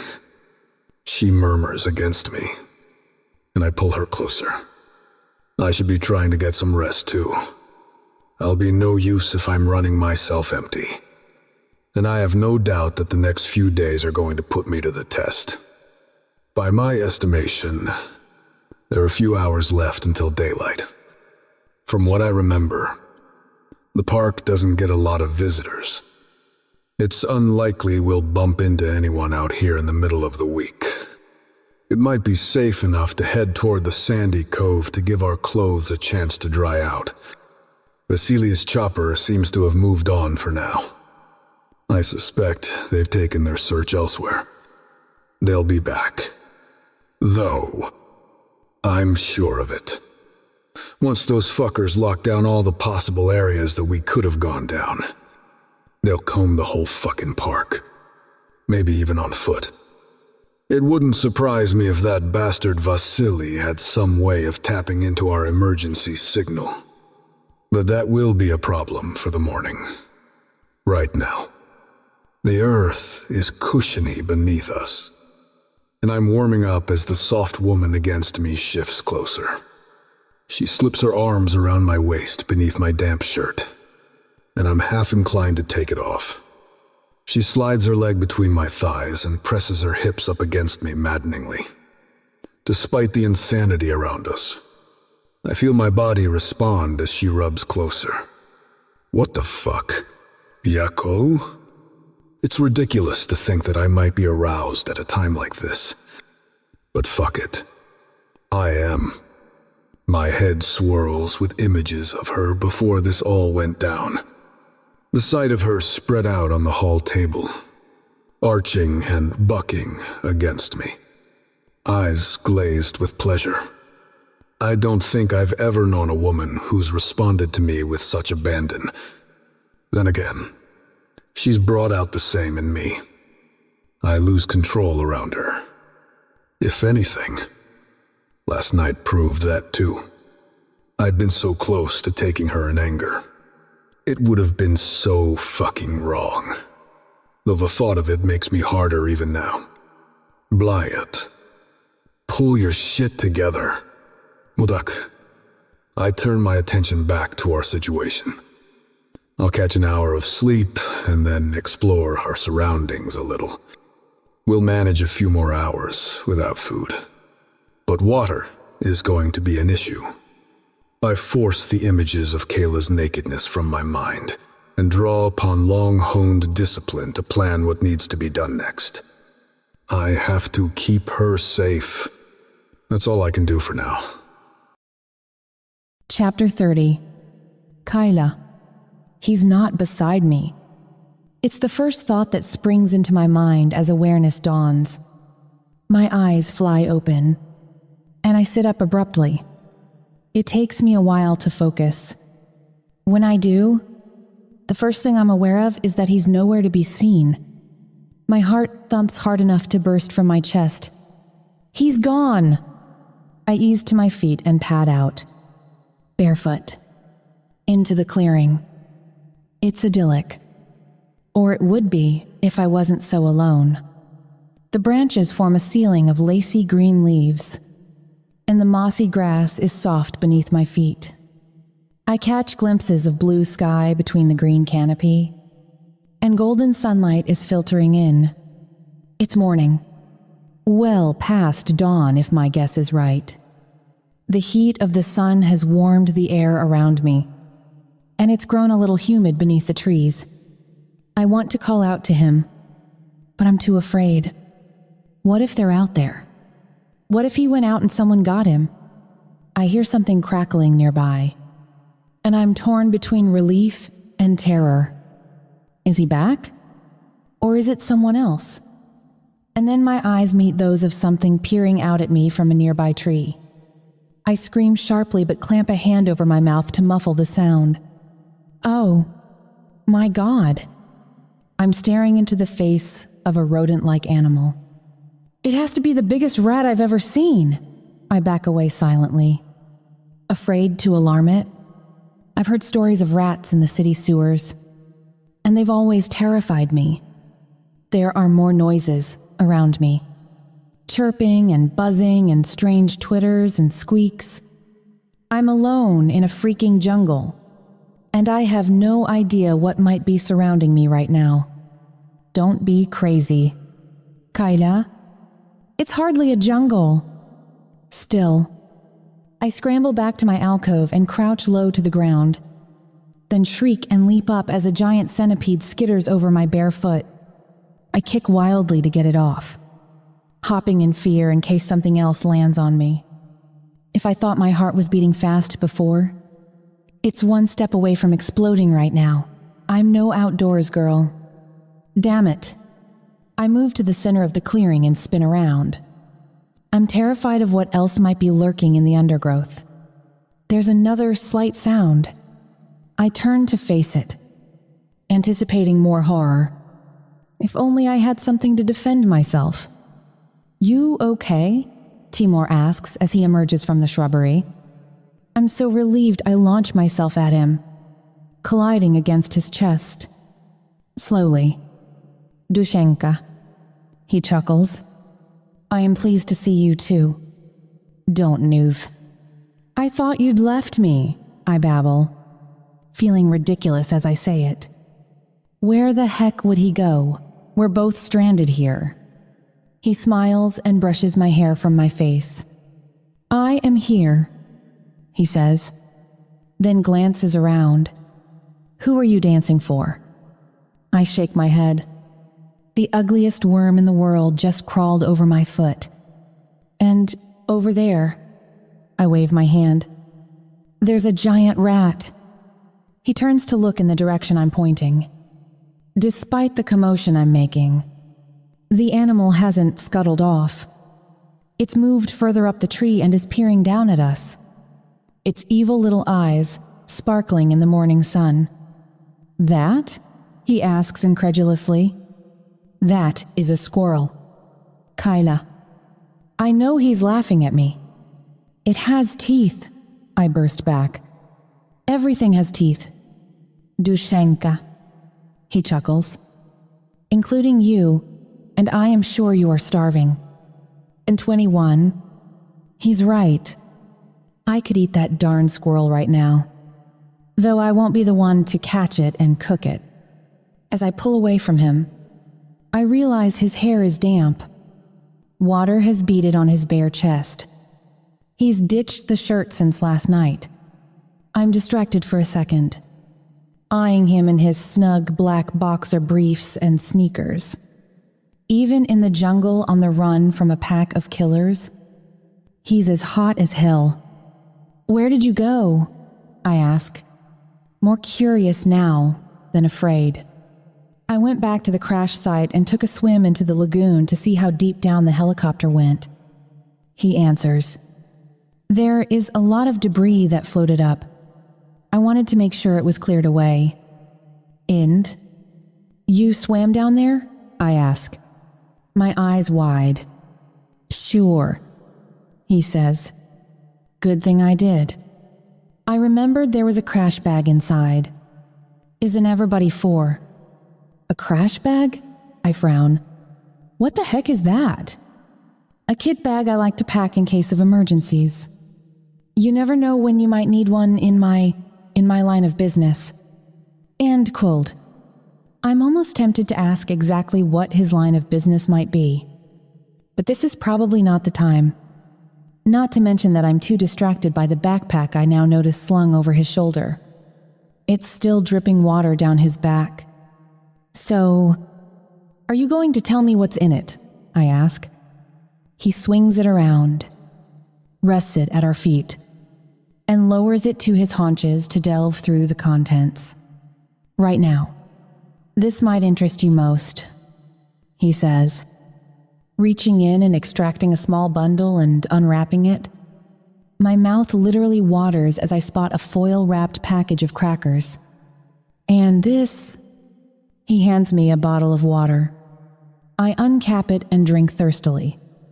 Less than a minute later, I lower the bottle and realize I've finished the entire thing. I was thirstier than I thought. I'm gasping. I think we should head back there, he says, watching me rip open the foil of the crackers. I put our clothes out on some rocks in the sun. They'll be dry in an hour. We should do the same with your shirt and... He raises his eyebrows. Unmentionables. End quote. I can't help a laugh. Unmentionables? You mean my underwear? More laughter bubbles up. I wonder if it might border on hysteria. Although right now, it's just a relief to feel the mood lighten. Yes. He starts to set off. Then looks around. Are you coming, or do you prefer to stay here with the flesh-eating squirrel? I shake my head, pull on my shoes, and skip to catch up with him. For a minute, I can almost convince myself that we're out on some sort of adventure. He seems so in his element out here. I'm amazed that in such a short time, he's found a way to get so settled. By the time we reach the sandy shoreline, it almost feels like we're heading for a day at the beach. As we clamber through the edge of the trees, I stop for a moment and sigh. It's still early, but the sun is warm. It glitters off water that's laced with emerald and blue. For the most part, the shore is pebbly, but here and there are small patches of sand. Timour leads me toward one. I spot our clothes drying on the stones nearby. Put your shirt out there with the rest of it, he tells me, heading to the sand and dropping his bag to one side. He sits down and tugs off his sneakers, shaking out sand, then glances up at me. Wake up. Kyla. He breaks into my thoughts. I'm staring around the beach, wide-eyed. I can probably count on one hand the number of times I've had a vacation. I'm not sure if this qualifies, but I'll take what I can get. I tug my shirt over my head, kick off my shoes, and scamper down to the water's edge. Chapter 31. Timour. I watch in amazement as she splashes water and laughs with delight. The woman is resilient. I'll say that much for her. Anyone else might be curled up in a ball right now, considering what we've just been through. But then again, in the past few weeks, she survived everything life has thrown at her, and more. Being abducted by a lunatic would certainly qualify as a traumatic incident. I can't help wondering what might have given her such inner strength. I'm impressed. I've worked with seasoned killers who'd have needed therapy by now. When she faces me from the waterline and waves for me to join, I'm swept up in it. The skies are not only blue, they're also clear of aircraft. The beach is empty. I can't spot a living thing for miles, aside from the seagulls swooping overhead. Come on, she calls out to me. What are you, chicken? You are daring me, I call back. She raises a hand and unclasps her bra, slips out of it, and dangles the thing in one outstretched hand at her side. Maybe, she laughs. I swallow hard. Blithe. Those tits. Her other hand is beneath the waistband of her panties, and she nudges the elasticized band down over her hip. Challenge accepted. I'm coming in. I respond. I rise and pull off my boxers, then sprint down to the water's edge. She wriggles out of her panties and dangles them in her other hand, shimmying in a way that shouldn't affect me so much. Under the circumstances, screw the circumstances. You only live once. Careful. Devuska. I tease. I have not eaten in hours. I leer at her and lick my lips. Catch me if you can, she laughs, then spins and half jogs, half wades out into deeper water. I bound after her. She's far out, but I have the advantage of longer legs, and my thighs are stronger against the pull of the current. The water is waveless, just gentle swells that rise and fall as I surge through them. In seconds, I'm upon her. I grab her wrist and yank her toward me. She shrieks as she falls against my chest, warm and pliant beneath the chill of the waves. You're in trouble now. I chuckle. She gazes up at me, gnawing on that full bottom lip. Fuck. I love those lips. Her mouth is almost too wide to be classically beautiful, but I don't think I've ever seen anything lovelier. Ty krasivaya. You are beautiful. I murmur, my voice suddenly hoarse. I brush my mouth over hers. When I raise my head, her cheeks are flushed, as if the attention has made her self-conscious. So are you, she whispers, running her fingers down my cheek. I shake my head and chuckle. Men are not beautiful. Dushenka. What? You are. She disagrees. Her fingertip continues a downward trail onto my throat to my chest. Her hand splays out there, her palm warm on my cool skin. You're so strong and hard. I've never been with a man quite like you.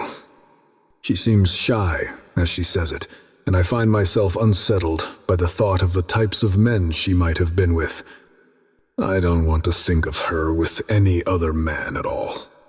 Hard everywhere, I sigh, winking at her to ease the tension, then praying the icy water won't give lie to my words.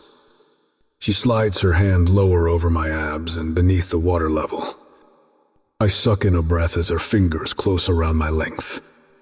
Oh, yeah, everywhere, she says and dimples up at me. I'm throbbing hard even beneath the chilled water. This woman lights a fire in me. I scoop her up against me, loving the softness of her limbs sliding against my own hard muscles. Our lips meet again. I deepen the kiss this time, sinking into the sensation of her as the cold water swells and swirls around us. If anything, it makes me more aware of her heat. And right now, my cock is pressing against the center of it. I slide my hands up her sides and cup a breast in my palm. Her skin is covered in a ripple of goose flesh. Her nipple is puckered into a throbbing peak. I circle my thumb around it, then pinch lightly, and she gasps into my mouth. I feel her palms running up and down my biceps and then around my waist, silken against me. Her fingers trace the muscles of my back, then down over the curve of my ass. When she runs her nails over my skin, I jerk forward against her, and I'm met by the light bump of her pussy against my cock. It's my turn to gasp now. When she grinds up against me, I don't bother stifling my groan. I run my hands down her flanks, down the back of her thighs to her knees. And when I raise her, there's no resistance. She lets me lift her up against me and wraps her legs around my hips. Her arms twine around my neck, and I can feel her heat spreading and opening around me. Sliding into her feels like the most natural thing in the world. And suddenly I'm engulfed. Fuck, your pussy feels like home. I moan against her mouth. She doesn't reply. Her lips open against mine, and her breath is warm against my face. I suck in her moan as I thrust forward, my hands on her hips, holding her steady as I pump into her. It's insane to be so adrift in her right now when every sense should be on full alert. But as she clings to me like I'm her last refuge, for a second, it feels as if she's the one saving me. Maybe it's okay to be lost for a while, to imagine a world where I can make love to my woman on the beach. Why the fuck shouldn't that be okay? I can feel her clasping and clenching around me, and it drags me over the edge with her. Her nails rake down my back. Somehow the sharp pain drives me further. I'm gasping with the ecstasy of it, surprised at how overwhelming it seems. Chapter 32. Vasily. What do you mean you lost them? I shout as the men hover hesitantly just beyond the threshold of the door. They're hoping they're out of danger there, which is sheer stupidity. A bullet will close the distance between us faster than either of the idiots could run. We were right behind them. Mr. Koslow, the bigger of the pair, mumbles.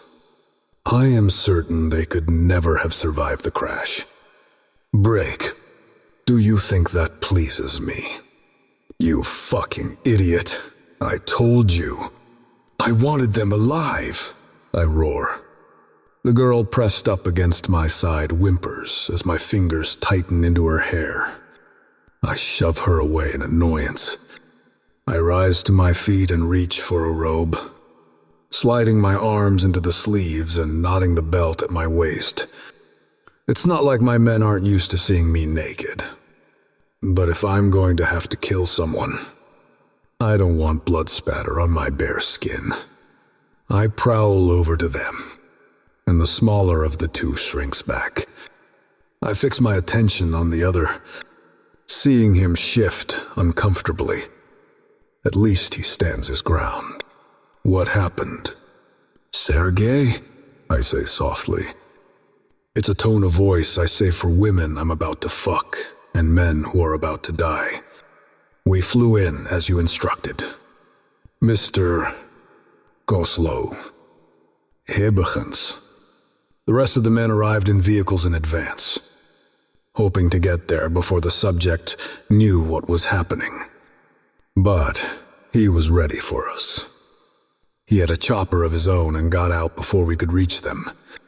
And he set my Yav for a moment. Duratsky. I knew Yakov had resources. This was an oversight on my part.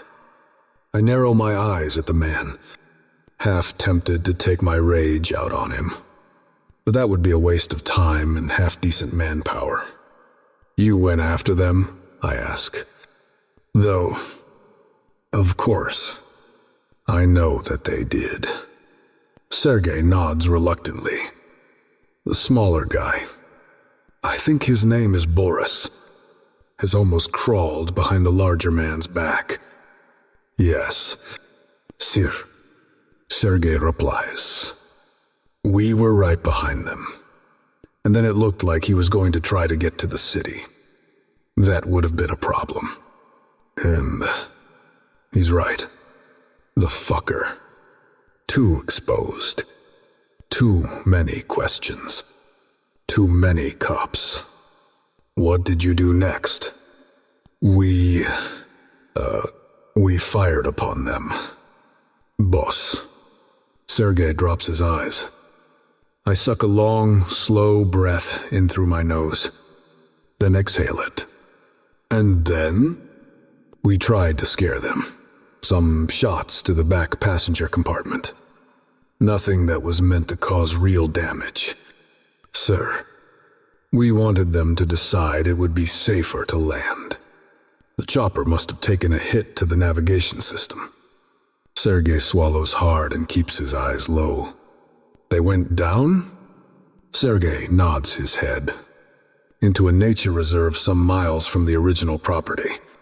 Serge. We circled several hours, but there was no sign of them. Low. It had a beacon. Boss. The fucker behind Sergei stutters. I glance at him. We got the information out of one of the men left behind at his estate. He, took some convincing, but he gave it up eventually. Mind me.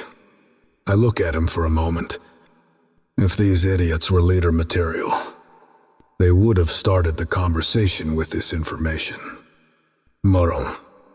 I turn my attention back to the bigger guy. Sergei, you've been with me for too long for it to be worth my while to kill you right now. I say beneath my breath. It looks like you might have a chance to fix this fuck-up. When Timur. He nods quickly. We'll get right on it. Sir, close it. And just so we have this clear, what will you get on to? I want the fucker to spell it out. Find a way to track the device and find out where the chopper went down. He mumbles. His companion is nodding like a fool. And then what? Sergei? Find the girl and bring her back here. Boss. He goes on. You still want us to keep him alive? I shrug. I want the girl. If he puts up a fight, take him out. The men hover uncertainly for a moment. I feel my annoyance begin to rise again. What the fucking are you waiting for? Get the fuck out of here and find them. God damn it, now. Chapter 33. Timour. Were you a beach boy growing up? She asks me as we lie on the sand in the sun. Like a surfer kid? I almost burst out laughing. Despite all the fire and resilience that seems inherent to her personality, it still amazes me how naive she is. I trace circles into the drying sand on her skin, watching as it sprinkles away in little drifts. "Do I look like a surfer kid?" I reply. "Why do you ask?" "Just curious." She smiles, lying on her belly, her cheek resting on her forearm. We're lazy with sunshine and sex. I don't want to leave this place we've become lost in. I'm trying to imagine you as a boy. And mice. I was never a boy. I say. Then wonder if I sound dramatic. She tips her head to look at me. Curious. "Oh, why do you say that?" she asks. I'm on my side next to her, an elbow propping me up as I keep tracing those little circles. I shrug. Took myself too seriously, I guess. "That?" She thinks on that for a minute, then nods. "I suppose I can picture that. You're kind of intense." Now, that makes me grin. "Oh, Dushenka, you have no idea." "Was it hard, growing up?" she asks, twisting onto her side to face me. I don't respond immediately. It's impossible in the face of all those lush curves. I reach out a hand and circle a nipple. She laughs and bats my fingers away. "Hey, stop trying to change the subject." Blight. I'd much rather focus on those nipples. I guess I was a difficult kid. I finally answer. At least my father thought so. And she cocks her head. "You didn't get on with him?" I shrug again. I don't want to think about that. I still want to think about her nipples. "What about you?" I changed the subject for real this time. "You were a beach babe." "Yes, I can see it. All that lush hair, those tits. Men would kill for you?" I'm not trying to flatter her. I have no doubt she was one of the popular girls growing up. When she shakes her head, I'm sure she's kidding. "Nah," she says, rolling back onto her belly and breaking my heart. I could stare at those tits all day and not get tired. Never been to the beach before. She's looking out toward the horizon, her chin resting on her forearm again. It's lovely. She sighs deeply, and her lips curl up. I frown at her. "Never?" I ask. "Not even once? Like with family or something?" She shakes her head. "No, didn't have a family." "What?" My frown deepens. "What?" That seems unbelievable. "What about your parents? Siblings?" "Only child." Her voice has lost its fuzzy edge. There's tension in her now.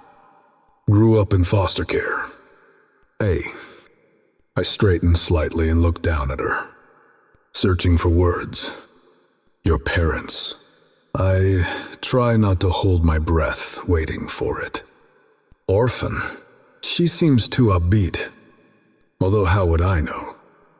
Anyhow, I doubt there's a rule for such things. "Drugs and alcohol," she says. She's gone still. I stroke a hand down her back, feeling sand over warm skin. "Fuck. I'm sorry." I say. "It's not your fault." She glances up at me and smiles a small smile. That was on them. This. Maybe it was. But these last weeks were on me. Govno. "Is it hard to talk about it?" I ask. I want to know, though I wish I didn't. I've never spoken about it before. But why? I know I'm pressing. No one asked. Thanks for watching. I am asking now. Why am I asking? I know we're moving into dangerous territory, but somehow, that doesn't stop me. Why doesn't that stop you? Dolboyab? It's not like I can have a future with her, or any woman. Not with my past. And especially not when a fucking psycho has me by the balls by keeping my only child captive. I continue stroking my hand over her back. It's almost sand-free now, apart from a small trail that leads between her butt cheeks. I dip my finger between the soft mounds, and she giggles and squirms. You first, she says, wrinkling her nose at me. Oh, so that is how it will be. Quid pro quo. I cup her ass, enjoying the fullness of it. For sure, nothing good ever came free. Her eyes are fixed on my face. Okay, fine. I hold Hergaze. Ask. This. What was up with your dad? You didn't get along? She's almost hesitant, but I have no doubt she won't let it lie. No, he was a dick. My turn. Not so fast. Why was he a dick? Heavy with his hands. Beat the shit out of me until I was grown enough to return the favor. I'm beginning to regret starting this. But maybe it's something I should face. I'm sorry, she murmurs. Mine too. Was heavy with his hands? I don't want to hear the answer. She nods. Yes, I guess it was better. Though, better? Better than what? Being handsy. She's looking into the distance, her chin in her palms. Handsy? You mean he touched you? Bliad. I'll kill him. Not him, she says. There were others. Some of the homes weren't great. Way. I'll kill them too. I've gone tense. And she looks up at me. There isn't a shred of pain in her eyes. Again, I'm amazed at how upbeat she can be about things. It makes me feel like an ass. Most of my demons are attached to a father who thought a boy needed discipline to mold him. I can't imagine how I'd have turned out if I'd lived her life. That's at least 4 you owe me, she says lightly, interrupting my thoughts. You got me, I reply. Go ahead. I resume my stroking, although now I almost wonder if it's to soothe myself. What happened after your dad? She asks. There's more to your story. I can tell. Este. Russian military, followed by the Bratva. I answer. I thought I could make a career out of it. I was wrong. I don't go into the rest. She doesn't need to know about the specialized schooling involved in my line of work. She's nodding as she runs her eyes over me. Yeah, that doesn't surprise me. About the military. I mean, you have that way about you. Gooden. That way? I raise an eyebrow. What way is that? You're focused. I guess. Hard. And I squeeze her rump. I'll show you hard. She shakes her head and laughs. Quit it. I'm being serious. Zay. So am I. So why did you leave? She asks. The question I... Chapter 34. Kaila. I feel my eyes widen, and I look down at his hand. He's not wearing a ring. I've never seen him with one. Not that it means anything these days. But there was no sign of a woman in the home I've shared with him either. I'm almost too afraid to ask what I need to ask. Thankfully, he answers before I have to. She died. The words are simple, but there's so much in them. Without thinking, I sit up and put my hand on his shoulder. Oh, my God. Timour. I brush my lips against his cheek. I'm so sorry. It was a long time ago, he says. He's not teasing me anymore, and that speaks volumes. I sit cross-legged now, my full attention on him. What happened? I half expect him to stare out to the horizon, but he doesn't. He turns and looks straight into my eyes. She killed herself, he says quietly. My hand flies to my mouth. Oh, I can't imagine anything worse. Having a loved one end their life. It would break me to know their world could be so desperate even with me in it. But I've never really been in anyone's world, so I guess I can't speak from experience. I watch him silently, wanting to understand, although I can't frame the questions. She needed someone I could not be, he says. I nod, letting him set the pace. If he chooses to stop right now, I'll never push for more. I traveled a lot, left her alone. She was not good alone. He shrugs. But there's pain beneath it all. And when I was home, I was not what she needed. We can't be everything to everyone, I say softly. I was not anything to anyone. His expression goes cold. There's more than pain beneath this now. There's self-loathing. I cup his cheek with my palm.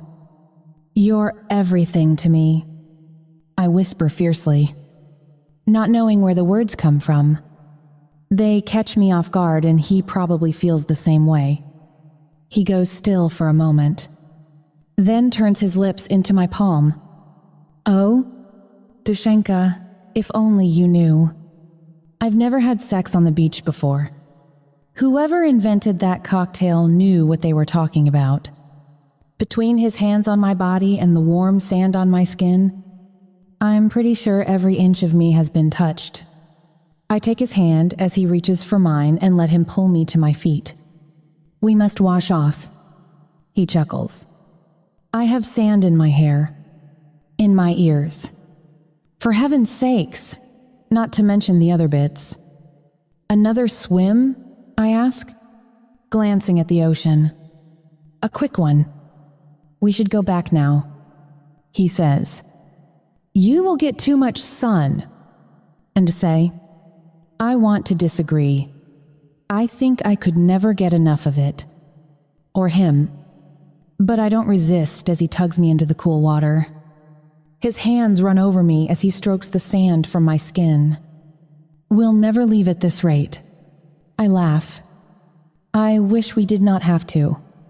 But we must go, he responds, casting a look up at the sky. Go? Where would we go? I look up too, seeing nothing but swooping gulls and soft clouds. I have a place. In Bridgehampton. But we will have to find a way there, he says, rubbing his chin as he looks off into space. Deep in thought. You have a place? I ask. What about the house? People can have more than one place. Kyla, he chuckles. In Bridgehampton. I repeat, I feel like an idiot, but I've never heard of it. Frankly, I haven't encountered much outside of Queens, which is daft, considering I live in one of the biggest cities in the world. He could be talking about a different planet. How far away is it? It suddenly occurs to me that we have no transport, no cash, no means of communication. It could be on a different planet for all the good it would do. Not far, but we will need a ride. I saw a parking area nearby, he says. I will requisition a vehicle, he adds as if it's the most logical thing in the world. Requisition? I'm still repeating every second word he says. Wait, when did you find a parking area? This morning, when you were snoring under the trees. He laughs. I don't snore, I squawk. And why didn't you tell me before? I was waiting for things to cool off out there. They will be on the lookout for us.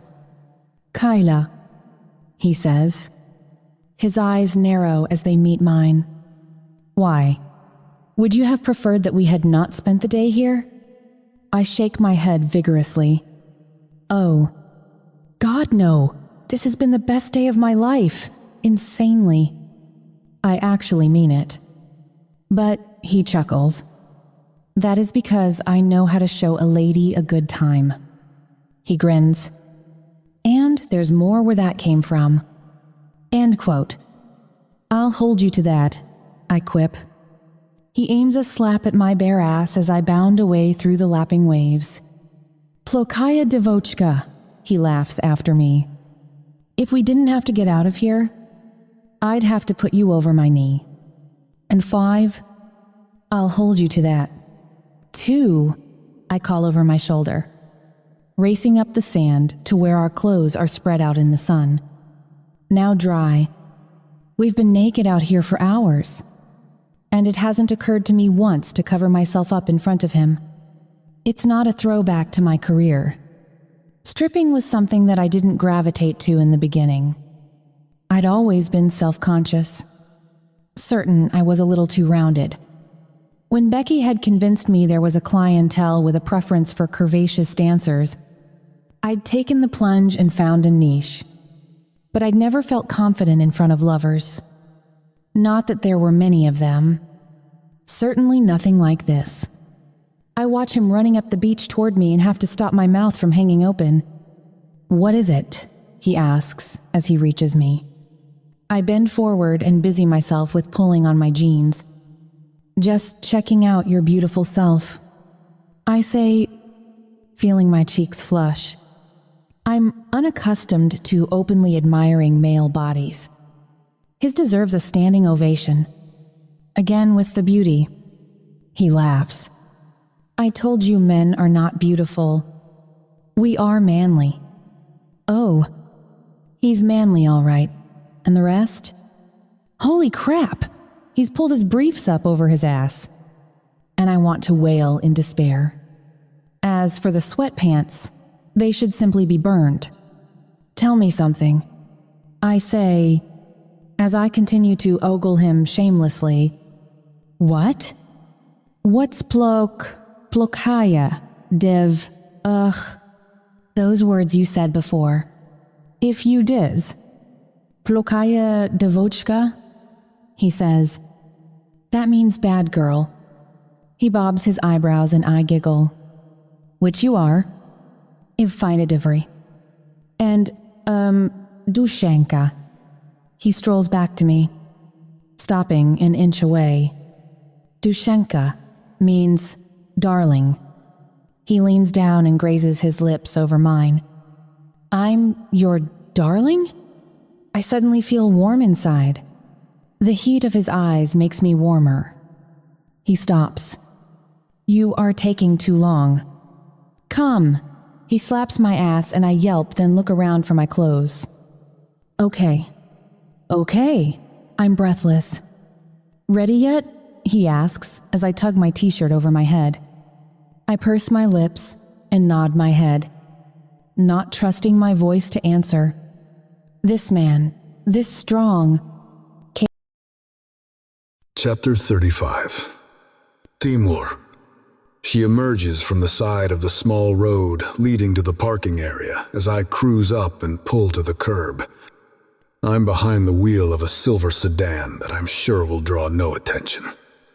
Best of all, it's not the type that would be fitted with any sort of low-jack device, so I'm hoping we'll have less chance of being tracked down. She glances around nervously, then slides quickly into the passenger seat and ducks down. How did you get hold of this? She asks, her eyes wide. Misspent youth. I answer, sit up and relax. You look like a criminal. Vel duck. She aims a dark look at me. That's because we just stole a car. Requisitioned. I correct her. Whatever, it's still not our car, she shoots back. Right now. We need it more than they do. No, I won. She pinches her lips together and folds her hands primly on her lap.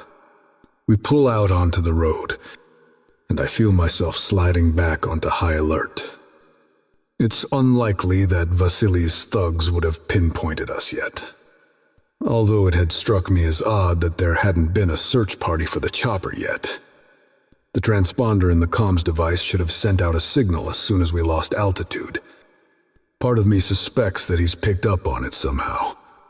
There's no knowing how deep his reach extends. I'd put nothing past the fucker. Kayla is tapping her hands on her knees nervously as she peers out the window at the passing scenery. How long till we get there? She asks, looking over at me. I reach for her hand and put it on my thigh, hoping to settle her a little.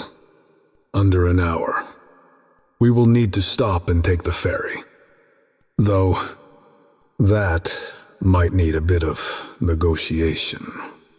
Now's not a good moment to point out that we don't have a cent on us, and we're going to have to pay the fare. She looks at me sharply. The ferry, she squeaks. They'll spot us. The cops. There's no way. Relax. Kyla. I soothe. I have this. I haven't figured it out yet. But I'll improvise. I always improvise. Her fingers grip my thigh so tightly that I'm pretty sure she's going to leave bruises. As we near the ferry, I hear her breath starting to come fast and sharp. She's barely said a word since we left the reserve. Sitting pale and tight-lipped at my side. I find parking nearby and leave the engine running as I get out of the car. Stay here. That won't be long.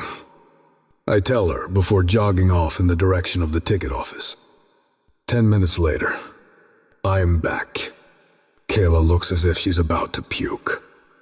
Which suits my cover story perfectly. You good? I ask.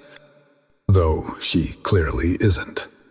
She nods, regardless. Right. If anyone asks, you are diabetic. And we have left your medication at home. And somehow, we have lost your purse, which had my wallet and phone in it. When she opens her mouth to speak, I raise a hand. Don't ask. I say. She doesn't need further prompting. And it works. By the time we disembark, she's shaking, but we're out the other side and back on the road. Not long now. I say, taking her hand again.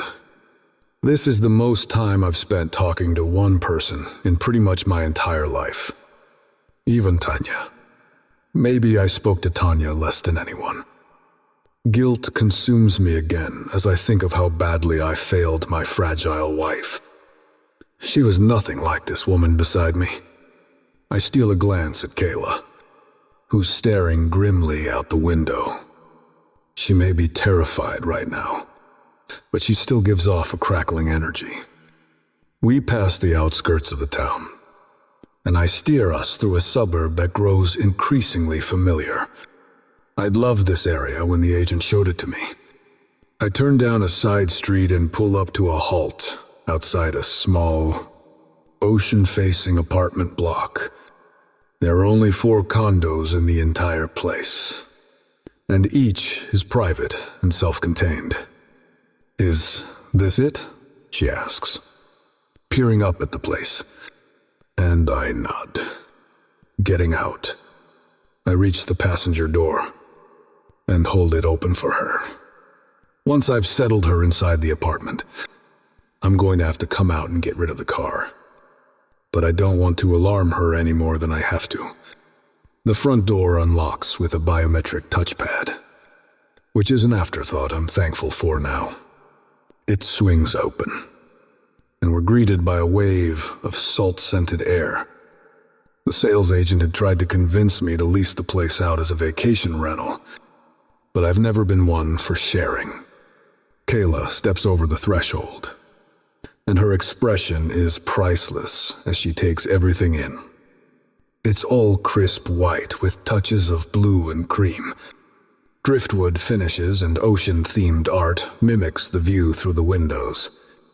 It's impressive, though I had nothing to do with it. The agent had recommended an interior designer. I let them have carte blanche, and every penny was worth it as I watch her expression. I shut the door behind us and head through to the master bedroom, aware that she's trailing behind me. "Make yourself at home," I say over my shoulder. "You will find everything you need if you want to take a shower. Or a bath, if you prefer." She murmurs as she heads past me to get a good look at the room. It's dominated by an oversized bed that faces a giant picture window overlooking the ocean. "It's incredible," she says at last. I'm strangely pleased, though I can't say why. I open the closet door. Key and a code on the safe tucked behind some spare clothing, and extract a roll of $100 bills. It should tide us over until I figure out our next move. But there's more where it came from if we need it. As I look down at the clothes, I realize it's never occurred to me to leave any women's items. I'm suddenly aware of how different my world feels with her in it. Hungry. "Yes?" I ask. She chuckles, warmly, and I'm glad she's finally relaxing after the drive. "Yes. I could eat pretty much anything you put in front of me right now." "That's so?" I leer at her, and she laughs lightly. She's definitely relaxing. We'll put that to the test later. But now, I will go down to the store for something to bite. Her expression flickers, and I see a hint of alarm, which is hardly surprising. Get in the tub and relax. I try to reassure her. I'll be back before you know it. I tuck the bankroll into a side pocket of my still sandy crash bag and heft the thing back over my shoulder. As I head to the front door, she clings to my arm for a moment, and I brush my lips over her forehead. "I won't be long, I promise." Her anxiety is palpable as I pull away and head out the door. I can't say I blame her. She's just been through more than most human beings ever face in a lifetime. The helicopter crash was enough to rock me, and I've had more than my share of similar shit. I jog down the stairs and head back to the sedan, glad that the thing hasn't been flagged anywhere yet. We'll need to get out of here before long, and I'm going to have to find a new set of wheels. For now. Though, it'll get me to the stores for some provisions, and a turn downtown to find myself a burner phone. I need to reach out to Green and the team. I'm pretty sure by now that my absence has been noted. I can only pray that Carl and Hugo haven't come to too much harm. Wasily's no fool. Though, he may be a ruthless criminal, but he's savvy enough not to draw unnecessary attention to himself. If someone has to disappear, it's carefully managed, and there's no risk of it being traced back to him. If anything, his attack on my property gave me some hope. It was a display of force to scare me, not to take me out. That's something he would do on some dark street with no witnesses. The thought should make me shudder, but I've probably faced death too many times to let it fuck with my head anymore. That's a fear I reserve for those I care about. And now, the woman I've left in the apartment. I have to find a way to keep them safe. The nearby strip mall houses a decent grocery store. A brief conversation with a busboy from a restaurant in the same mall points me in the direction of a side street populated with kiosks where I might be able to get a phone. In less than half an hour, I've got our evening meal, and a low-end Nokia is powering up using a SIM registered to the vendor's kid brother. I won't have the thing long enough for it to matter. But looking down at the device, I realize how much I've grown used to being in communication with the rest of the world. Now it's the kind of thing that just might get me killed. I key in the number I've committed to memory and wait for the usual greeting on the other end. Green, please. Grade Markin. I wait until a familiar dry tone comes over the line. Well, here's another fine mess you've gotten yourself into. Stan. I'm not amused. You've been on site? It's a disaster, says Green. But we have a crew on cleanup. Your lilies are still doing well. I'm sure you'll be pleased to know. How are the roses? Wilting, I reply. I've tried to keep Kayla's spirits up, but they'll be flagging soon enough. It's been a roller coaster. My cub. I can imagine, says Green. The bird will need to be retrieved, but the area's hot. Scouts everywhere. What's your location? Zone 2, I reply. Troubled to know that Vasily's men have homed in on the chopper site. My bolt hole will be safe, though nobody knows about it aside from Green's team. We can probably stay here for a day, maybe 2. I would prefer to be out sooner. Lowe's, bothing. Give me 24 hours. I'll send in a crew. If you lay low, you'll be good till we get there. Ready. Got it. Chapter 36. Kayla. It took me 20 minutes to stop pacing around the apartment and finally head into the bathroom to draw a bath. The oversized tub is situated in the center of the room beneath a skylight. If I wasn't so anxious, I'd feel like royalty as I slide into it. The warm water begins to work its magic, and I sigh as some of the tension seeps out. This has to have been the most mind-blowing 2 weeks of my life. I've spent nearly every day torn between sheer terror and abject bliss. It's almost impossible to remember my life before I met this man. I don't want to think of a future without him either. What the fuck? Kayla, I whisper to myself. My voice echoes strangely in the empty room. It's gorgeous. Just like everything else I've been exposed to in Timur's world. I don't want to go back to my old life anymore. Even if there was anything to go back to.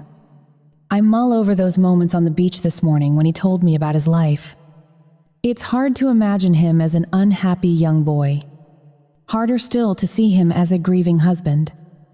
Everything about him seems so measured. So confident. What woman would not want to spend forever with him? The thought tugs me in a million directions. I have so many questions, but I'm overwhelmed with the sense of having no right to ask. I have no words to describe my place in his world. Lover, perhaps. But aside from that, what am I? His girlfriend? Dushenka. I try out the word in the silence of the room. I'm his darling. I fight back a laugh that echoes as hollowly as my voice did. We're on the run from a band of slave-trading gangsters. And I'm wondering if Timour thinks of me as a girlfriend? You need to get a grip. Girl, I say out loud. Not to mention that not long ago, I was threatening him with the police. I sigh and sink deeper beneath the surface. I almost feel a little melancholy as I wash the salt from my hair. It feels like those moments are washing away with it. The sound of the front door opening almost has me shooting out of the tub. I pull myself together. Timour's steady footfalls have become familiar to me. I hear items being set down and suspect he's unpacking in the kitchen. I'm about to clamber out of the bath when I look up and see him leaning against the door jamb. "Don't move." He smiles. "I like you just where you are." "Explain, Till." I shake my head and grin, then sink back into the water, feeling all the previous anxieties evaporate. He steps forward and extends a glass of wine, and my grin widens. "I think you need this," he says as I close my fingers around the stem. "What are you weigh? Psychic?" I take a long sip and release a sigh. He sits on the edge of the tub and swirls the water around me. With each swirl, his fingertips graze me lightly, tantalizingly. I feel myself holding my breath in anticipation of those tiny touches. "Dinner will be ready when you get out," he says. He's not looking at my face. His eyes are fixed on the motion of the water around my body. "Okay." I gulp down more wine and try not to choke on it. "What's the dress code?" I joke, though my mouth suddenly dry. "Come as you are," Timour says. His voice is husky too. I have a feeling it might be a while before we eat dinner. But then he's on his feet and heading out the door. "There is a robe if you're feeling shy. I will shower while you are busy. If..." I sigh and take another sip of wine. The man's a tease.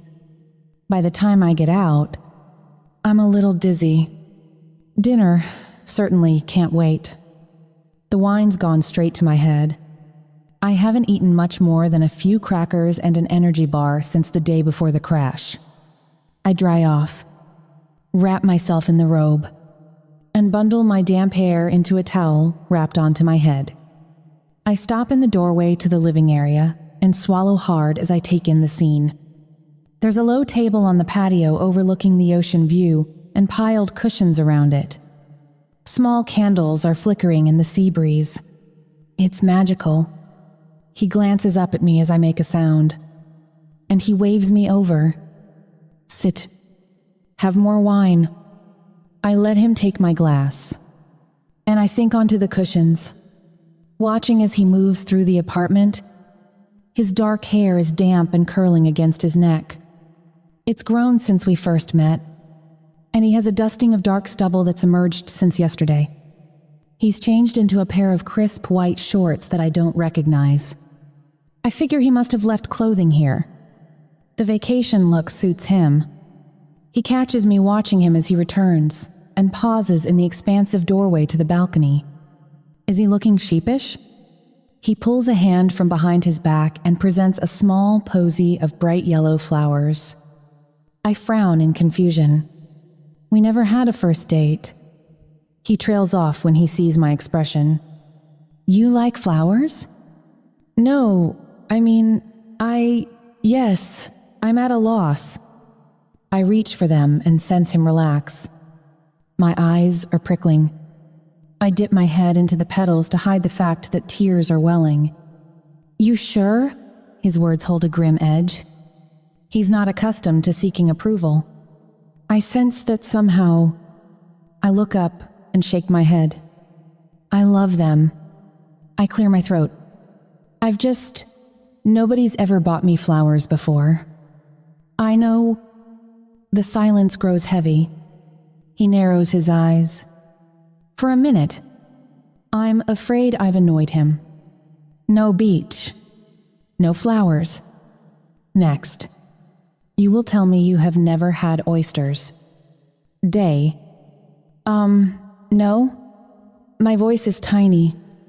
Is this some sort of test? That will change tonight.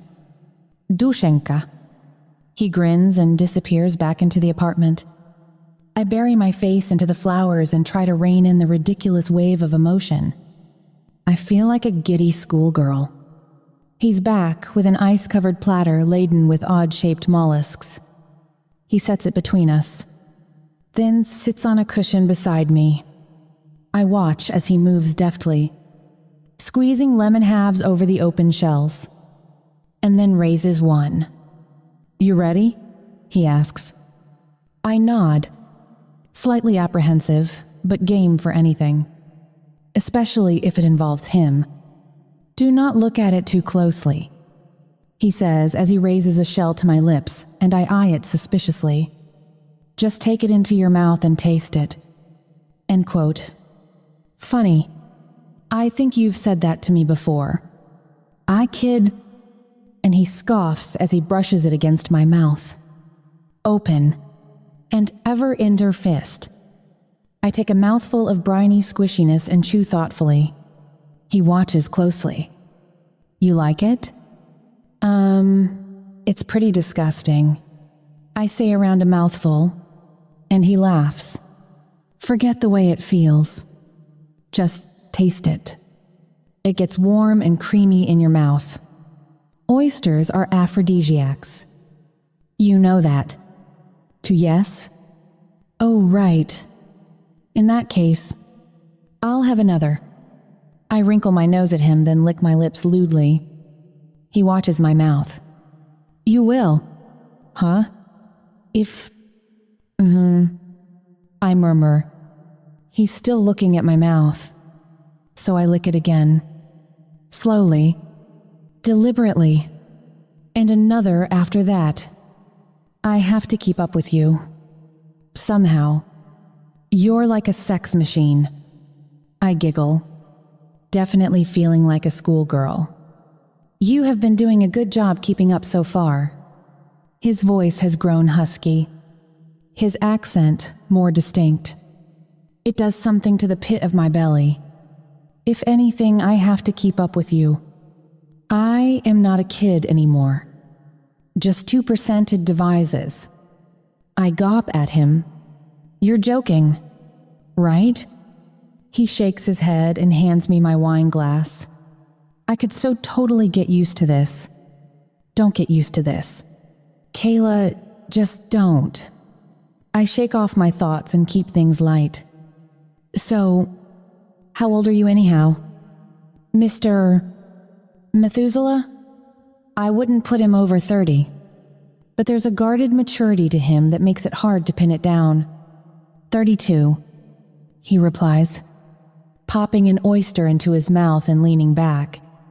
He washes it down with a mouthful from his own glass. I watch his throat move. I want to put my lips there. Yeah, you should probably have more of those oysters then. I grin. I'll help you up when we're done. Gramps. To do thing 8 hands. Who says we'll ever be done? He asks.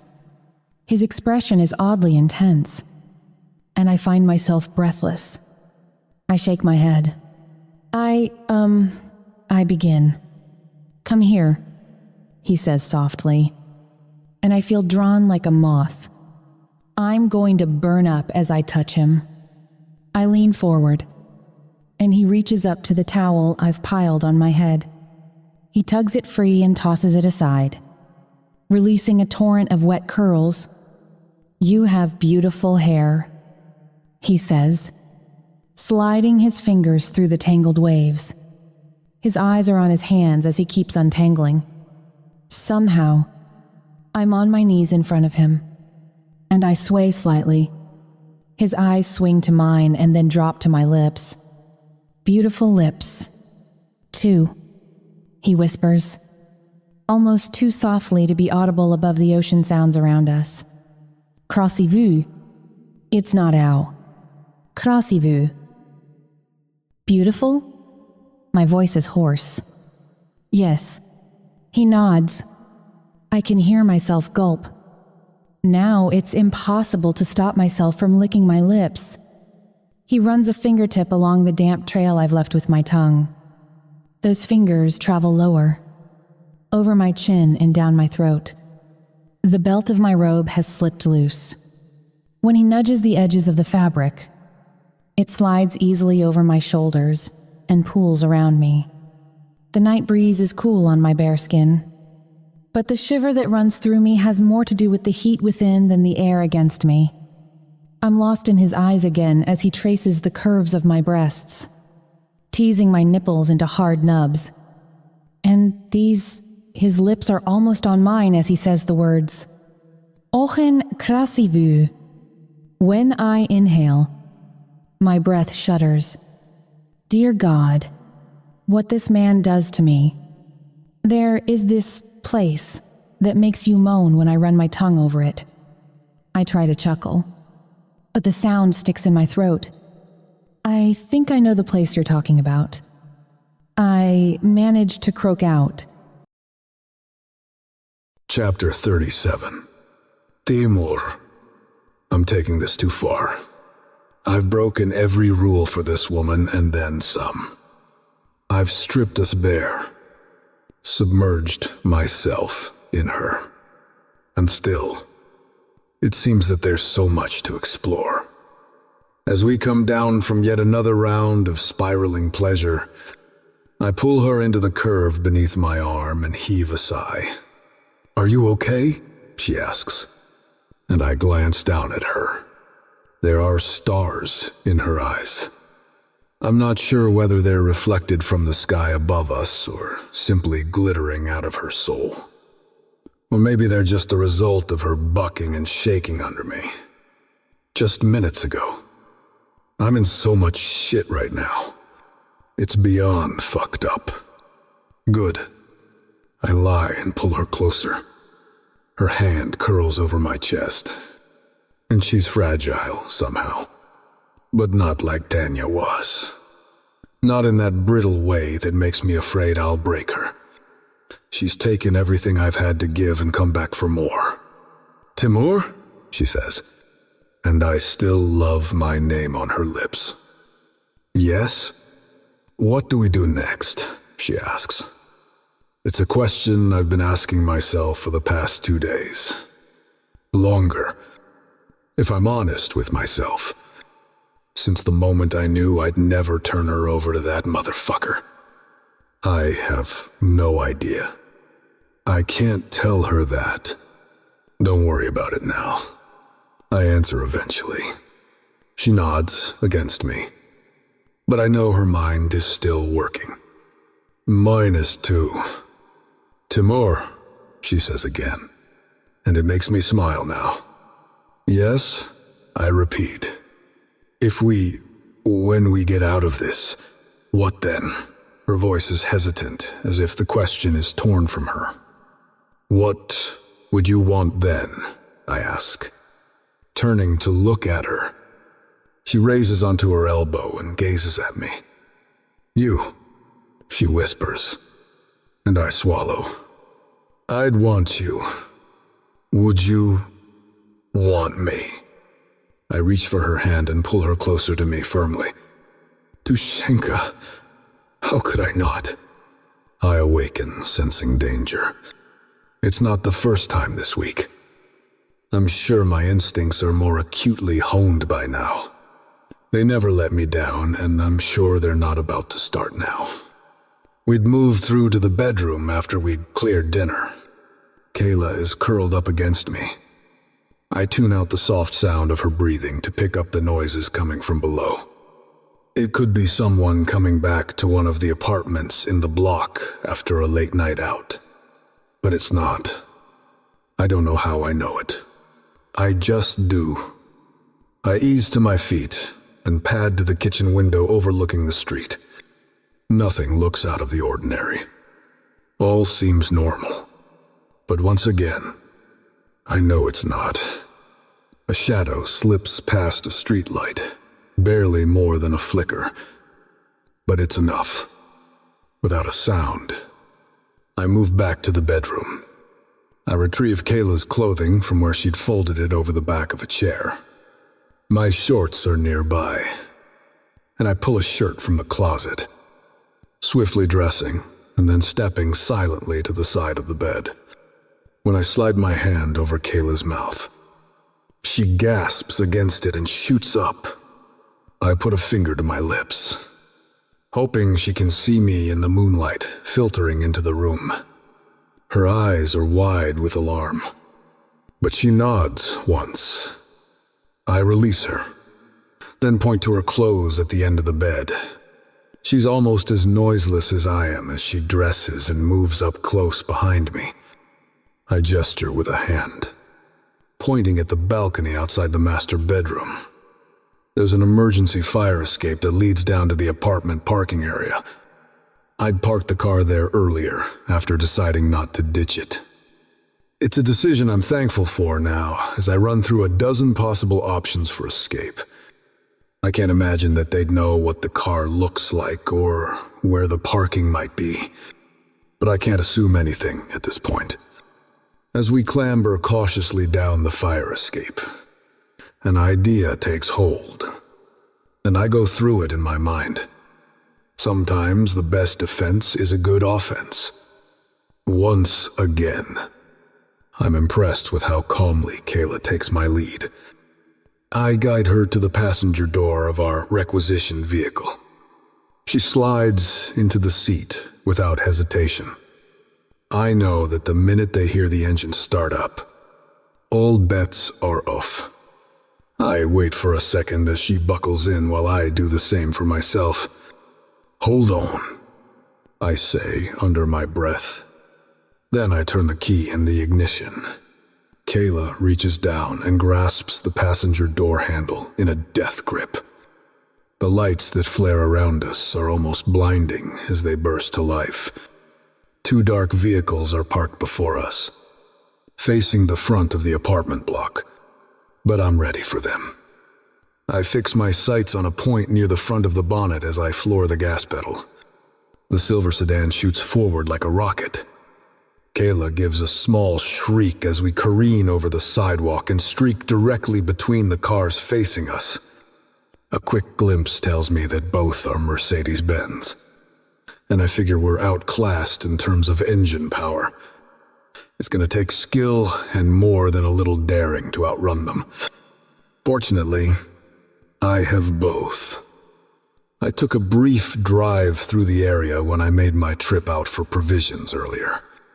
I familiarized myself with the streets and side roads around us. Kayla. I keep my eyes on the road as I speak. Reach behind my seat. You will find my backpack there. I dare a quick look and see her nod and then duck around, fumbling with her hand. She struggles to pull it free and into the front. "Got it," she says breathlessly at last. My eyes are still on the road, but I know they're behind us.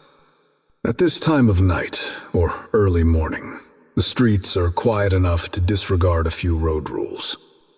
My pistol is in the back zip compartment. "Get it out.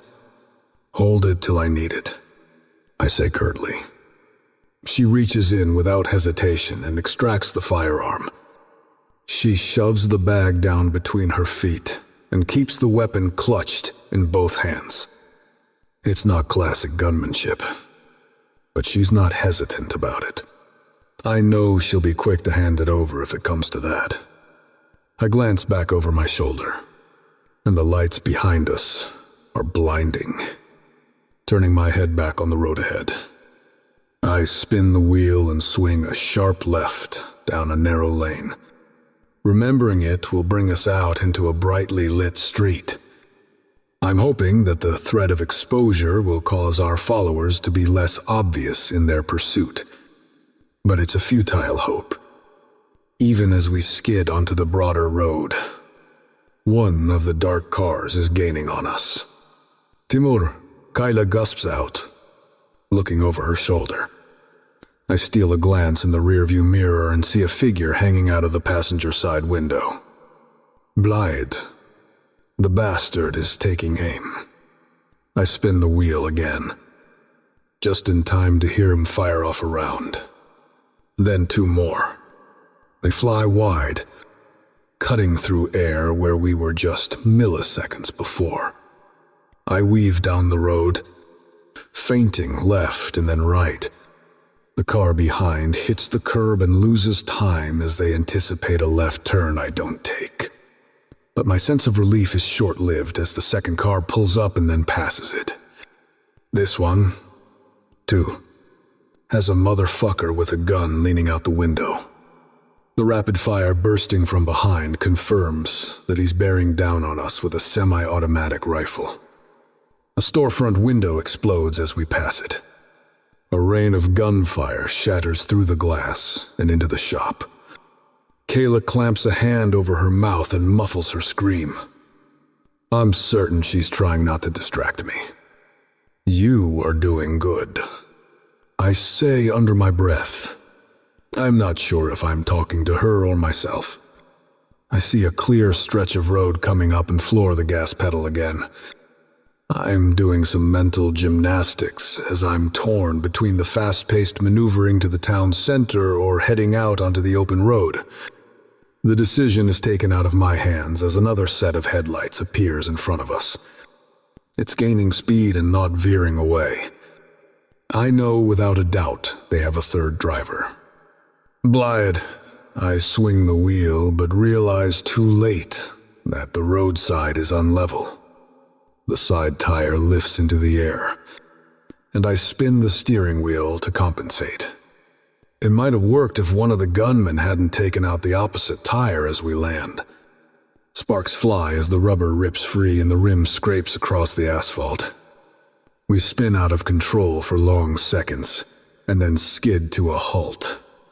The engine's still rumbling, and I whip my head around to find a way out. But we're surrounded. There's nowhere to run. I reach out my hand, and before I can ask, I feel the butt of my pistol pressed into my palm. Kayla's instinctively ducked low, but her eyes are on me. She's waiting for an instruction, and right now, I have no fucking idea what to tell her. We're surrounded and I'm not seeing a way out. Again. The next decision is taken from me as the men open fire. I press a hand over her head to keep her down and throw myself over her. The air rushes out of her, but she stays still as I kick the door open, lean out, and take aim. Timour! She cries out as bullets whine past us.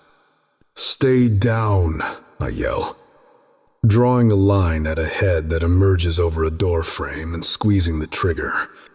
There's a hoarse cry, and I spin and take aim again. I fire off 3 more rounds quickly, then a 4th, and I'm rewarded by a heavy thump as someone falls and his gun skitters across the road. The Glock holds 17 rounds, and I have a spare mag in the bag. But another vehicle pulls in, and I'm starting to worry it won't be enough. My best bet right now is to hold them off until help comes. I'm struck by how pathetic I am at this moment, incapable of defending her. Once again, I'm not enough to protect the woman in my care. I need help to come. Please let help. Chapter 38. Kayla. Bullets are flying by, and for the second time in as many days. I'm waiting for the feeling of lead piercing my flesh. Timour has ducked behind the door. He's sweeping the barrel of the gun briskly as he picks out targets. He aims, and there's an explosion. A man beside one of the other cars drops. I duck to the floor and clap my hands over my ears, as if blocking out the sound will make it all go away. I'm starting to think that burying my head in the sand is my way of coping with disaster. Another vehicle pulls up, and more men pour out of it. Oh, God, there are too many of them. Timour's jaw is set in grim lines, but otherwise, he seems undeterred. He spins and pops off 2 more rounds, and another 2 men drop. Thank God he's accurate, because I don't know how much ammunition he could be packing. But now, we're surrounded. They are coming from all directions. There is nowhere to go. I shriek as something flies by too close. And then I stare in horror. The man next to me, my savior, my lover, My protector suddenly jerks and sways. Something hits him and a stain of blood blossoms on his shoulder. Timour! I let out a desperate scream, as if taking a bullet was the most natural thing to do. Timour switches the weapon to his other hand and continues firing. I duck and scramble behind the vehicle, hoping to reach him. I have to get to him. He's hurt. Stay clear. He snarls at me through gritted teeth. They will not fire at you. What does he mean? I have to get to him. He must be in a world of pain. But he's still not backing down. Not wavering. More shots ring out. Another man drops beside an open car door ahead of us, but the cacophony of gunfire that's ringing around us is beyond comprehension. I see a shadow flit to one side, and I let out a scream. Timour, to your left. He spins and takes aim, his other arm dangling uselessly at his side. Every detail of the moment comes into a sharp definition. His blood is now streaming down his arm and dripping off his fingertips. An explosion behind me leaves my ears ringing, head reeling, and that is when it happens. My worst nightmare taking form. Right in front of me, I watch in horror as Timour jerks again. Another bullet catches him, this time in the back. It spins him around, and there is a long second of silence. Even the air stops moving as his gaze meets mine for a brief moment. It happens in a fragment of a second, but it seems like eternity. I stare deep into his dark eyes, beautiful eyes that go wide as another slug slams into his chest. No! I scream in anguish and I feel my heart clench. Timour. His eyes are still locked on mine as his fingers uncurl from the weapon. It falls free as his hand moves to the front of his shirt. Timour! Timour! Oh God! No! I'm still screaming uncontrollably, stretching out to him. But there's a world between us now. I can't get to him. I can't reach him in time. I can't reach him! Please, please. God, no! I wail in desperation. I feel thick arms wrapped around my waist, and I'm being lifted and dragged. I thrash against the strong grip, kicking out, flailing, and feeling my nails rake against flesh. Timour is still staring at me, but he's now sunk to his knees, and I'm being dragged inexorably away. Away from him? I'm putting my heart and soul into the fight, but I can't break free from the arms around my ribcage. No! Let me go! There are hands on my arms as I'm torn backward, still screaming like a wild animal. His eyes have not left my face, and his lips move soundlessly. Dushenka. He mouths as I watch blood bubble in the corner of his lips.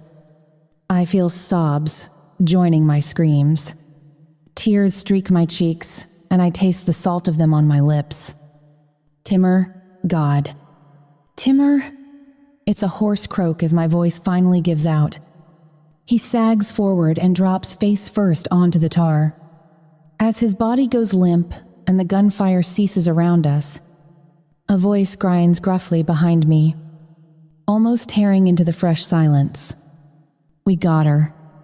Boss. Yeah. We took him out. No. He's dead. Eyes. The fight goes from me, and I feel myself hang limply in their grasp. It's over. He's gone. Forever. I'm never getting him back. End of part